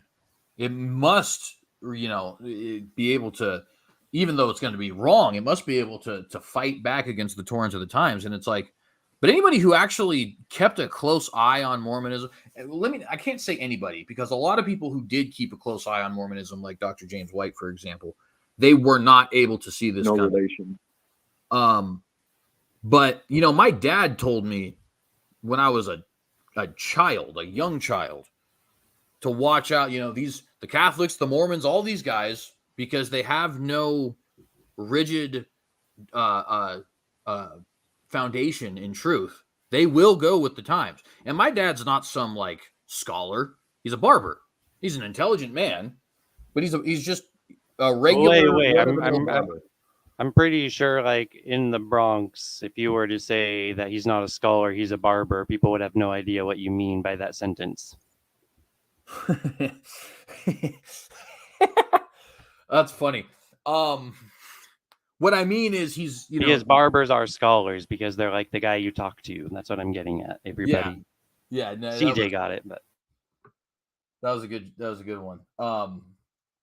To be fair, though, what I do mean by that is he's a simple man. He is an intelligent man. I want to be clear. My father is very intelligent, but he's not educated beyond, of course, going to barber school, and basic things like high school, of course.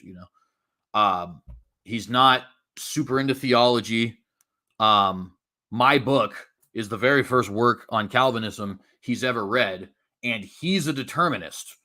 So, that just to give you an idea of his sort of simple way of thinking.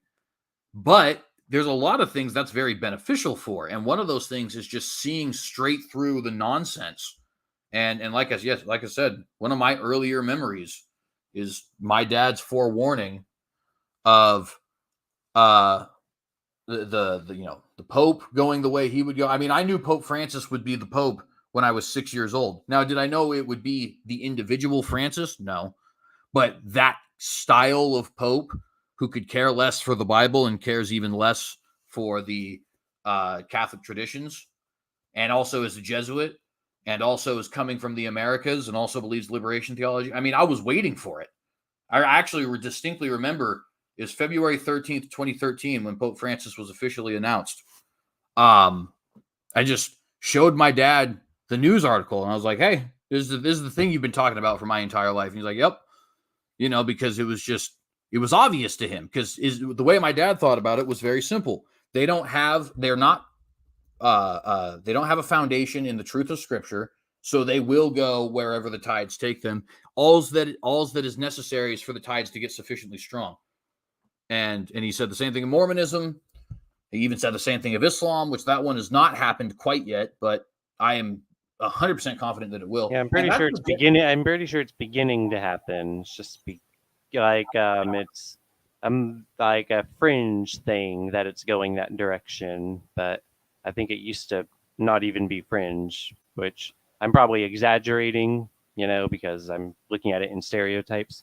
But the point is that it's like relatively rare, but it's not like almost unheard of like it used to be. That's the impression I get as someone who's never been to the Middle East.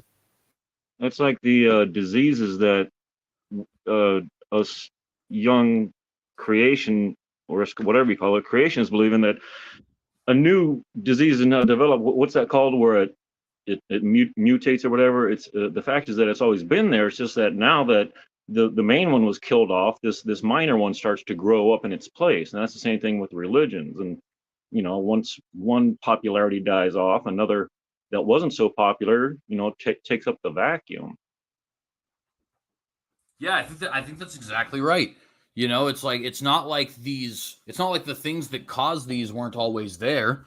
It's just that it took some set of circumstances. We're all reading the same scriptures, and yeah, so coming to different conclusions years later, or at the exact same time, only countries apart, it just makes sense. And one of the other things I'd even say too is, for those who may not know, I have another podcast called The Watchdog, which is actually not so much of a podcast as much as it is a news talk show, which I have not posted any content to for 3 months or something. That'll be changing soon, by the way. But the genesis of that podcast was precisely this truth that my dad had shared with me, because I actually distinctly remember what caused it. I was at first I did this on Facebook. All my Facebook content has since been deleted, unfortunately, though I still have the page. I don't really know how that happened, but here we are. Lost my virginity on that date back in '76. Quite seriously, you mentioned that date. It was of course, 30 years, some years earlier, but February Right. 13th. Yeah. Amen, brother. Yeah, and so the thing that had caused me to, because February 13th had already happened, right? And then in 2015, it was the most bizarre thing that I felt I had ever heard. And now, knowing what I know in the future, it's like, yeah, wow, bury the lead, why don't you, right? But I remember going back to the year, it was in 2015 when this happened, but I was going back to 2013 as far as what I was reading, and I came across Pope Francis's address to the United States Congress, which was the first time a pontiff had ever addressed a joint session of Congress. And he said a lot of things that were kind of very interesting to me, and they piqued my attention. That led me down the rabbit trail to where I eventually figured out about Shimon Peres and how he in September 2014 had gone to meet with Pope Francis and to discuss his idea to have a United Nations, but for religions. And he wanted Pope Francis to head this United Nations for religion. And for those who don't know, Shimon Peres is former prime minister and also former president of Israel, right? And then it's just like all at once, the floodgates in my brain just opened. It was like, oh, wow, I know exactly what I need to look for, and I know exactly where I'm going to find it. And then boom, the concept of the watchdog was born there. And since then, we have had really, it is the pleasure, although it's kind of scary stuff, but we have had the pleasure of covering before anybody else was talking about it. And it's such a shame that show is hardly watched by anybody, especially considering all the Facebook content is gone now.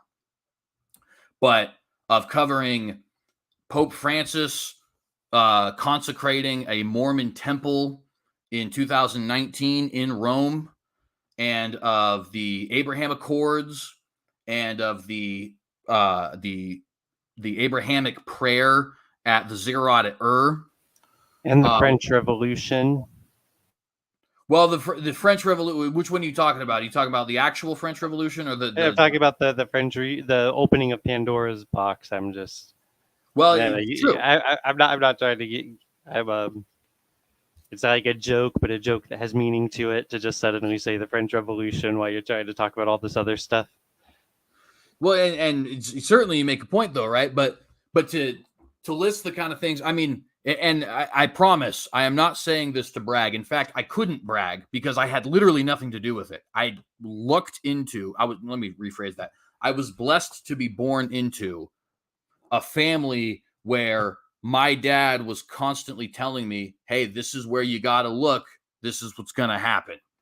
Right. So are you saying earlier that you did forecast the correct Pope, or are you just saying in general? And now are you talking about a minor forecast are you talking two different things? You kind of lost me there, but CJ, yeah. Earlier, CJ listed a bunch of traits that he knew, like that he was going to be from the Americas and that he was going to be a Jesuit. And I think you said liberal. Was that another word? Were you a child at that time, or was that recent, or was that 2013? That was leading when up I was to 2013, so that when 2013 hit, he was already expecting it. So exactly. I know that's a weird childhood, but he was saying it was his childhood. But you had weird indeed. Yeah, because my dad, it was the one who he told me, he's like, well, it's going to be somebody from the New World, because this is where progressivism and liberation theology was strongest. And it was going to be a Jesuit, because the Jesuits are the Counter-Reformation guys.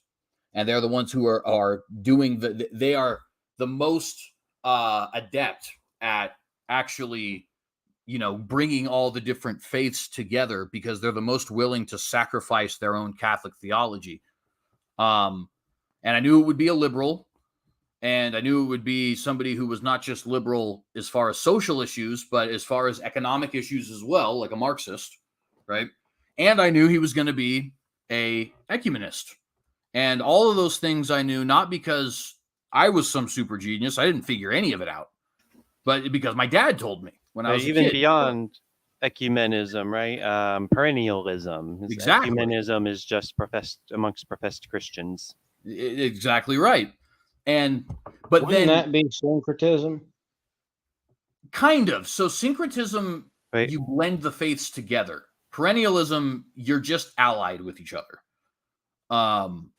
Yeah, so Ryan's prediction's probably more accurate. It's, perennialism is going to lead to synchronism, and then it's sort of like, they're going to be blended together, but it's also going to be like a buffet. Like, you won't have to mix your food together, but you can if you want. And it's going to get ridiculous. So Well, hopefully that'll be a little bit after our times. Oh, look who it is. Well, really quickly though, if I may, the then to the point that confused Nunya, right, is now after having that confirmation from the things that my dad had told me my whole life and seeing that come to fruition on February 13th, 2013, right? And then in 2015, going back and hearing 13. No, I know, right? 213. I'm just being bizarre. Funny. But I don't think that necessarily means anything, but it's made it very easy to remember. But then because it's 2, 13, 13, and there's 2 13s. Yeah, so the 2 is in there too.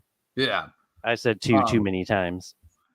But at any rate, though, and then like I said, in 2015, I went back and saw Shimon Peres going to meet with him back in 2014 and listened to the address that he made to the Congress, right? And then from there, it was just like, okay, this map has already been drawn out for me. I just got to follow it. And so, and I'll give you a perfect example of this. Okay. In 2018, and by the way, I have witnesses of this. In 2018, Pope Francis and the World Council of Churches had communion with each other to celebrate the 70-year anniversary of the World Council of Churches founding. I told both my wife and my best friend Logan that was going to happen back in 2016, 2 years earlier. I didn't know it would be the 70-year anniversary, but I did know it was going to happen. And again, not because I had figured it out, but because it was, like I said, my dad had already drawn this map out for me and I was just following it. Or 2019 Amazonian Synod, which ironically, now that we have a Catholic in here, I'm sure he will. And then you found the original Constitution buried under the pyramid in the Amazon jungle. No, I just want to agree real quick before we introduce our new guest. I just want to agree real quick with CJ on how Catholics do change, Nicholas, or both of you, they change with the times. As a former Catholic, we also are very localized. You adapt the Catholicism religion to the local area, and even we even saw this within the United States. Catholics, anti-Catholics would call us Mary worshipers. As we would laugh at them, we would say, no, we don't worship her. We venerate her very highly. We don't pray. Well, I guess we do pray to her. And we don't we go to God, the Father, only through Jesus. We don't really go through Mary. Well, actually, we do go through Mary. So, but no, even within the United States, Roman Catholicism, looking south of the border at these people making an image of her and carrying her around and worship, we even looked at those people as if they were nuts. But it was all approved by the Vatican, because it's all, you deal with the local culture. You incorporate the local culture somehow, just to get them on board. Well, it's not like you were having Mary be part of redemption or something. Yeah, because absolutely we were. The only way to get to the Father is through the Son. The only way to get to the Son is through the Mother. Is the Catholic philosophy. I'm sorry to interrupt you, Jamie. Well, there was a time where, like, for example, Dia de los Muertos, right, which is just unspeakably pagan holiday in Mexico, right? Day of the Dead. Exactly. It came with the tacit approval of local Catholics, but the church proper always disapproved of it, and rightfully so. I mean, you had people sacrificing on altars to their dead ancestors, right? Post Francis, though, that is not true anymore. Post Francis, we have become much more aware of just how willing, at least he is in particular, to sacrifice not just what Yeah, and, of course, we would call it biblical theology, but nevertheless, Protestantism for the sake of our Catholic friend here. But even his own Catholic theology, right? Like the Amazonian Synod, dude, the Amazonian Synod is one of the most mind-boggling events in world history, and nobody talks about it. Amazon, I I called disagree. it. Like when you go into more, when you actually go into like Catholic media, no, it's making quite a bit of a stir within it. It's not like no one's talking about it. It's just like no one in mainstream is talking about it, and honestly, that's par for the course in this day and age. Well, yeah, we have that going on in our stuff too. So I was actually kind of wondering what you would say about it. So I'm glad you said something. And yeah, I would be curious, like, instead of just debating you about our disagreements, like, you probably, you're like, what would be your gripes with where, I have to call it Romanism. I don't expect you to, of course, but what would be your gripes with where it's going, Well, really quickly before, I just want to say, because for the sake of the audience, and I'm glad you mentioned that, Fro, because I have, while I certainly still strongly disagree with you guys, I have developed a very strong admiration for the traditionalists amongst the Catholic Church, because I genuinely feel for you guys. I really do. It's like you have this thing, this faith that you very strongly adhere to, and it's like the very leader of it seems to be attacking you, and it's, I don't know, it's. I know that Taylor Marshall is seen as a schismatic by many, but I get him. I understand quite a bit. But at any rate, to be clear on what we're talking about, friends in the audience, the Amazonian Synod was a synod that took place in 2019 to address the numerous issues in the Amazonian churches, South American churches, but the most pressing of which was the fact that there wasn't enough young priests coming in to shepherd the flock of young Catholics coming in, right? Too little priests, too many Catholics is the way you can, just to make it very short and sweet, right? Amongst other things that happened at that synod were the Pope himself taking place in a pagan ritual wherein he would actually go down this river with, I believe, a lantern. And the lantern would be actually set off in the middle of the river, and it's kind of like a departing of spirits sort of thing. And he did it to be in solidarity with the local Amazonian tribes. He then took a statue of their goddess Pachamama with him back to St. Peter's Basilica. It's not actually there, but it's like a stone's throw away, and I mean that literally, a literal stone's throw away. You can see it from the basilica, and declared it Our Mother, or Our Lady, of the Amazon, which, if you're not familiar with Catholic terminology, the Our Lady terminology is typically reserved for the Virgin Mary. Pachamama is a Amazonian goddess of fertility, right? He also made some statements that sounded as if he was going to start allowing female priests, but he walked it back after the German bishops, particularly Cardinal Marx, ran with it and got a whole bunch of flack from guys like Cardinal Burke and Cardinal Zen, amongst others. That'd be so weird if they had women priests, even though groups that like the Episcopalians, like their churches kind of look similar and stuff, and they have them, but it's totally different. Go ahead, Fro. Yeah, because on one hand, I see Francis as a some of the more weaker popes that we've had, and yet on other issues, he's also absurdly orthodox too. Like, for instance, when it comes to the German bishops, especially on homosexuality, he had said, like, on 3 multiple occasions, no, sorry, we cannot endorse sin. We cannot give that our green stamp, and we refuse to. And even with the Amazonian Synod, and don't get me wrong, like, the problem with the Amazonian Synod is that it's trying to argue things, well, against things that have been settled for literally centuries, and in some issues, like, over 1,000 years. Like, for instance, the idea of women belonging in the priesthood, that's something Paul put to rout. Okay, you can see that within the New Testament. And so the fact that that's being argued in the Amazon Synod is telling. And so and something of what Francis did is the fathers of the Amazon Synod said, yeah, we want this, this, and this. And Francis says, yeah, you're not getting it though. And so ultimately what the Synod was, I think it's how would I say this? I think it's definitely a damning condemnation of our day and age. But at the same time here, I can also kind of appreciate the position Pope Francis finds himself in trying to navigate through all this, because it is a mess. It's genuinely a mess. Even if we were to remove the Pope and his if we were to remove Francis's ambiguity, it's still a mess that I know I wouldn't want to trudge through. So as much as I criticize the Pope, I also want to kind of limit myself in my criticisms as well, because unless you're kind of walking in those shoes, it's hard to appreciate them.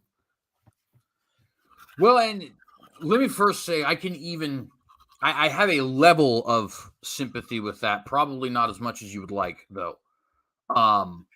And what I mean by that is, to the first point, I certainly, recognize that we are in bizarre times, probably the most bizarre of times, at least in recent memory. This side of the Reformation, no doubt.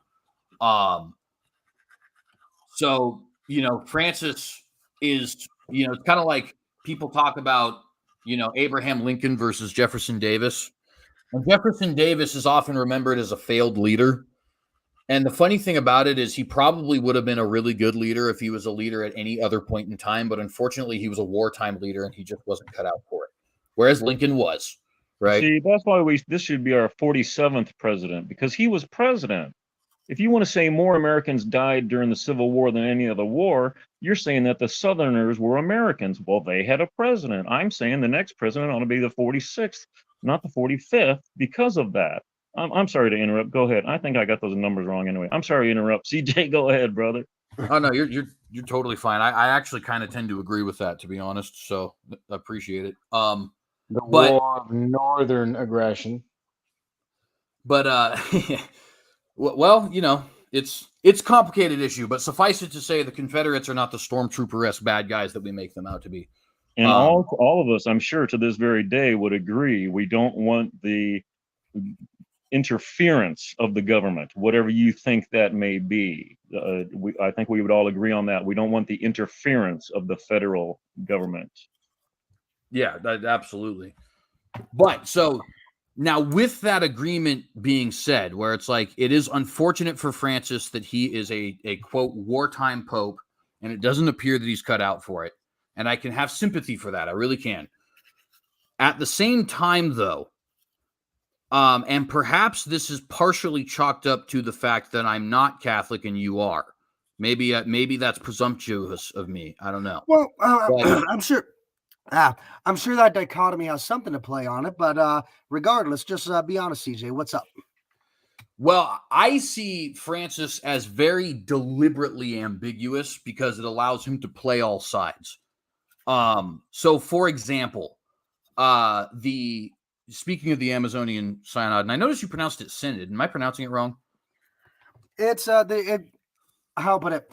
It can be pronounced Synod or Synod, but not because the way that I've kind of found it to be pronounced more often is Synod. Okay.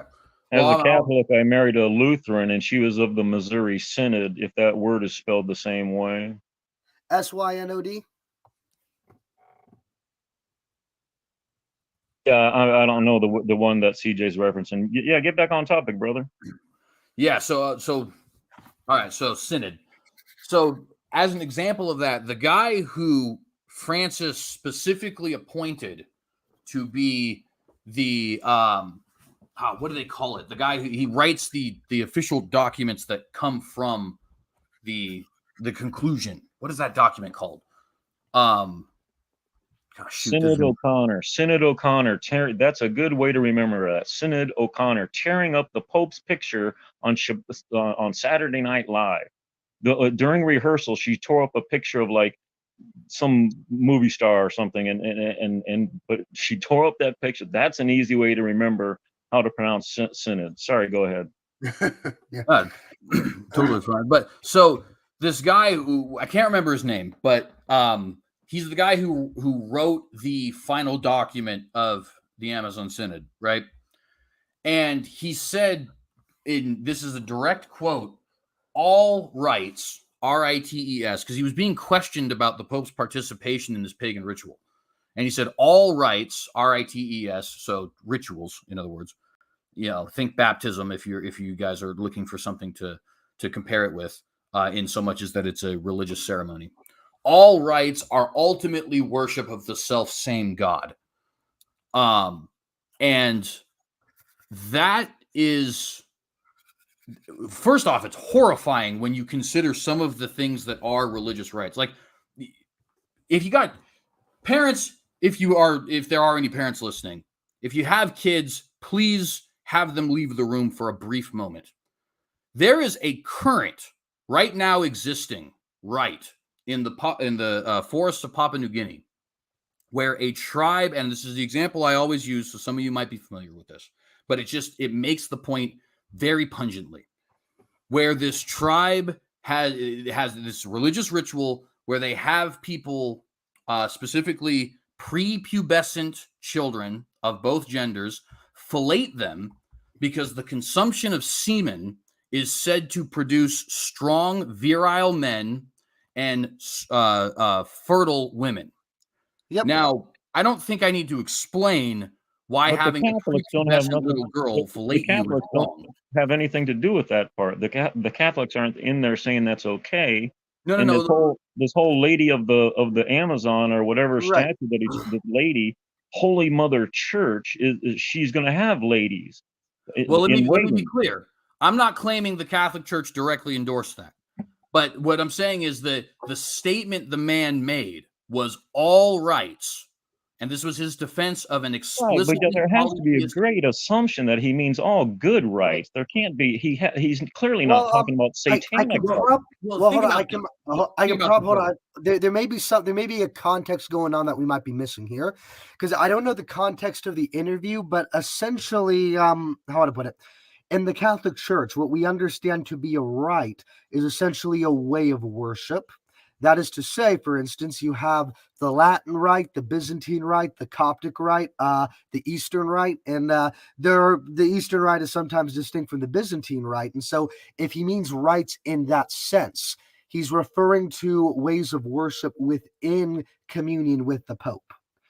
And from what I understand, even how I put it, the Pachamama fiasco, if I remember correctly, I could be wrong on this, so correct me if I'm wrong, but if I remember correctly, the understanding of Pachamama and that whole fiasco was supposed to be of a venerated prayer towards Mary, and she was represented as the fertility goddess Pachamama.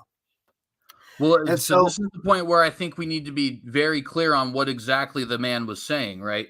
Because when he made that comment, and I appreciate the context that you're given there as far as what the Catholic Church traditionally defines as a rite. But when he made that comment, he was defending specifically Francis's participation in a polytheistic pagan ritual, right? And the idea was supposed to be essentially that this ritual is being Christianized, right? yes. So that is now the way he words it, perhaps some would say, okay, CJ, you're maybe being a little bit brash when you now say, oh, all rights, really, this Papua New Guinean one, right? But that is what he said. And he was doing it in the defense of an explicitly polytheistic and pagan ritual. Now, here's the thing, though, and this gets back to my point that I was making about why I think Francis is very strategic. Francis didn't say it. The guy he directly appointed to write the final document said it, right? Mm-hmm. So it's like, it's this plausible deniability thing where it's like he gets to have his cake and eat it too. He gets to show to the Amazonian non-believers, hey, man, I really am trying to have unity with you. And you don't even necessarily have to change. You're Pachamama. Well, we can just say that's Mary, right? No, I think he's doing more like Paul. Like Paul went to the Rome and he's like, all those gods you got in the Decapolis, the 10th one you have as an unknown God, that's the one that we're talking about. It's more like he's going to them and saying, okay, I've seen you guys as a Decapolis here in the Amazon. And he doesn't talk about the unknown God. He talks about this lady God, and he says, this is your lady God. And the Pope is just reaffirming, hey, this is, no matter how you're doing it, they're still doing it for God. This lady Amazon goddess does not do the same rights as those New Guinea people. There's no Yeah, direct because association. I'm going to agree with Nunny on this, because when all this was going on, the idea of these ceremonies, they were not supposed to be pagan ceremonies. That's not what was going on. It was the idea that these were ceremonies pagan in their original context, but now Christianized and won over by Christianity for Christianity. Now, I'm not going to lie. I think doing these ceremonies the way they were done was not prudent. I think it was an imprudent act. And yet, in spite of that, I'm not going to go I'm not going to go full on your position, CJ, and just say these were clearly pagan, because I haven't seen that evidence. I think this was imprudent. I think it was not well thought out at all, but I haven't seen enough to suggest that paganism and the enshrinement of idolatry was kind of on the menu here. Well, so I'll just be very honest with you guys. I find it very how can I say this, bizarre that this is not as much of a red flag for y'all as it is for me. But since it's not, allow me to move to another example that is undoubtedly clear. March 5th, 2021. I think you're taking the word all too seriously, and you're going to prove it by giving some examples. Whereas I would not take it as satanic rites, these rites of New Guinea. I think it's clearly understood in his, hey, all rights to the Pope are good. However he worded it, I don't think he meant. Well, my friend, the rite he was involved in was satanic. I mean, Pachamama is a sex goddess. That's what she is. She's an Incan sex goddess. She's like the equivalent of Aphrodite. And I'm honestly kind of surprised, Fro, if I can be very honest with you, that the association of a Incan sex goddess with the Virgin Mary is not deeply insulting to you. No. This is what I mean. As a Catholic who venerates the Virgin Mary to the point of a god, a quadra unity. No, I can see them going to the Amazon people and saying, "Oh, you got this chick down here. Okay, you guys are doing it wrong." Can we let the Catholic guy talk?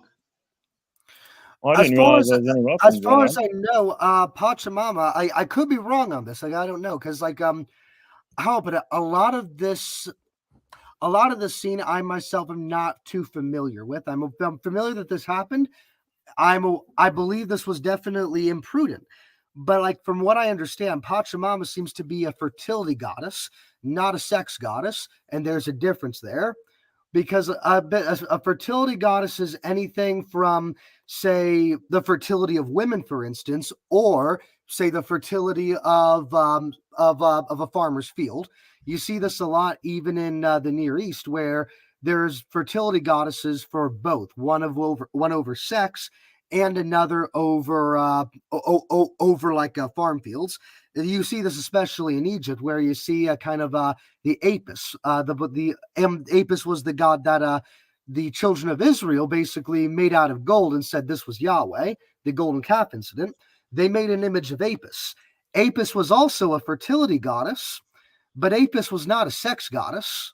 Okay, she was a goddess over harvests and suns and things of that nature.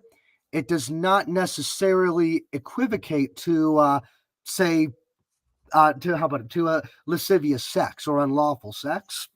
And so, like, I'm not going to say Pachamama doesn't fulfill that. I don't know, but I think if she's being called a fertility goddess, and then I think there's an interpretation that could be going that way.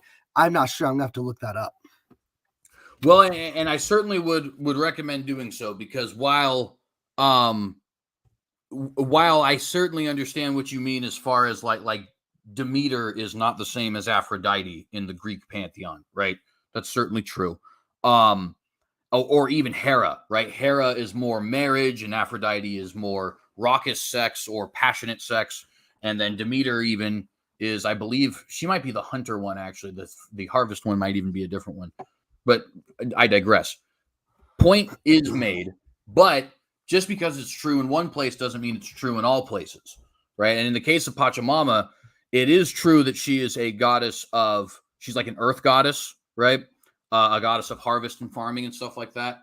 But separate from those, and also in her domain, is that she is a goddess of human fertility, right?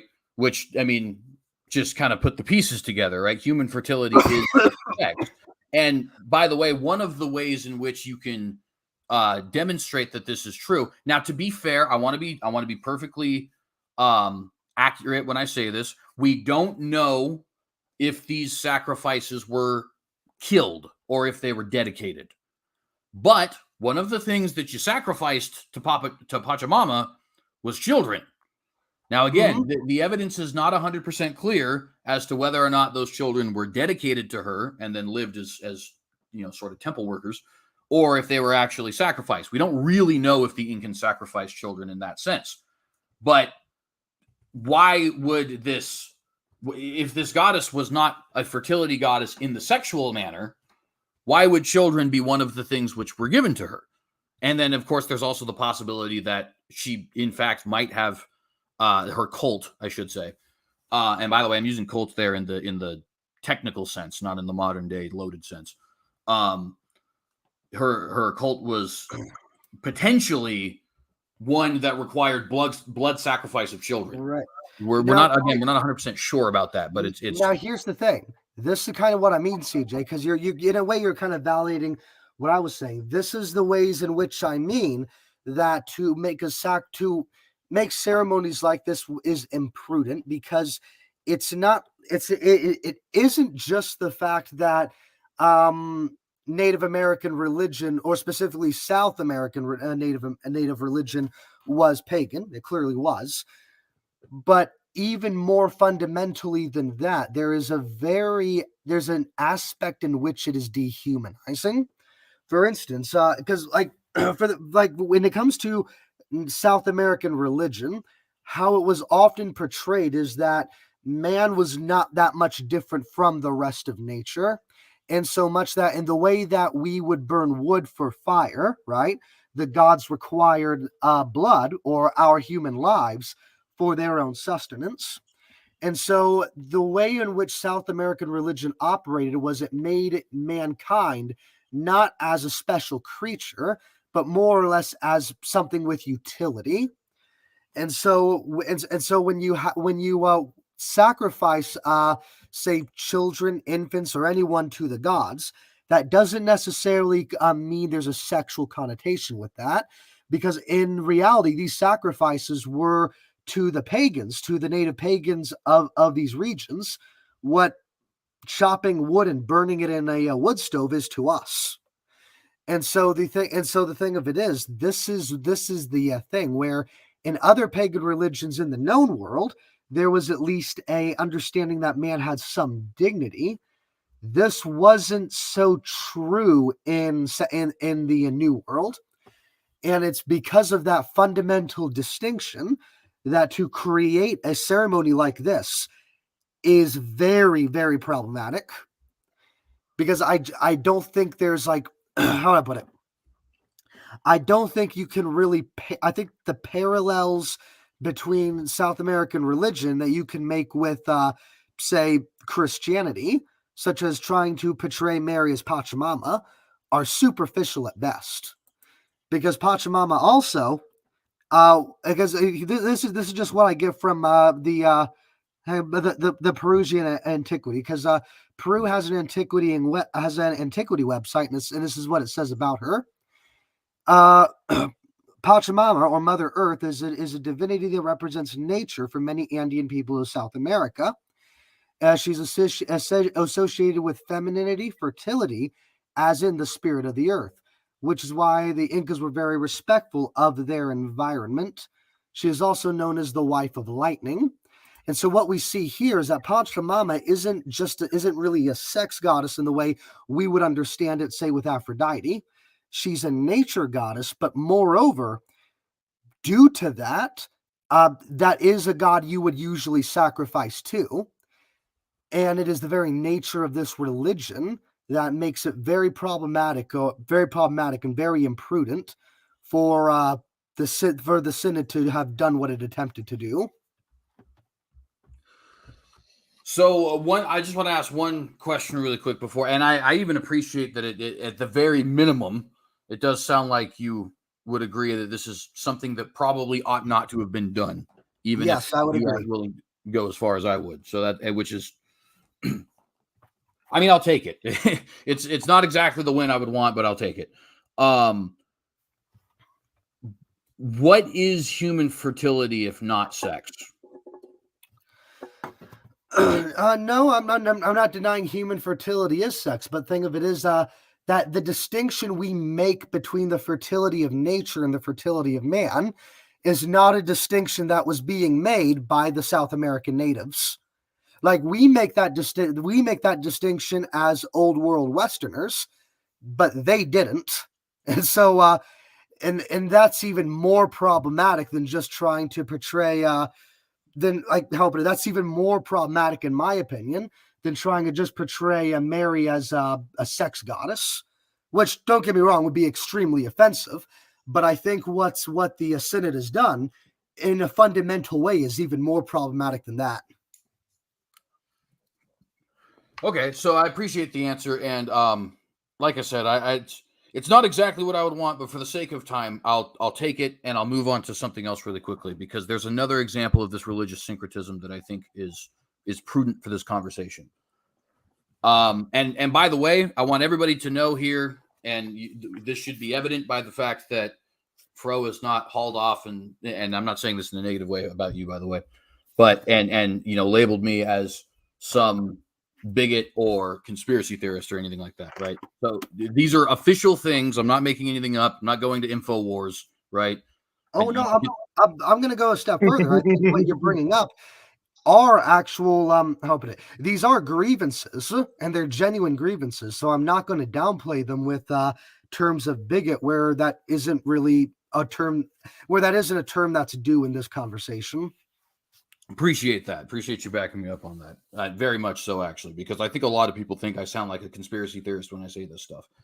But I digress. So, March 5th, 2021, Pope Francis and the leaders of all of the world's Abrahamic religions get together at the Ziggurat in Ur, which is a temple dedicated to the moon god Sin, which the fact that his name is Sin has no relation to what we today call sin. I find it rather ironic, but nevertheless, they're not actually etymologically related. He's a moon god is essentially what he is. And actually, he goes by another name as well, but I can never remember the other name. I'm sure one could say again. El. Did you say the name is El? E-L. Oh, okay. Thank you. That should be easy for me to remember, actually, because that's a Hebrew word that means God. So I'm kind of surprised I forgot that. I think it's just because the sin, if we're being honest, it fits narratively. So that's probably why it sticks in my head. But at any rate, so March 5th, 2021, Pope Francis personally calls a prayer meeting, and he invites leaders of the Orthodox Church. I believe there was at least one Protestant church represented, Orthodox Judaism, Islam, at least one sect of Islam. It wasn't all of them because there's multiple sects of Islam. Mandaism, Yazidism, which Yazidism is kind of devil worship. I mean, they don't mean to worship the devil, but they're an Abrahamic religion that worships a fallen angel. So if you know your Bible, you kind of know what that is. They call him the peacock god. But at any rate, yeah. And numerous other, I don't know if the Rastafari were there at all, but most Abrahamic religions were present. and they all came together at the Ziggurat of Ur, which is a pagan temple, and they had a unified prayer with each other.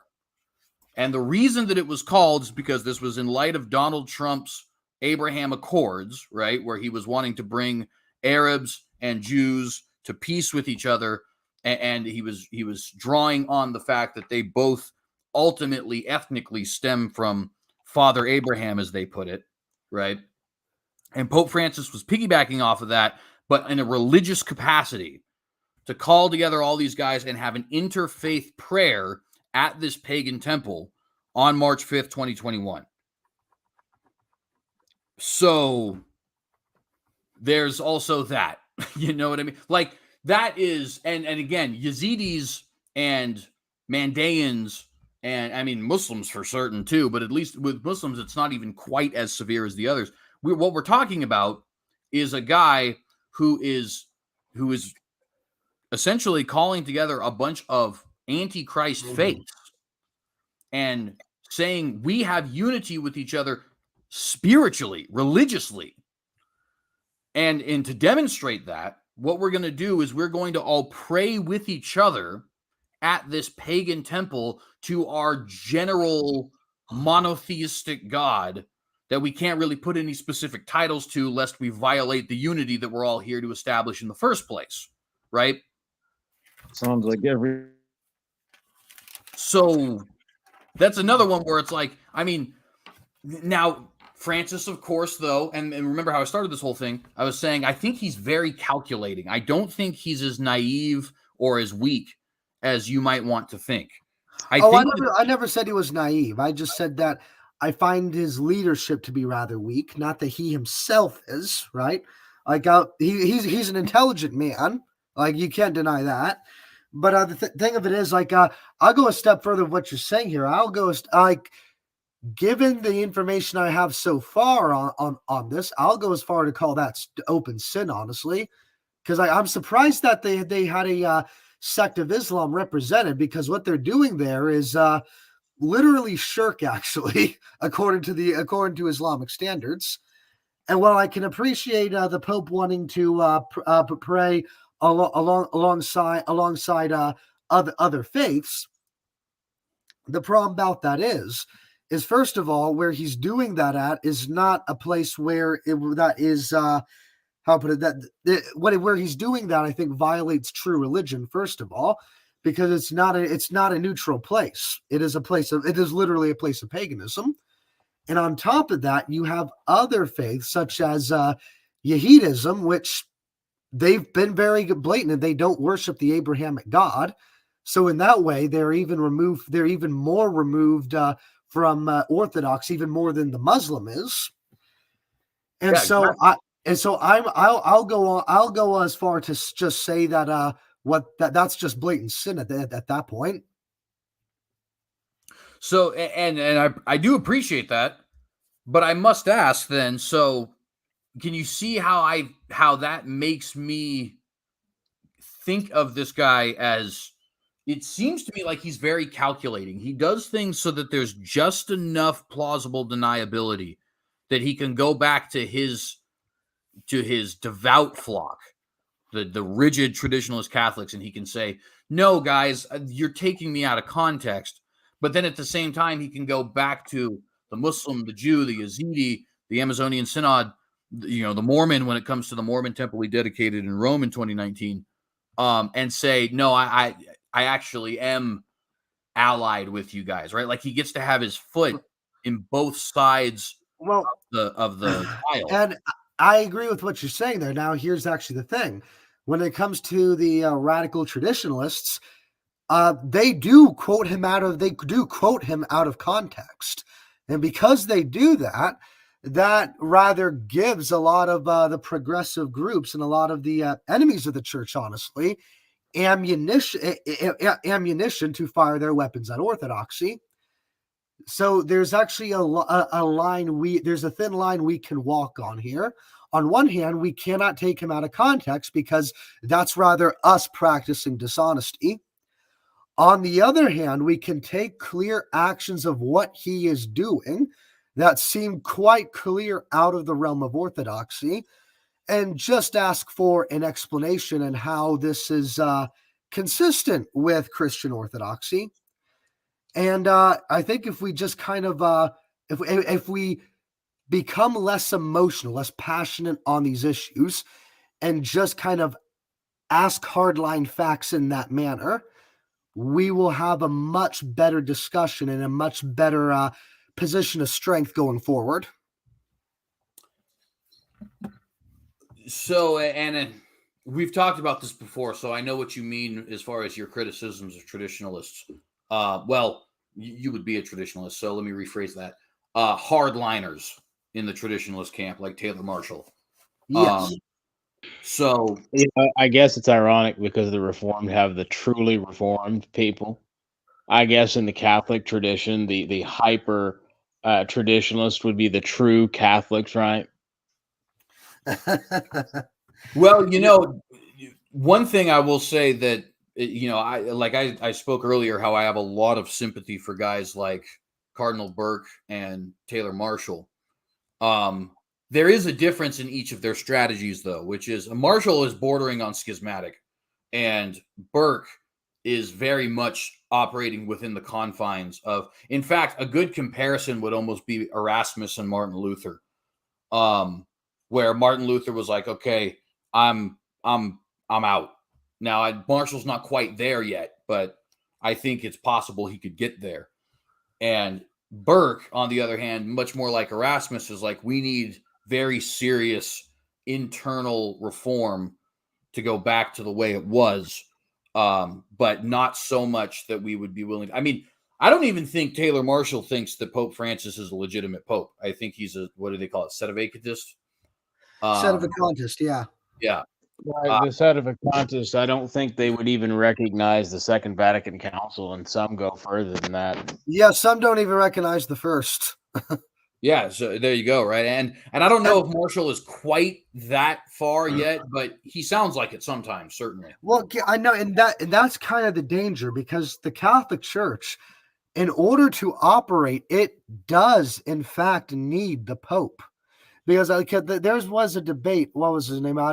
Of a Sedevacantist sect. I think the Holy Family Monastery, and the leader of that sect, Brother Diamond, has basically said the chair of Peter is empty, and if you're taking the Eucharist in a Catholic church that recognizes the Pope, you're basically taking a Eucharist of the Antichrist almost, and that the only place you can go to get the true Eucharist, the true flesh and blood of Christ, is through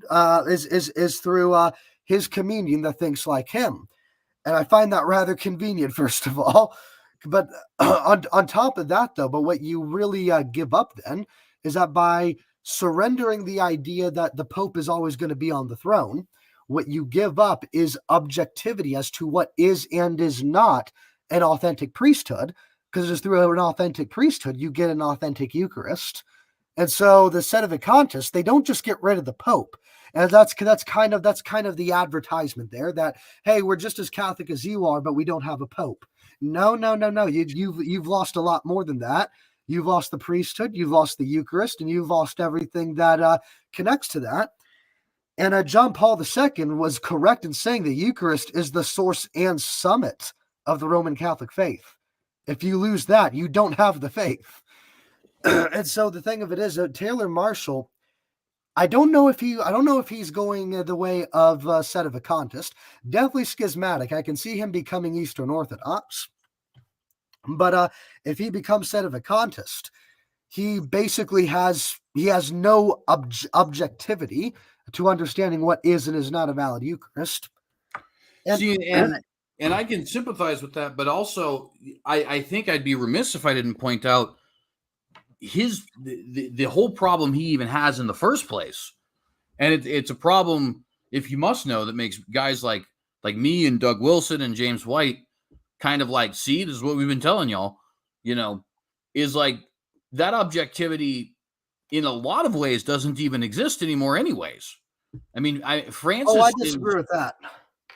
See, and I know you do, but let's be honest. If Francis was not the Pope, he would definitely be labeled a heretic, right? He'd be overly syncretic. He'd be way too buddy-buddy with the LGBT movement, way too buddy-buddy with the idea of female priests, and not for nothing, but he also has gone against doctrines that weren't declared infallibly, don't get me wrong.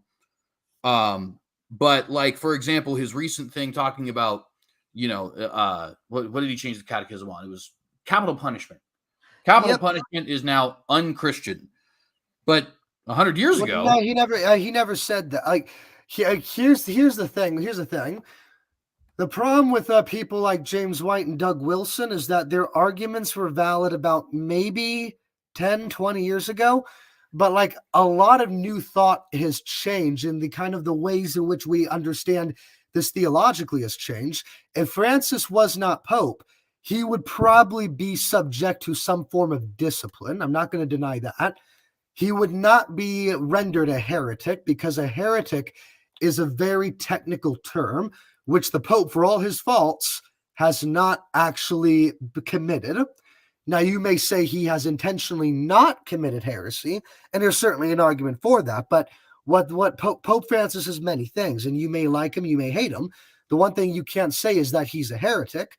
If he were doing this as a bishop, he would be subject to some form of discipline, but definitely he would not be considered a heretic. Here's a good example. You mentioned how he changed the doctrine of the death penalty. Well, the church doesn't have a doctrine of the death penalty. That's something that's more pastoral. It's for that reason the Mass has changed between now and what it was known in the 16th century. There are aspects of the Catholic Church, visible aspects of the church, that are subject to change because they're not doctrinal, but they are pastoral.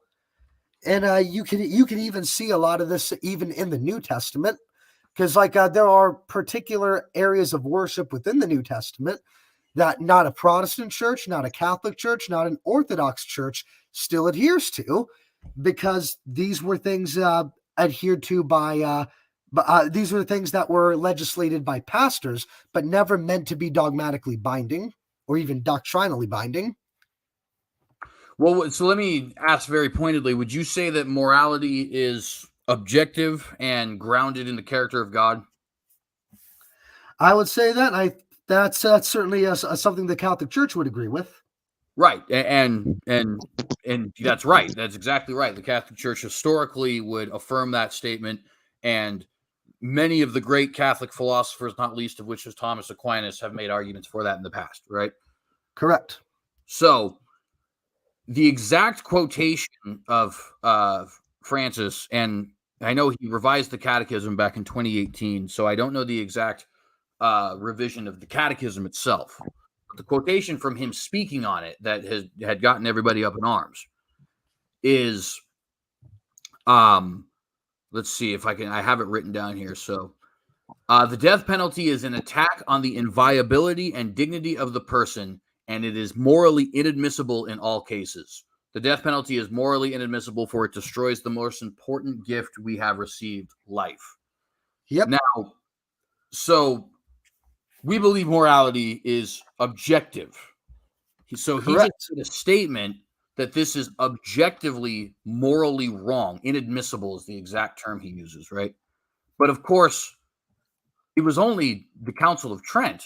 In fact, there's even been councils since then that have affirmed such, but there is, I can't remember what canon it is exactly, you'll have to forgive me there, where they said the exact opposite is true. They said that it would be inadmissible to not. So it can't be both, and it can't change, otherwise it's not objective, right? Well, no, I would disagree. I think it can change in so much that these are pastoral commands, not meant to be doctrinally binding. For instance, there are things in the Council of Trent that we don't listen to because they were binding in their day and age when the fathers of Trent had demanded them. But now the fathers of Vatican I and Vatican II and a lot of the councils in between those have commanded different things because these are in the pastoral realm. What Francis is doing, and I'm trying to remember the quote because he's quoting an earlier work he did and I can't for the life of me remember it, but Francis qualifies that within his work. What Francis is saying is that in times past, and even quotes the Council of Trent's ruling on this in its pastoral effect. He had said that in the past we needed the death penalty in order for society to not collapse. We needed the death penalty for society in order to be upheld. And in that way, we needed the death penalty in order to uphold the dignity of the person.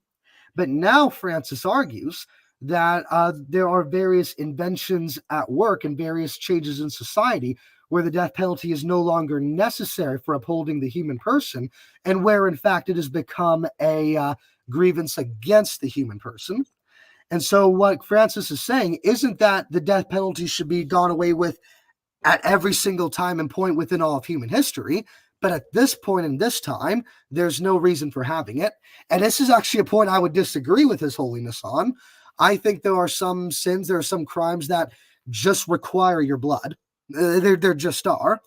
But the idea Murder, that for example, the right? idea that he's citing this as direct contradiction to Trent, I don't think is accurate. Well, and let me pull up the quotation here, because, and I appreciate you. Of course, I vehemently disagree, but nevertheless, I couldn't vehemently disagree if you weren't here. So I appreciate you. Here it is. So now, to remind everybody, Francis says the death penalty is morally inadmissible, for it destroys the most important gift we have received, life. And I would argue that specifically the fact that he uses the term morally inadmissible implies that he's speaking of this as a moral absolute, or at the bare minimum to a non-theologian.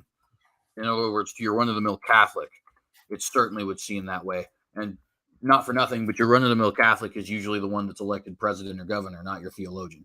But I digress. But the Council of Trent says, the just use of this power, far from involving the crime of murder, is an act of paramount obedience to this commandment which prohibits murder. Right? So on one end, you have the Pope saying the death penalty cannot be morally allowed or tolerated, which is what inadmissible would mean, right? Which is, it seems like, at least to me, sounds like a statement of absolute moral judgment. And on the other end, Trent is saying that it is of paramount importance. In fact, you cannot, the very use of the phrase paramount obedience to the commandment which prohibits murder would imply that you cannot possibly keep that commandment unless you are willing to execute murderers. And by the way, just for the record, I tend to agree with Trent on that. I don't agree with Trent on most things, but on capital punishment, I think that, granted, they also have capital punishment for heresy, which I don't necessarily agree with, but at least in this regard, I think they're spot on. I think they're exactly right. But and I don't know, maybe I'm looking at this too simplistically. I don't know. Maybe he meant the execution as murder. Say again. No, I was just saying maybe he meant the execution as murder. In that quote, he's not referencing the murderer doing a murder. He's referencing if we execute him, that's murder. Of what's most important is that we do not murder. So if that's the most importance, that we don't murder, even if somebody murders, we shouldn't be executing him, quote unquote, murdering him. Maybe he means murder execution. So here's the thing. I'm going to have to get out of here soon, CJ, because I need my bed rest. But let me try to answer this question for you. And let me kind of begin as a personal note of my own. Myself, I actually oppose the death penalty in most instances. Not to say that it shouldn't be utilized at all. Like even His Holiness Francis is more radical than me in that. But in most instances, I don't think the death penalty should be utilized. And this is particularly why, because the whole idea, the whole message within the new covenant is that payment for sin, which was our lives, which was an eternity in death, no longer has to be the price and payment for sin, that through the blood and through the death and resurrection of Christ, we have a hope of joining into life alongside God. And so it is because of that God, being just, has now also been tempered with the mercy of Christ. And within that tradition, it makes sense then that some might argue against the death penalty entirely, because where Francis is arguing is that it is through the blood of Christ that the death penalty is no longer obligational. In times past, let's say you committed adultery, the law said you had to be put to death. Similar to rape, various kinds of rape and murder, and all other sorts of sin. The punishment was death. And so Pope Francis is basically making an argument that we live in a day and age now where we can extend more mercy towards people that otherwise wouldn't have it, that even the most pernicious murderer is entitled to at least some sense of mercy. And Pope Francis's understanding is that the mercy we can give him is to rescind capital punishment from him. Now, while I would disagree with that interpretation, because I think in order for mercy to be tempered within itself, it also needs to apply to the rest of society. And I don't think you can have a honest civilization without capital punishment. I at least understand how Francis is coming to his conclusions. And so what I'll say here is that while you can disagree with the Pope on this, because both Pope Francis and the Council of Trent are making pastoral nuances here that are open to change, you can actually understand where they're coming from, where the premises are, and how they come to the conclusions they do through those premises. You may disagree with those conclusions, but I can at least see why he's come to those conclusions. And so that's kind of all I have to say there, because like I'm less radical than Francis, but I'm of the opinion that even if someone kills me, if someone murders me, I would rather not want that person put to death. I wouldn't even want him to have life without parole. I would want, because if I'm in that situation, if I'm in his shoes, I would want someone to have mercy on me. And that's just the way I try to, that's the way I try to reflect on everyone, whereby giving people mercy they otherwise would not have. Amen. Yeah, and then I do agree with you that mercy also requires mercy for, potential victims, potential future victims. Judge us also that there is deterrent, like despite what people say, like a risk of spending a lot of time in prison or getting a death penalty actually does affect people's decision makings. Not every. I would love to see that for the human and drug traffickers on our southern border, for example. However, I'm also very leery with the current system as it stands. I will admit I am not as squeamish with the death penalty as some might want, and I don't say that as a criticism, but and this has nothing to do with the point I was just making, because that's more about internal Catholic consistency. But in fairness to everybody, so they know where I'm coming from, I would like to see the death penalty for a couple crimes. Unprovoked murder, meaning not crimes of passion or anything like that. Any sort of torturous crime, like if you're torturing another human being, I think that should be a crime in and of itself. And I would also say violent rape or pedophilia. Right, like you and I would actually agree on this more than not, CJ, because I'm not being as radical as Francis. I think the death penalty should be rescinded in most scenarios, but I never said all. I think there does come a point at which, okay, you've done a lot of evil here. It's time for you to go.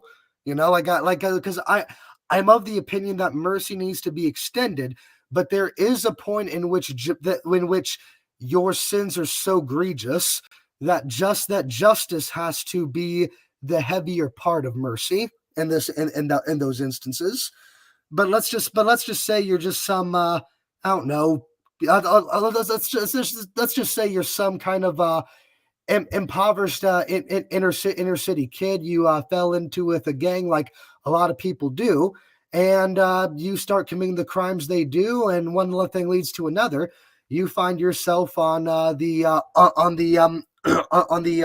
giving end of a firearm. Now, if you're just a kid between 14, 18, hell, maybe even 19, and you have this kind of context with you, having those deficiencies within your past, having those deficiencies just within your living, I try to put myself there, and I'm like, if I was there, I'm not saying that I should not be punished. I should be, but at the same time, I think a level of mercy should be applied where at the very least I should be able to keep my life so that through preserving that person's life, there can be greater mercies and greater acts of God being done through him. Does that make sense? Yeah, it does. And, I have certain things I would like to comment, but out of respect for your time, and also, to be fair, I probably have to get to bed myself. I think I will let it rest there.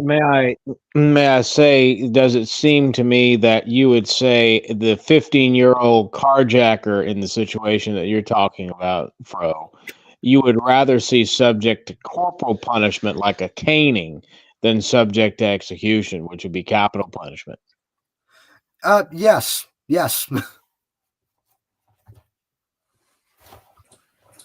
And I think the best thing we can do for mercy to such criminals of such acts is, offering the gospel while they are still here, and perhaps of course, getting the sentence that is properly just, but then being treated forgivingly on a personal level and offered the gospel and stuff, I think is it's pretty powerful, because people need to know that they need a savior because of their sin, and the justice side of that helps with that. And I Right. actually consider like gospel unbelief to be a much greater concern than bodily death. So when I concern for others, I concern much more that they'll never believe the gospel than I do that someday they're going to die in the body, as we all will until the Lord comes. I have no issue with caning, and I have no issue with the old school chain gangs. I think it would be far better to see men and sometimes women put onto a chain gang where they had to learn skills, rebuild roads, do city public works, than be thrown into a jail cell where they are left to rot, which effectively becomes an animalistic university, where if they can survive, they can then broaden their criminal palate. But of course, that would likely launch us into another hour-long discussion, and I can see CJ's weary eyebrows from here. Yeah, I hear you, Ryan. I'm to commenting tell you what, more on like underlying principles, Yeah. but practical application is important as well in its own right. Here, I'm gonna be the gentleman first and kind of be the first to sign on out of here, because I gotta catch up on my sleep. CJ's got to catch up on his. So thank you for having me while I was here, CJ.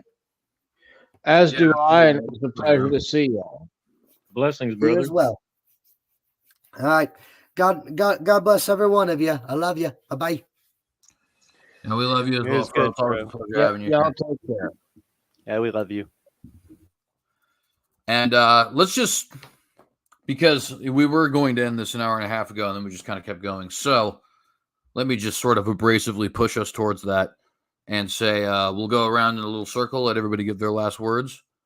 We'll start with Ryan, move on to Nunya, then Nick, and then I'll go. Ryan, anything you'd like to say? Thank you. Thank you, of course, for having me. It's always a pleasure to talk to you. I know I missed part of the discussion. I did want to comment on something that Kevin was doing, in that I realize sometimes with atheists and other unbelievers, it is easy to try to trump them, shall we say. I wanted to, and I'm sure Kevin may or may not see this, but we shouldn't be at the point where we're laughing at and mocking, taunting other unbelievers. We should always try to emphasize with them. And I would encourage Kevin that, frankly, if I may be so bold as to say, you probably don't want to play the logic game with atheists. I do agree ultimately with where you were trying to go. But nevertheless, I appreciate the conversation and I hope to be back soon. So I pray the Lord Jesus Christ would be with his people. And I'll see if I can't try to crank out a new blog article. I know I've been talking about it. But if I do, it'll probably be over the weekend, comparing and contrasting the perseverance of the saints with this Arminian free will antinomian doctrine of eternal security we often hear about. And y'all have a lovely day. Thank you very much, brother, and God bless you. Thank you for being here. And yeah, definitely let me know if you get that blog article out, because I'll be interested in reading it.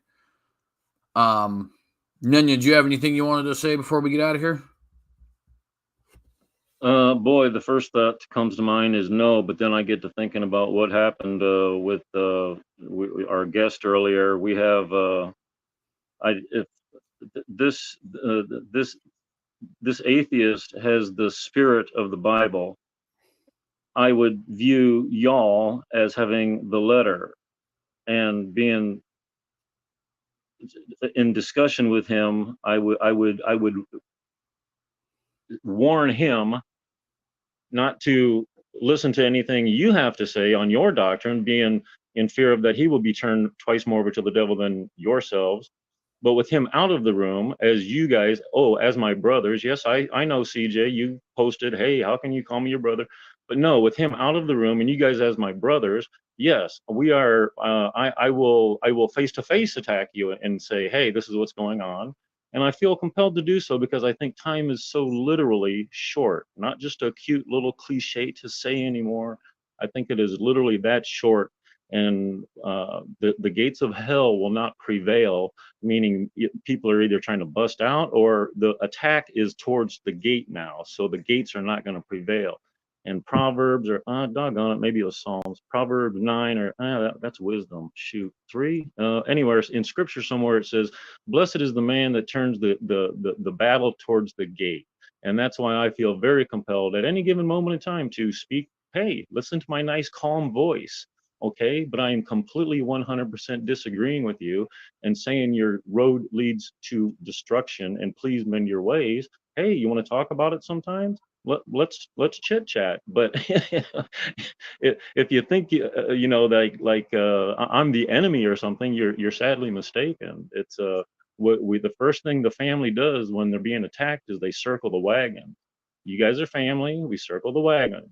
You guys are over here talking to some atheist saying, hey, join my team. It's like, no, this man has the spirit. His law is, if it benefits society, it's good. If it does not benefit society, it's evil. He is in it, as Paul explains, he is inadvertently following the gods of law and thereby judged on that through his conscience. It says his conscience is saying this is good. Now, if you want to associate that with the 9/11 hijackers, they thought they were doing the right religious. No, it's when they're in alignment with God's law. I'm just glad you had the extra hour and a half, CJ, to put up with me. Thanks for doing the time tonight.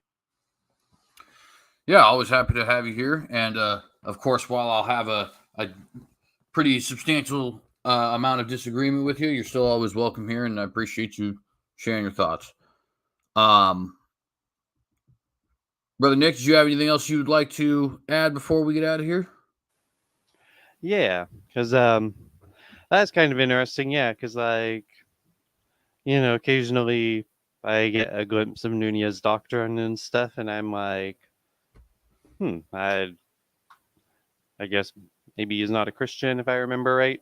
And then he usually doesn't really say stuff like that, but he was just like, making Mark read twofold the child of hell, huh? But I appreciate the sincerity, so I'm not complaining that he said it. And I think that oh yeah, when unbelievers, you know, um, having the law written on them, doing those things, become a law unto themselves. That's still very early in the book of Romans, where it's grouping everybody together, that because everybody has broken the law, everybody needs the Savior. And so that's all when they're a law unto themselves, that just puts them in the place where they've broken the law. That's really what that part of the scripture does. So yeah, so then that would mean that, what he was saying about the spirit of the law, how that would relate to, unbelievers being a law unto themselves, would be that, well, Mark Reed has broken that law and needs a savior. And then, yeah, CJ, when I asked you earlier, why didn't you just choose to believe a different thing? The whole point is like, you don't just choose to believe things. I mean, I'm not saying you, but it's like beliefs aren't just chosen. It's not like I think 2 + 3 = 5 because I chose that instead of thinking 2 + 3 = 7. But I could have chosen to think 2 + 3 = 7 because my beliefs are chosen.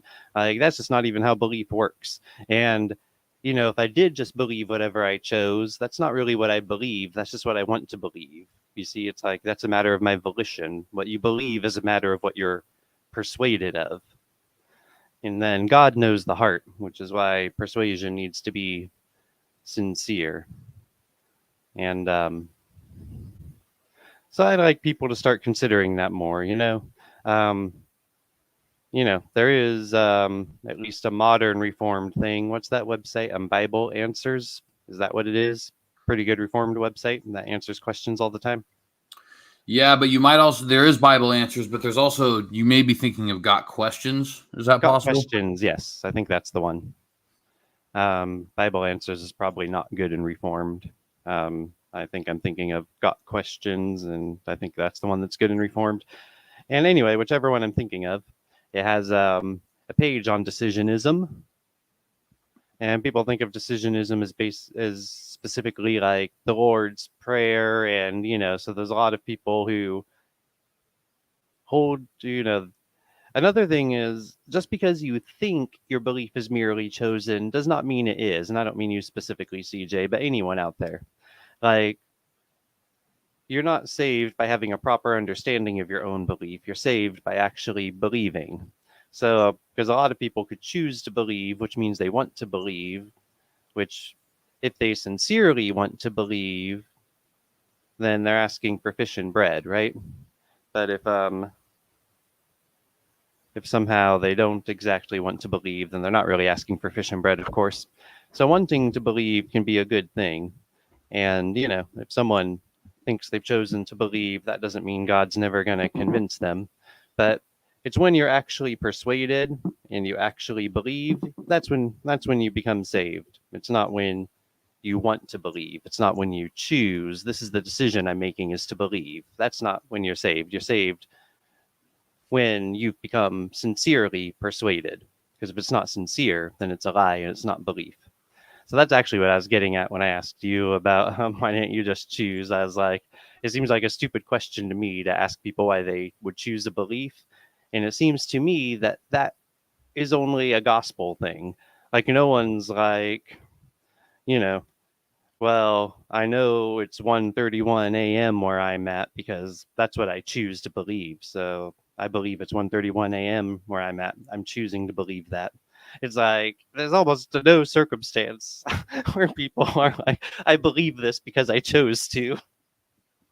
And so I think it really matters because God knows the heart, and we want to be encouraging, like really coming to be persuaded and coming to believe, and also that there's no burden, like burdening people that they have to muster up their own humility in order to humble themselves and be saved. So they have to achieve mustering up their own humility.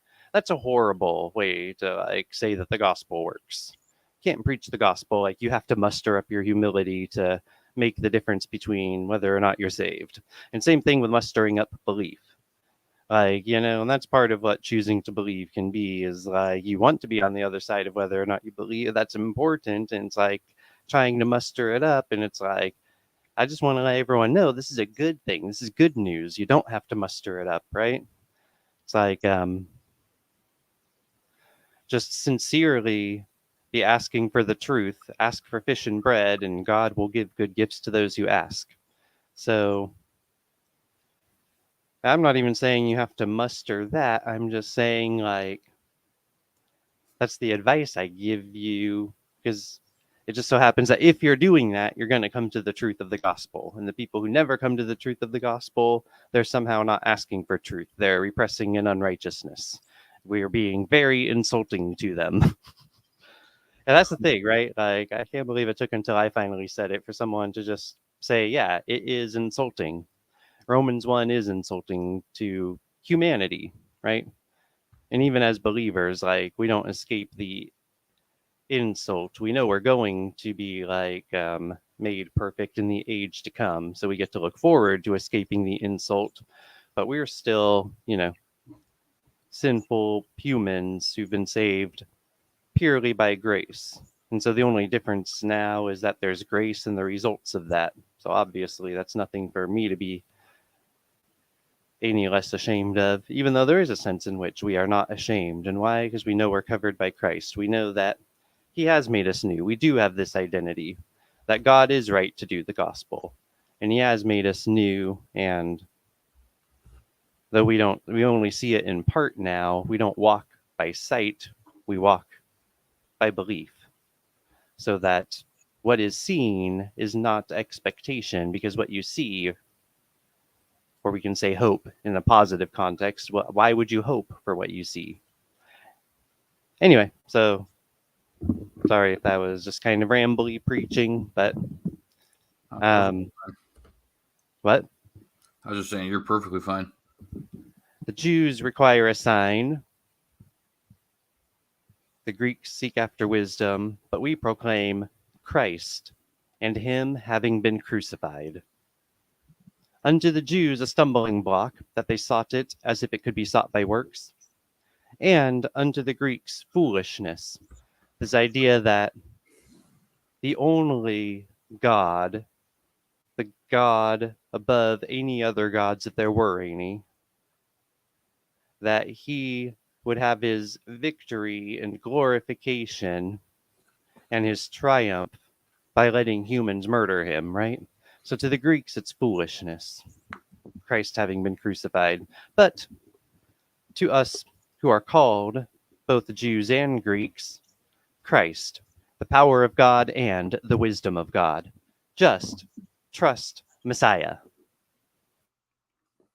Amen. Thank you for that. And I appreciate you being here as well. And Thank you. Shalom. Shalom to you as well, brother. And for my last words, I want to say a few things. First thing, I appreciate everybody who's been here. I forgot how long these open rooms go, so I'm kind of beat up, but it was worth it. It was definitely worth it. So I appreciate you guys being here with us as well.